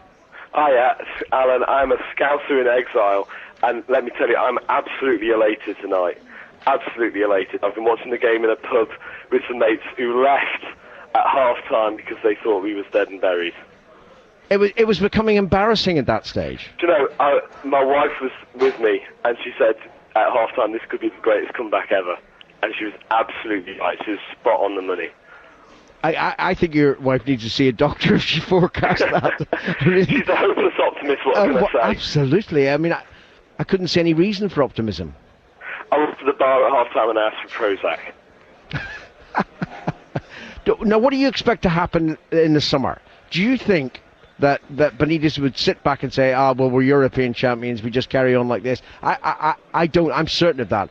I suspect there will still be a massive clear out at Liverpool in the coming months. I think we're going to lose some players, absolutely. But I think the spirit of the side was summed up by the fact that Smicha, one of the players who were going to leave, kissed the badge after he took that penalty. Well, he doesn't want to leave, but I gather his transfer back to Lens is going to happen. Yeah, but also, I thought our weakest link tonight was Dudek, but we're signing Rayner in the summer, who is an absolutely superb keeper. Well, James, I take your point about Dudek, but he ultimately was the hero. And he was the hero. The double save he made from Shevchenko was astonishing. He was. I mean, his pace is a fantastic, Shevchenko, absolutely. And yeah, we're going to face him at Chelsea apparently, probably next year. But Dudek was great in the shootout. But if it hadn't been for him, we may not have been there in the first place. Okay, James, thanks for your call. Johnny's in Newcastle. Hi, Alan. Hello, it's Johnny. cold up in this cloud, let me tell you.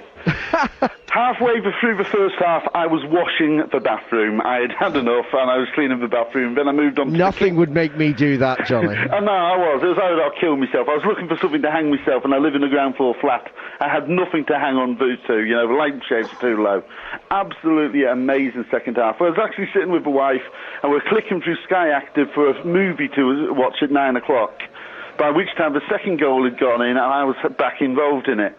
Absolutely brilliant. When we got that penalty, a joy of getting the penalty, then it being saved, you're back into depths of despair, then it goes in, he gets his own rebound. Absolutely unbelievable. Fantastic night. But what I have to go and say, you're just going to make the point yourself, Benitez has to have a major clear-out. And one thing that should be banned by every player, it should be an instant yellow card, kiss them the badge. Well, I agree, because too few players actually show the loyalty these days that allows you to kiss the badge without feeling even a mite embarrassed. Johnny, thanks very much for your call. Anita Anand's party's going on in Liverpool. It is, and can I just say, it's a wonderful, wonderful atmosphere. It's one of those things where you'll read it in the papers tomorrow, you will wish you were there. We are here right now, so let's bring it to you. People still cheering, shouting, lots of after-match commentary going on in every corner of this place. And with me throughout the night, Darren Lewis from The Mirror, and also I've got the playwright Lawrence Wilson. Lawrence, let me just start with you first.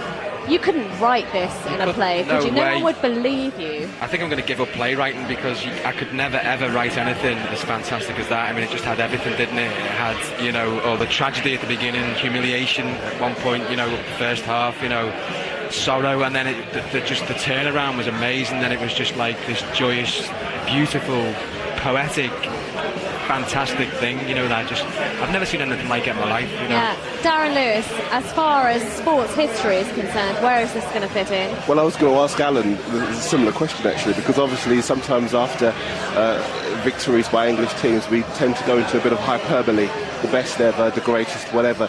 But just on the sheer scale of the task facing Liverpool at half-time, 3-0 down against a side which was all-conquering, and also playing at the peak of their powers as well, to come back and to win. I would say, personally, I think it's the best performance in a final by a Liverpool team. I don't know if Alan agrees with that. Well, just before we come back to you, Alan, to tell us, Vassos Alexander is here with us. And you were rubbing your eyes and sticking your fingers in your ears because you couldn't quite believe what was going on. Still can't. And talking about where it sits in final history, I think tonight is so big, tonight is so good, that I think even to have the conversation demeans it. I think that this is just head and shoulders above anything else that's happened in a European final. I mean, it's a European final. Liverpool were 3-0 down. It looked like men against boys for the first half. 3-0 up. That never happens. I mean, Manchester United did it against Tottenham, but frankly, that's Tottenham. Sorry, Spurs fans. Anita, can Darren hear me? Yes, I think he can, absolutely. Now, Darren, don't shout at me, but I just think there's so many of us that have to eat humble pie tonight, and as somebody who takes the Mirror at home, I do remember a report that you did in the paper. Yes, I think it was after the Southampton game, when it could have been the sub-editor's fault, but the headline was the worst Liverpool team in 40 years. Indeed it was. What are you going to do to that sub? Well, to be fair, I remember the match perfectly, and they'd lost to Southampton. That's right. It was a very, very poor performance. They were without Jabi Alonso, who of course featured tonight, and a lot of the players who did so well tonight were very poor in that match. And as you know, Liverpool finished, 37 points behind Chelsea. That's right, Darren. In the Premiership. They've been hugely inconsistent in the league and not produced anything like the form that they've produced in the Champions League. It's astonishing. I mean, Benitez can't explain that differential, and neither can we, which makes tonight's triumph even more remarkable. And the other thing I was going to say, Alan, and I'm willing to put my hands up again. Last week, I Arsenal against Liverpool, and Jerzy Dudek, he was good in patches, but awful in others. Yet he's the hero tonight. That's football, Darren. Isn't that the beauty of the game that we love? Well, indeed, it is. It is. Alan, just before we leave you, the question we're asking here is, what did Rafa Benitez say at half-time? That's what we want to know. And if you have any idea, because we really, really want to know what turned it around, 85058 is the text number, and it's 606 at bbc.co.uk. What did Rafa Benitez say? That's what we want to know. Thanks very much, Anita. He doesn't say a great deal, Rafa, because his English is not as smooth as he'd wish it to be. He probably said something as daft as have confidence, because he speaks a lot about having confidence. It gives you greater confidence. Well, boy, did they show it. Thanks very much, Anita. No doubt we'll get back to you. Back to the calls now. Jerry in Oxfordshire. Hiya. Hi, Jerry. Well, he obviously made himself understood at half-time, He didn't did. he? Because I don't know what he said, but I'd love to have been a fly on the wall. What a result. It was fantastic. At half-time, I was all for giving up and going, just turning the telly off and walking away. But I'm glad than ever.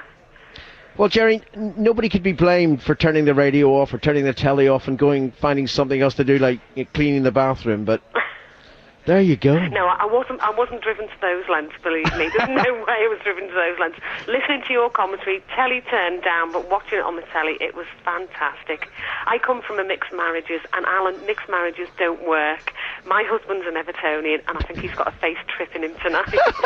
Hey, I don't know, because he's in Australia, so I don't know. But Jerry, listen, think what a great year it's been for Merseyside football, because I have to say, Everton did fantastically well to finish fourth. I am so chuffed for Everton because for years, I say this mixed marriage for 25 years, and virtually every year it's been the last game of the season, and there's been a different combination of who's got to beat who and who's got to draw with who to keep Everton in the Premiership. And I have been so chuffed that they've stayed up, and even that they've finished ahead of us, dare I say. But I mean, tonight was just unbelievable. There's no way UEFA can't let us defend that. Not after tonight's. No, I don't think they have the nerve. They can't say to Liverpool, by the way, we'd like you to play in Monte Carlo in August for the European Super Cup. And by the way, we'd love you to represent the continent of Europe in the new World Club Championship in Tokyo in December. They can't do that without allowing Liverpool the opportunity to lose the cup. If they're going to lose the cup, to lose it on the pitch. And by the way, just to let you know, Ancelotti, the AC Milan coach, has already said in his press conference, very magnanimously, I mean, he must be devastated, but he says he believes Liverpool should be allowed the opportunity to defend the trophy. It'll happen. Darren in Oxfordshire. Hi, Alan. Hi, Darren. I can't believe it. I just can't believe it. I'm still on cloud nine, but I've got to go and explain to my son when he wakes up that Liverpool have won. Because I can't be the only dad in the country that sent his kid to bed at half-time saying, "Go on, son, off you go, it's all over." And off he went, and he went to bed. And What age is he? Oh, he's only 7, but my God. I can't believe it. I tell you what. I mean, I've got Waking him. I've got to tell him tomorrow, Liverpool won, 3-3. Oh, no, don't. Penalties. I mean, what am I supposed to say? No, Darren, don't let him sleep through the night with that nightmare. Waking him. I have to say that the first half was like watching a road accident in slow motion. It was terrible. But for 15, 20 minutes in the second half, they played some sublime football. And if they play like that next season, I can't wait. I just can't wait. Well, Darren, thank you very much indeed for your call. We've got so many callers lined up, but we're going to move on to them quickly. But first, Izzy. The night a new phrase was invented. Come on, lads, we're only 3 down, thanks to Tim in Exeter. Dave sent in a text from his mate who's celebrating in the stadium, and the text read, "The missus thinks I'm working, so does the gaffer, but I'm in Istanbul with Stevie and Rafa." I like that. I believe I've just witnessed not only the greatest comeback in European history, but the best win in European history. As a Middlesbrough fan, I am proud to be English. Liverpool done us all proud. You're a fantastic club. Congratulations. Norm from Billingham sent that. Now, there have been loads and loads of wishes of good luck and now congratulations from all across the world, not just all across Britain. Keith Doyle is an expat in the Bahamas where it's 85 degrees and sunny. Everyone on the beach is wondering why there are screams from the bar. I'm crying my eyes out. The trophy is back where it belongs. Thank you, simply. Thank you to Rafa and the lads. 7 a.m. in Japan, people celebrating there. 3 a.m. in Moscow, people celebrating there.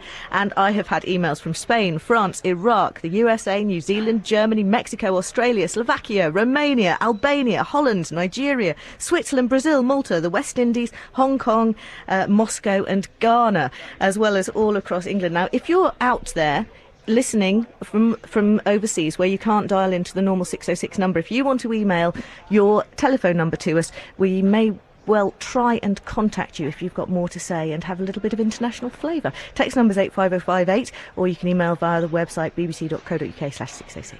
Thanks, Izzy. Let's say hello to Stuart in Kent. Hi, Alan.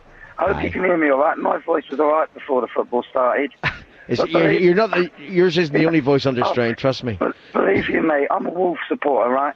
And I was shouting and hollering at the telly. My clothes were covered in sweat. I had to take them all off. Unbelievable. And I want to say that I think Benitez has got to be manager of the season. If only for that half. They've already given the trophy out. Moyes got manager of the season. Absolutely brilliant. Can you hear me all right? Absolutely brilliant what he done, and I think he's got to be manager of the season. And I think we all got behind Liverpool because their supporters are some of the most honest and genuine in football, and I'm really, really happy for them. And I think they'll do that European trophy proud. You have good luck next season with promotion under Hoddle. Oh, I think it's a certainty. And can I say one more thing quick before I go? Very quick. I had the pleasure of meeting Graham Taylor when he was manager of Wolves, and he's a top man. He is too. Really it was great that Graham was alongside us tonight. Thanks very much for your wishes to Graham, which I'll pass on. James in London. Hi, Alan. Hello there. You think you've been through a roller coaster. You've got to see it from my perspective. I've been a Milan supporter for 23 years. Oh, dear, I'm sorry. Since I graduated from Loughborough University, a great sporting place in Britain, and went out for 2 years' work in Milan. We were in the second division then, Serie B. It was long before Berlusconi even breathed on us. And now it's come to this. Well, all I can say is my second point is very, very quick. Liverpool really deserved what happened tonight. It was fantastic to watch. I'm not a neutral. I have to concede brilliance and the best game of football I've ever seen. The second thing is, and I was talking to a Man United supporter, Peter, during the match and through it and afterwards, is that when the old guard give way to the new, it has to happen, and this is what has to happen to Milan. That team has literally been together since 1984, from Baresi through the three great Dutchmen, Gullit, Rijkaard and Van Basten, Paolo Maldini and Billy Costa-Curta, through to what we saw today. It has to give way to the new now. That's the only way that football, as a code that we all love and cherish, can move forward. The same is true for Man United after Saturday. I completely applaud Liverpool's performance today. It was unbelievable. The country should applaud and be proud. As a Scot, Italio-Scot, if you like, I cannot do anything but had in magnanimity the brilliance of what we saw tonight. And Steven Gerrard, he's the best player in the world. Thanks, James. Joe in Manchester. Alan, I don't know what to say. We were sitting in a pub in Manchester tonight. We were, most of us Man U fans, and we were just over the moon. I don't know if all the Man U fellow supporters in the country would agree, but my voice is sore. I was jumping up and down. We're so happy for Liverpool. We may be the rivals. We'll see you next season. We'll be against you again. But tonight, I was a Scouser for the night. Joe, it's a win for English football. It's a win for English football, exactly. We were all dancing, singing, "You'll never walk alone." All us Man U fans. You were singing, as a Manchester United fan, "You'll never walk alone." Believe it or not, what I knew of it, what the words I knew of it, I was singing that. It's scary to believe, but yes. One thing I wanted to ask you, Alan.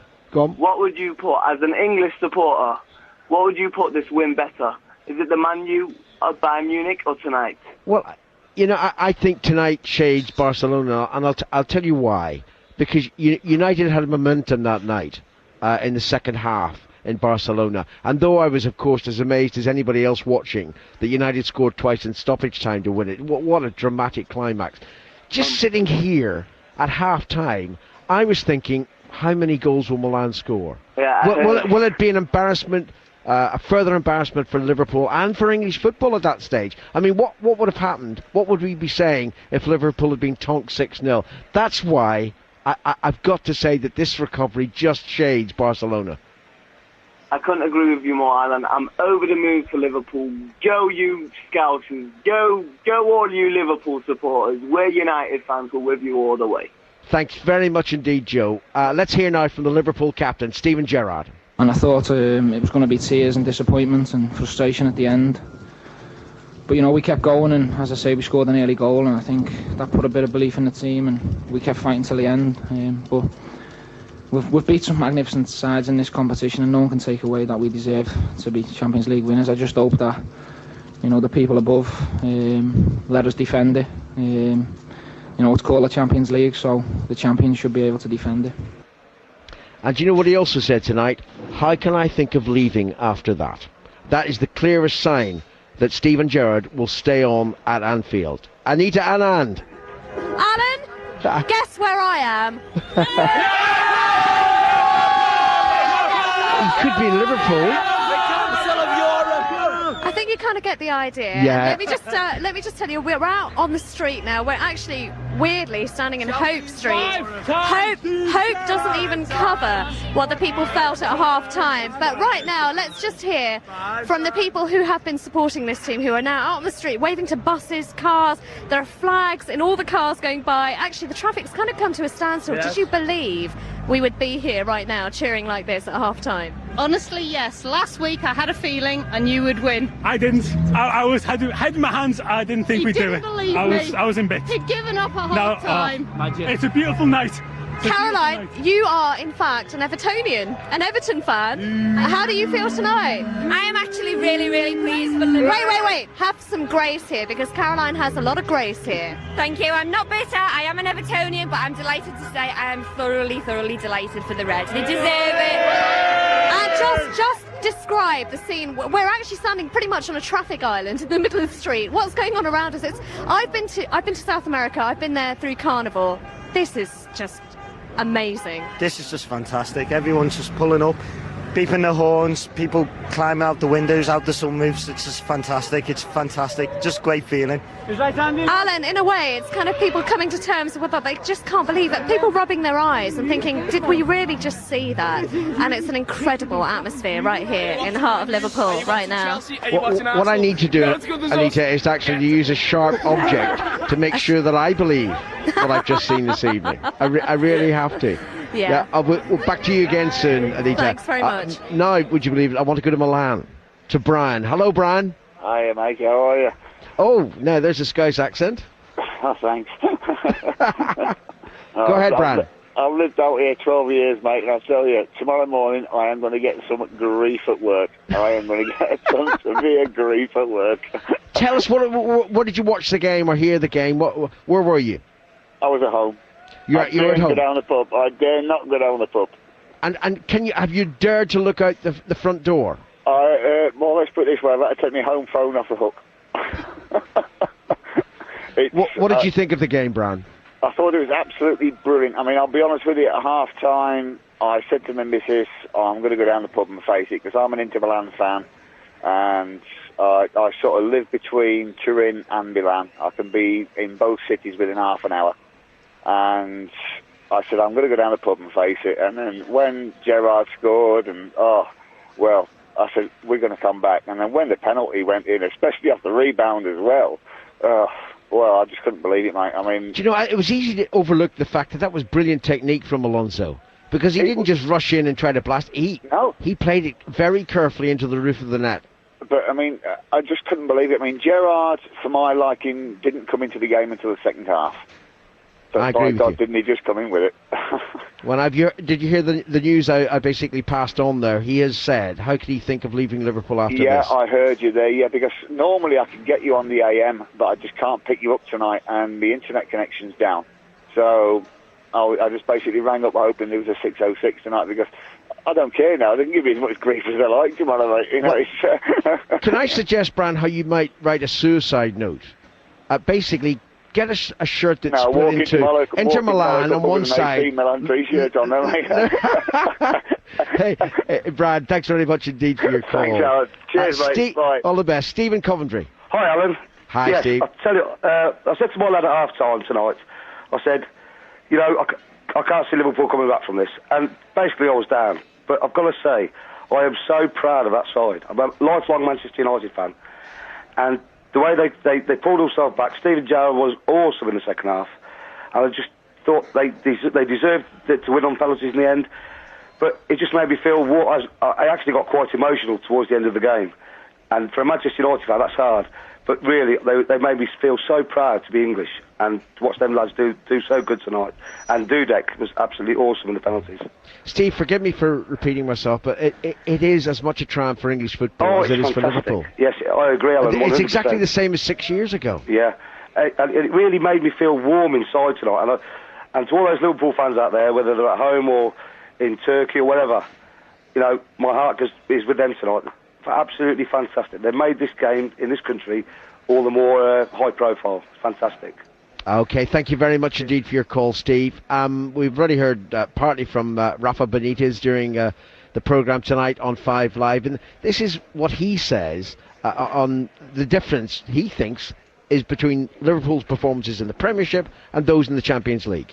Because it's a different competition. When you play for 9 months and you play knockouts, and it's different, and we have done a good job during the Champions League games, and we control the tempo of the games. If you score, if you don't score, then we control these things. In the Premier, we play always with another tempo, really high tempo, and it's more physical, it's different. I told you, he doesn't get worked up, does he? You know, it's the same sort of levelled response to every single question. Heaven only knows what he'll talk like when he learns English properly. Right, Darren in Leeds. Hi, Alan, I can't believe it. I just cannot, I'm lost for words. I mean... Well, the whole of English football actually can't believe it. Didi Hamann, what a guy. He was fantastic for Liverpool tonight. And when Steven Gerrard went to right back at one point, poor Serginho, I felt sorry for him. Well, you know, you mentioned Hamann, you mentioned Gerrard. There was obviously a possibility that Gerrard would leave Liverpool. It seems he won't now after this. Hamann, it appears, is almost signed for Bolton, and there'll be others who'll be moving away. And is that maybe the best ever response from being 3-0 down? That no team has ever come back from 3-0 down in the European Cup final to win the European Cup, however it's won, on goals or penalties. I just cannot believe it. I'm lost for words, really. Well, Darren, I think we all are tonight, but I'll tell you what, it's a smashing 606. And we must be in Europe next season. I mean, not to the detriment of Everton, but surely... No, definitely not. No, there's no way that Everton would be pulled out of the Champions League, but I think that the UEFA will accept, however much they're embarrassed by the situation, given the drama of this triumph, the way it will reverberate not just in England, throughout Europe, but across the world.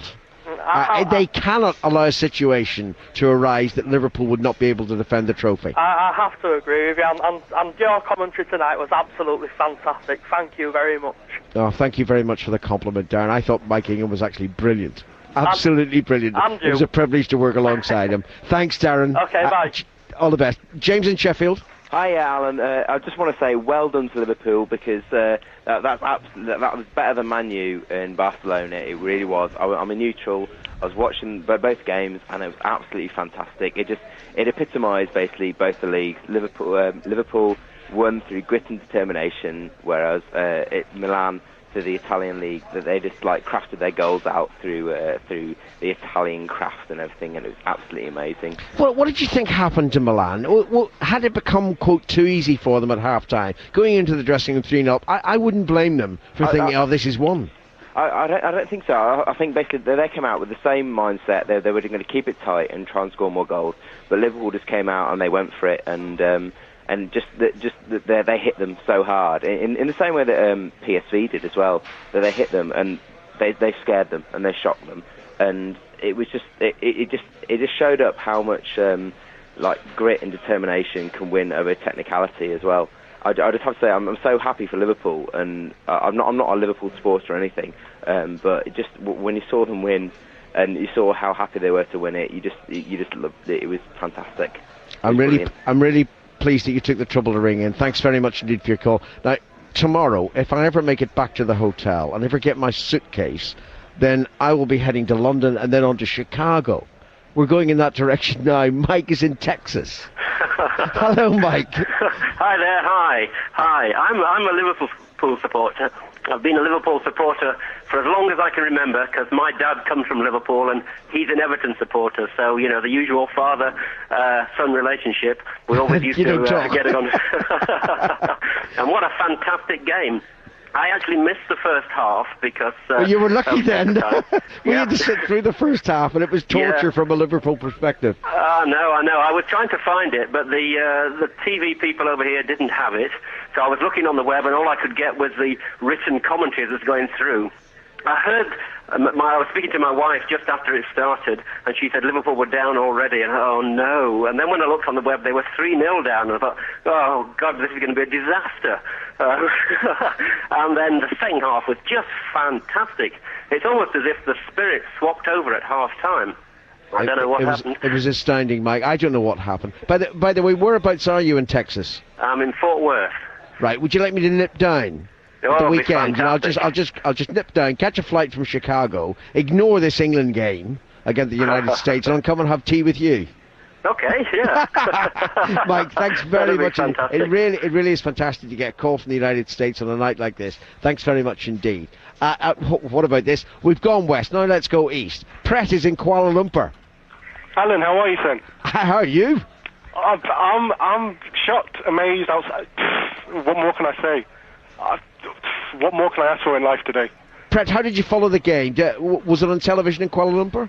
Yeah, I basically flew in from Sydney early on today, and checked in the hotel. Made sure the TV was on. Went downstairs at the bottom of the hotel. There it was on a big screen, and 3-0 down. I was about to go to bed, to be honest with you, like most other people. And, Are you heading further west? Are you heading back to England, or do you I'm live in heading Kuala back to Lumpur? the UK next. I'm actually going to Borneo at the weekend. You've a dull life, haven't you? Oh, well, yeah. I mean, I only flew out from London on Saturday. Oh, well, I that's landed in Sydney remarkable. on Monday and KL today, Borneo on. And I know Sunday. there are a great many Liverpool fans in the Far East, you know particularly in Kuala Lumpur. I mean, have you been able to? Have you been able to Fantastic. experience the response there? You know what? I've got to give credit just to the people at the hotel. They basically kept the bars open till 5:30, 6:00, whatever time we finished. I don't think the managers knew, but the people who worked behind the bar, they let us go behind the bar, pour our own drinks. I met some great guys from Australia. There were some Germans there, but they kind of left after full time because they were giving it stick for the first 45 minutes. But then after that, they suddenly went quiet somehow. They suddenly just went a bit quiet after 3-3. So what time is it with you, Pret, in Kuala Lumpur at the moment? It's 6:45. The sun's about to rise, and I've got the Twin Towers in my windows. Well, have a lovely stay in that wonderful city, and a safe journey home. And thanks very much indeed for being in contact with us here on 606. It's been ages since I actually announced what the telephone number is to call, but it's as if it doesn't matter tonight. You're not using telephone lines, you're just getting through the ether. 0500 909 693 Izzy. And keeping up that international theme, I'm struggling to keep on top of these emails coming in from South Korea, Canada, Norway, lots from Poland, sporting Jerzy Dudek, from Nepal, from Malaysia, and loads more from Canada, the USA, all over Europe. It's absolutely incredible tonight. Just a taste from Poland. Michael says, just can't believe it. Switched off the box before the break, switched it back on after the break, and someone has said proud to be English. We are proud to be Polish too. Mike Allen says, I thought the Baggies had the ownership of Boing Boing and The Great Escape, but Liverpool have eclipsed everything. Well done, a lifelong Baggies fan. On the subject of maybe what Rafa might have said at half-time, Neil says he just said, walk on. Alex the Hammer in London says at half-time Rafa said, OK lads, we've got them just where we want them. Ken says some of the players may not be British, some of the managers may not be British, but a British club tonight did something Churchillian. Matt in his car in Cheltenham, Matt, I hope you don't regret sending this in, has just split up with his wife, but he says, we won the cup, I'm sleeping in the car, yet I'm so happy. Come on, you mighty Reds. The text number is 85058. Thank you very much. And Anita Anand is in that Liverpool party. Yes, absolutely. You might be wondering, what is it like to be an Italian? Actually, be a Milanese in Liverpool right now. Not what you'd expect, actually, because I'm joined right now by Nunzia Bertali, who's the Italian consul for Merseyside. You spent most of your formative years in Milan, but then 23 years working here in Merseyside. Is it fair to say you were quite happy tonight? I'm delighted, it's unbelievable. Liverpool deserve to win, and they've done it. And I expected them to do it.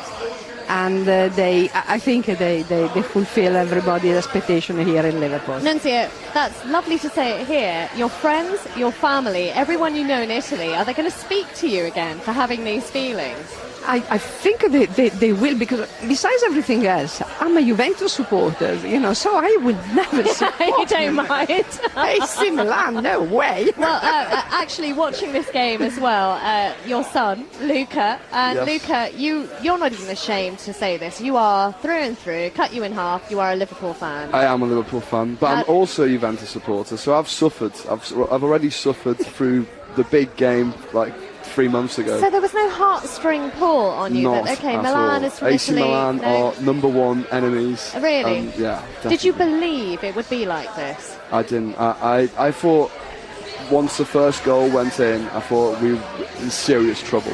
Yeah. And they managed to fight back, and it's an extraordinary night. One of the interesting things I've just learnt about you is that you're also an interpreter for the Italian football team. I did do some interpreting. Yeah, right. That's right. That so was just tell me the shockwaves. 96. Tell me the shockwaves this is going to send through Italian football. It's going to be phenomenal what's going to happen in Italy. I don't think definitely not Milan. We're expecting this to happen. Right. It's for the rest of Italy, Juventus supporters, Inter Milan supporters, they will be very happy. I mean, the hatred there is quite strong. Right, Vassos Alexander is here with us. An Italian side. You pride yourself, well, I say you, I mean you're a Liverpool fan, but you know what I mean. You pride themselves on defence. Yeah. 3-0 up at half-time, it's all over. That's right. You said that Juventus fans will be happy because you can laugh at AC Milan, but actually, won't Juventus fans be thinking, hang on a minute, this isn't meant to happen to an Italian side? Oh, totally.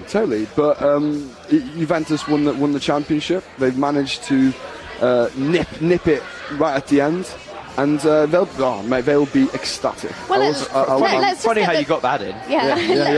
Let's just get the diplomatic voice here. Yes. Nunzia, your homeland right now. What's going to be going on there in Italy?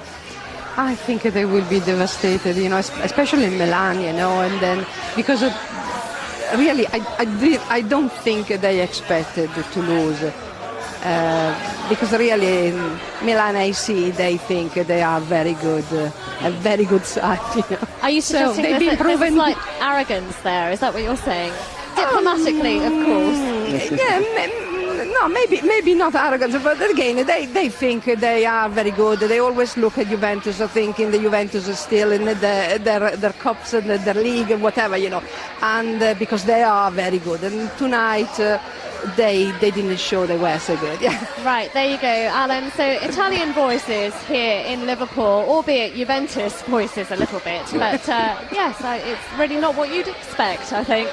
Thanks, Anita. We're obviously sort of shoving the schedule aside on 5 Live tonight because of this remarkably dramatic evening. 606 was meant to start at 10 o'clock. I don't know what time I got on air, but I'm running through until midnight, and then Anita will take over comprehensively. But it has been a fantastic night of drama and history, and here's why. Have your say on the day's top stories. 0500 909 693 850 58 bbc.co.uk/606. In goes the free kick and the shot comes in and it's there!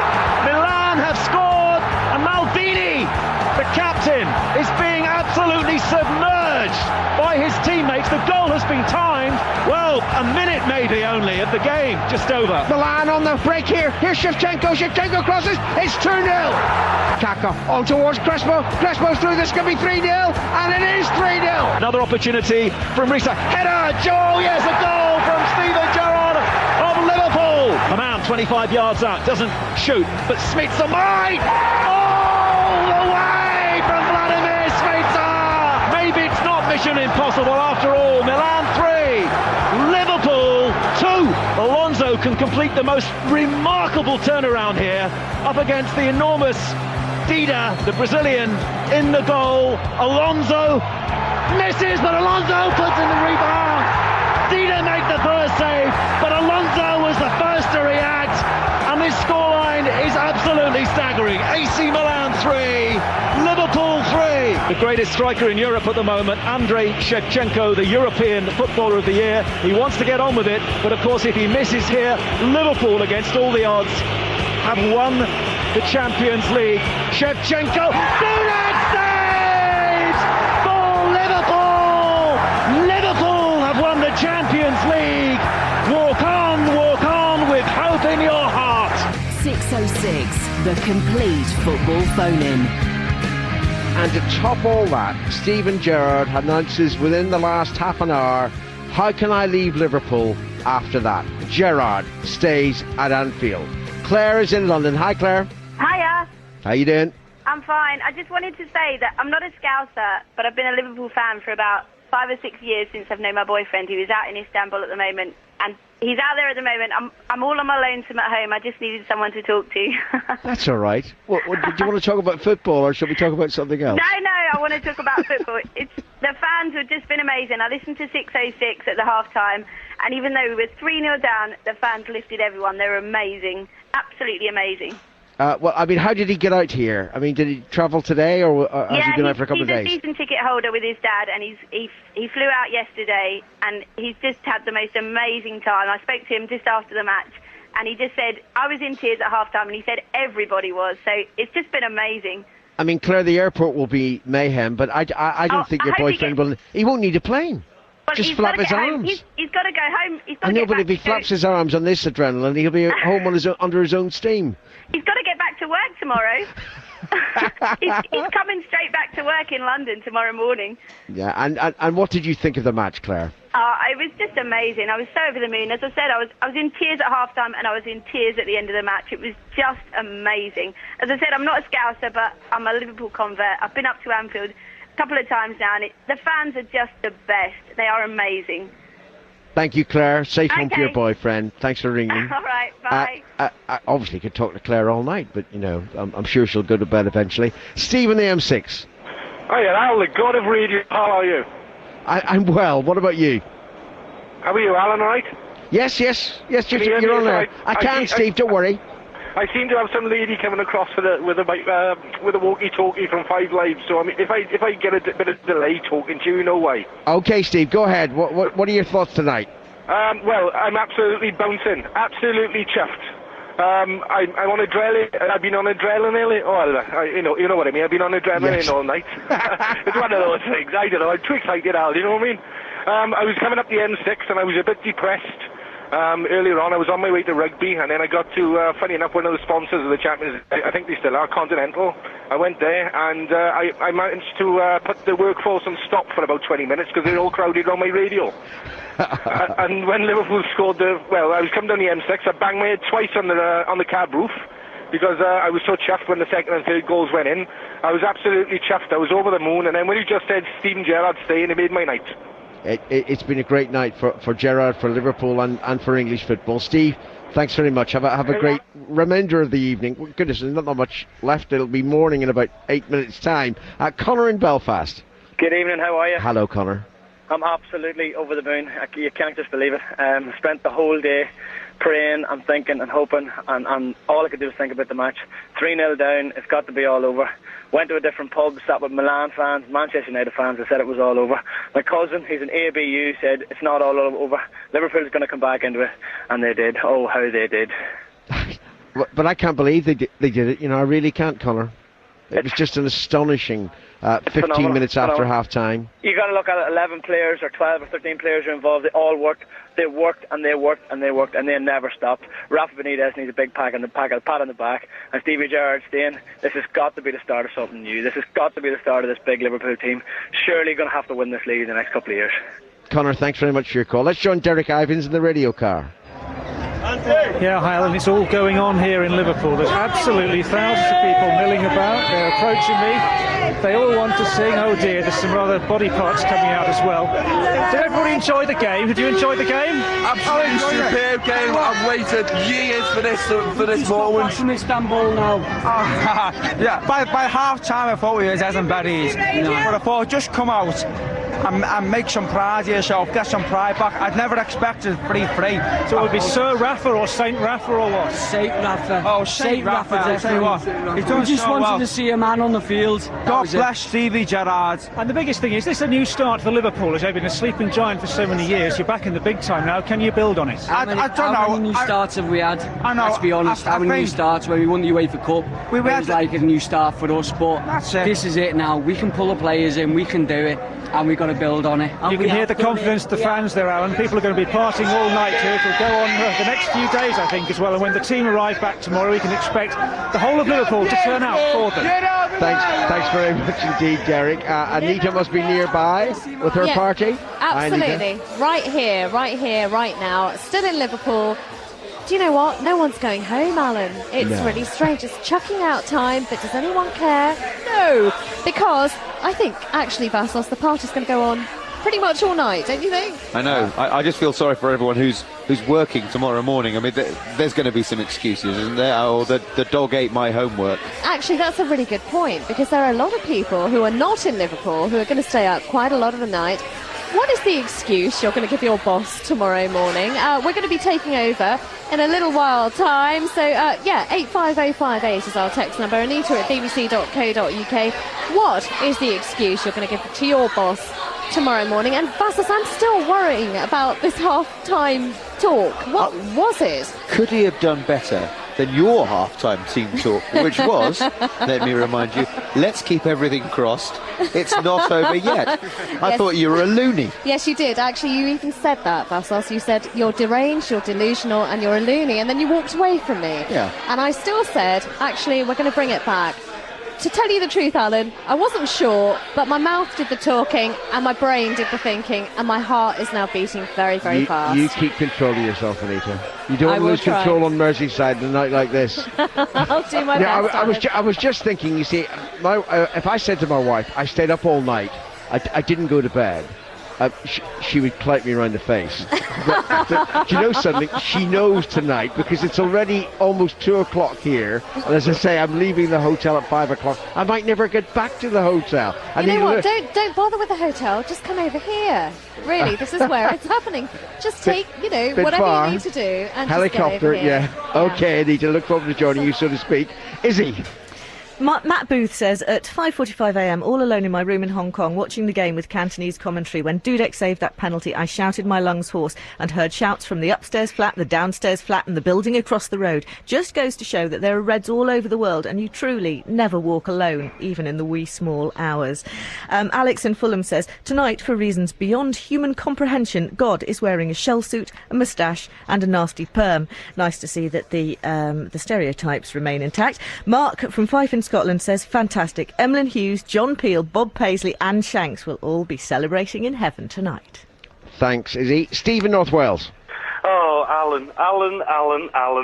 What a night, I don't know how long it's going to take you to get back from Istanbul, mate, but it's going to take me the rest of my life getting back from Saturn, because I'm in the stars tonight, pal. I'm in the stars. What a night. I could not believe it. The girlfriend's gone to bed now. I've had to wait till 10:30 for it to go to bed, saying, it's been a good night, and I've gone outside, taken the dog out for a wee, and I'm crying, Alan. I cannot stop crying, and I'm not a Liverpool fan. I'm just an English, I'm a Colchester United supporter. My mum and dad are from Manchester. I've been bred to hate Scousers, Alan.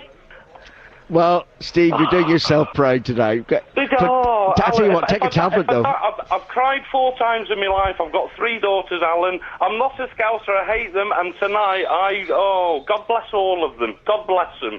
And Steve, God bless you, Alan. That commentary tonight was unreal. With Steve, my heart's pounding. So was mine, and so was Mike's, I can assure you. Steve, thanks very much for your call. Jan in Liverpool. Hiya. Alan, I had to ring in because there's been no actual Liverpudlians ringing in. I know, well, they're on the bar or whatever, I don't blame them. What is so good is that people from all over the country, all over the world are ringing in and saying, how good Liverpool are doing and how well they've done. My sister's on holiday in Italy and left the bar half-time and wrote them off. And we were still here. And what a result. We came back, we won, we've got them all. Jan, we're on the way. Thank you very much indeed. Thanks for being the last caller on 606 this very late Wednesday night. Izzy's got a final email.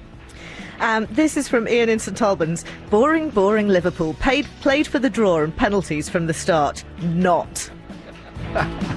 Our next and last 606 of the season will be on Bank Holiday Monday. Mark Chapman takes your calls on a whole weekend of action from the playoff finals. Make sure you join him on the phones. That's between 6 and 8 o'clock on Bank Holiday Monday.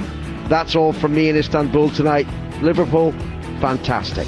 Next on 5 Live, more from Anita Anand's Liverpool Party. Good night.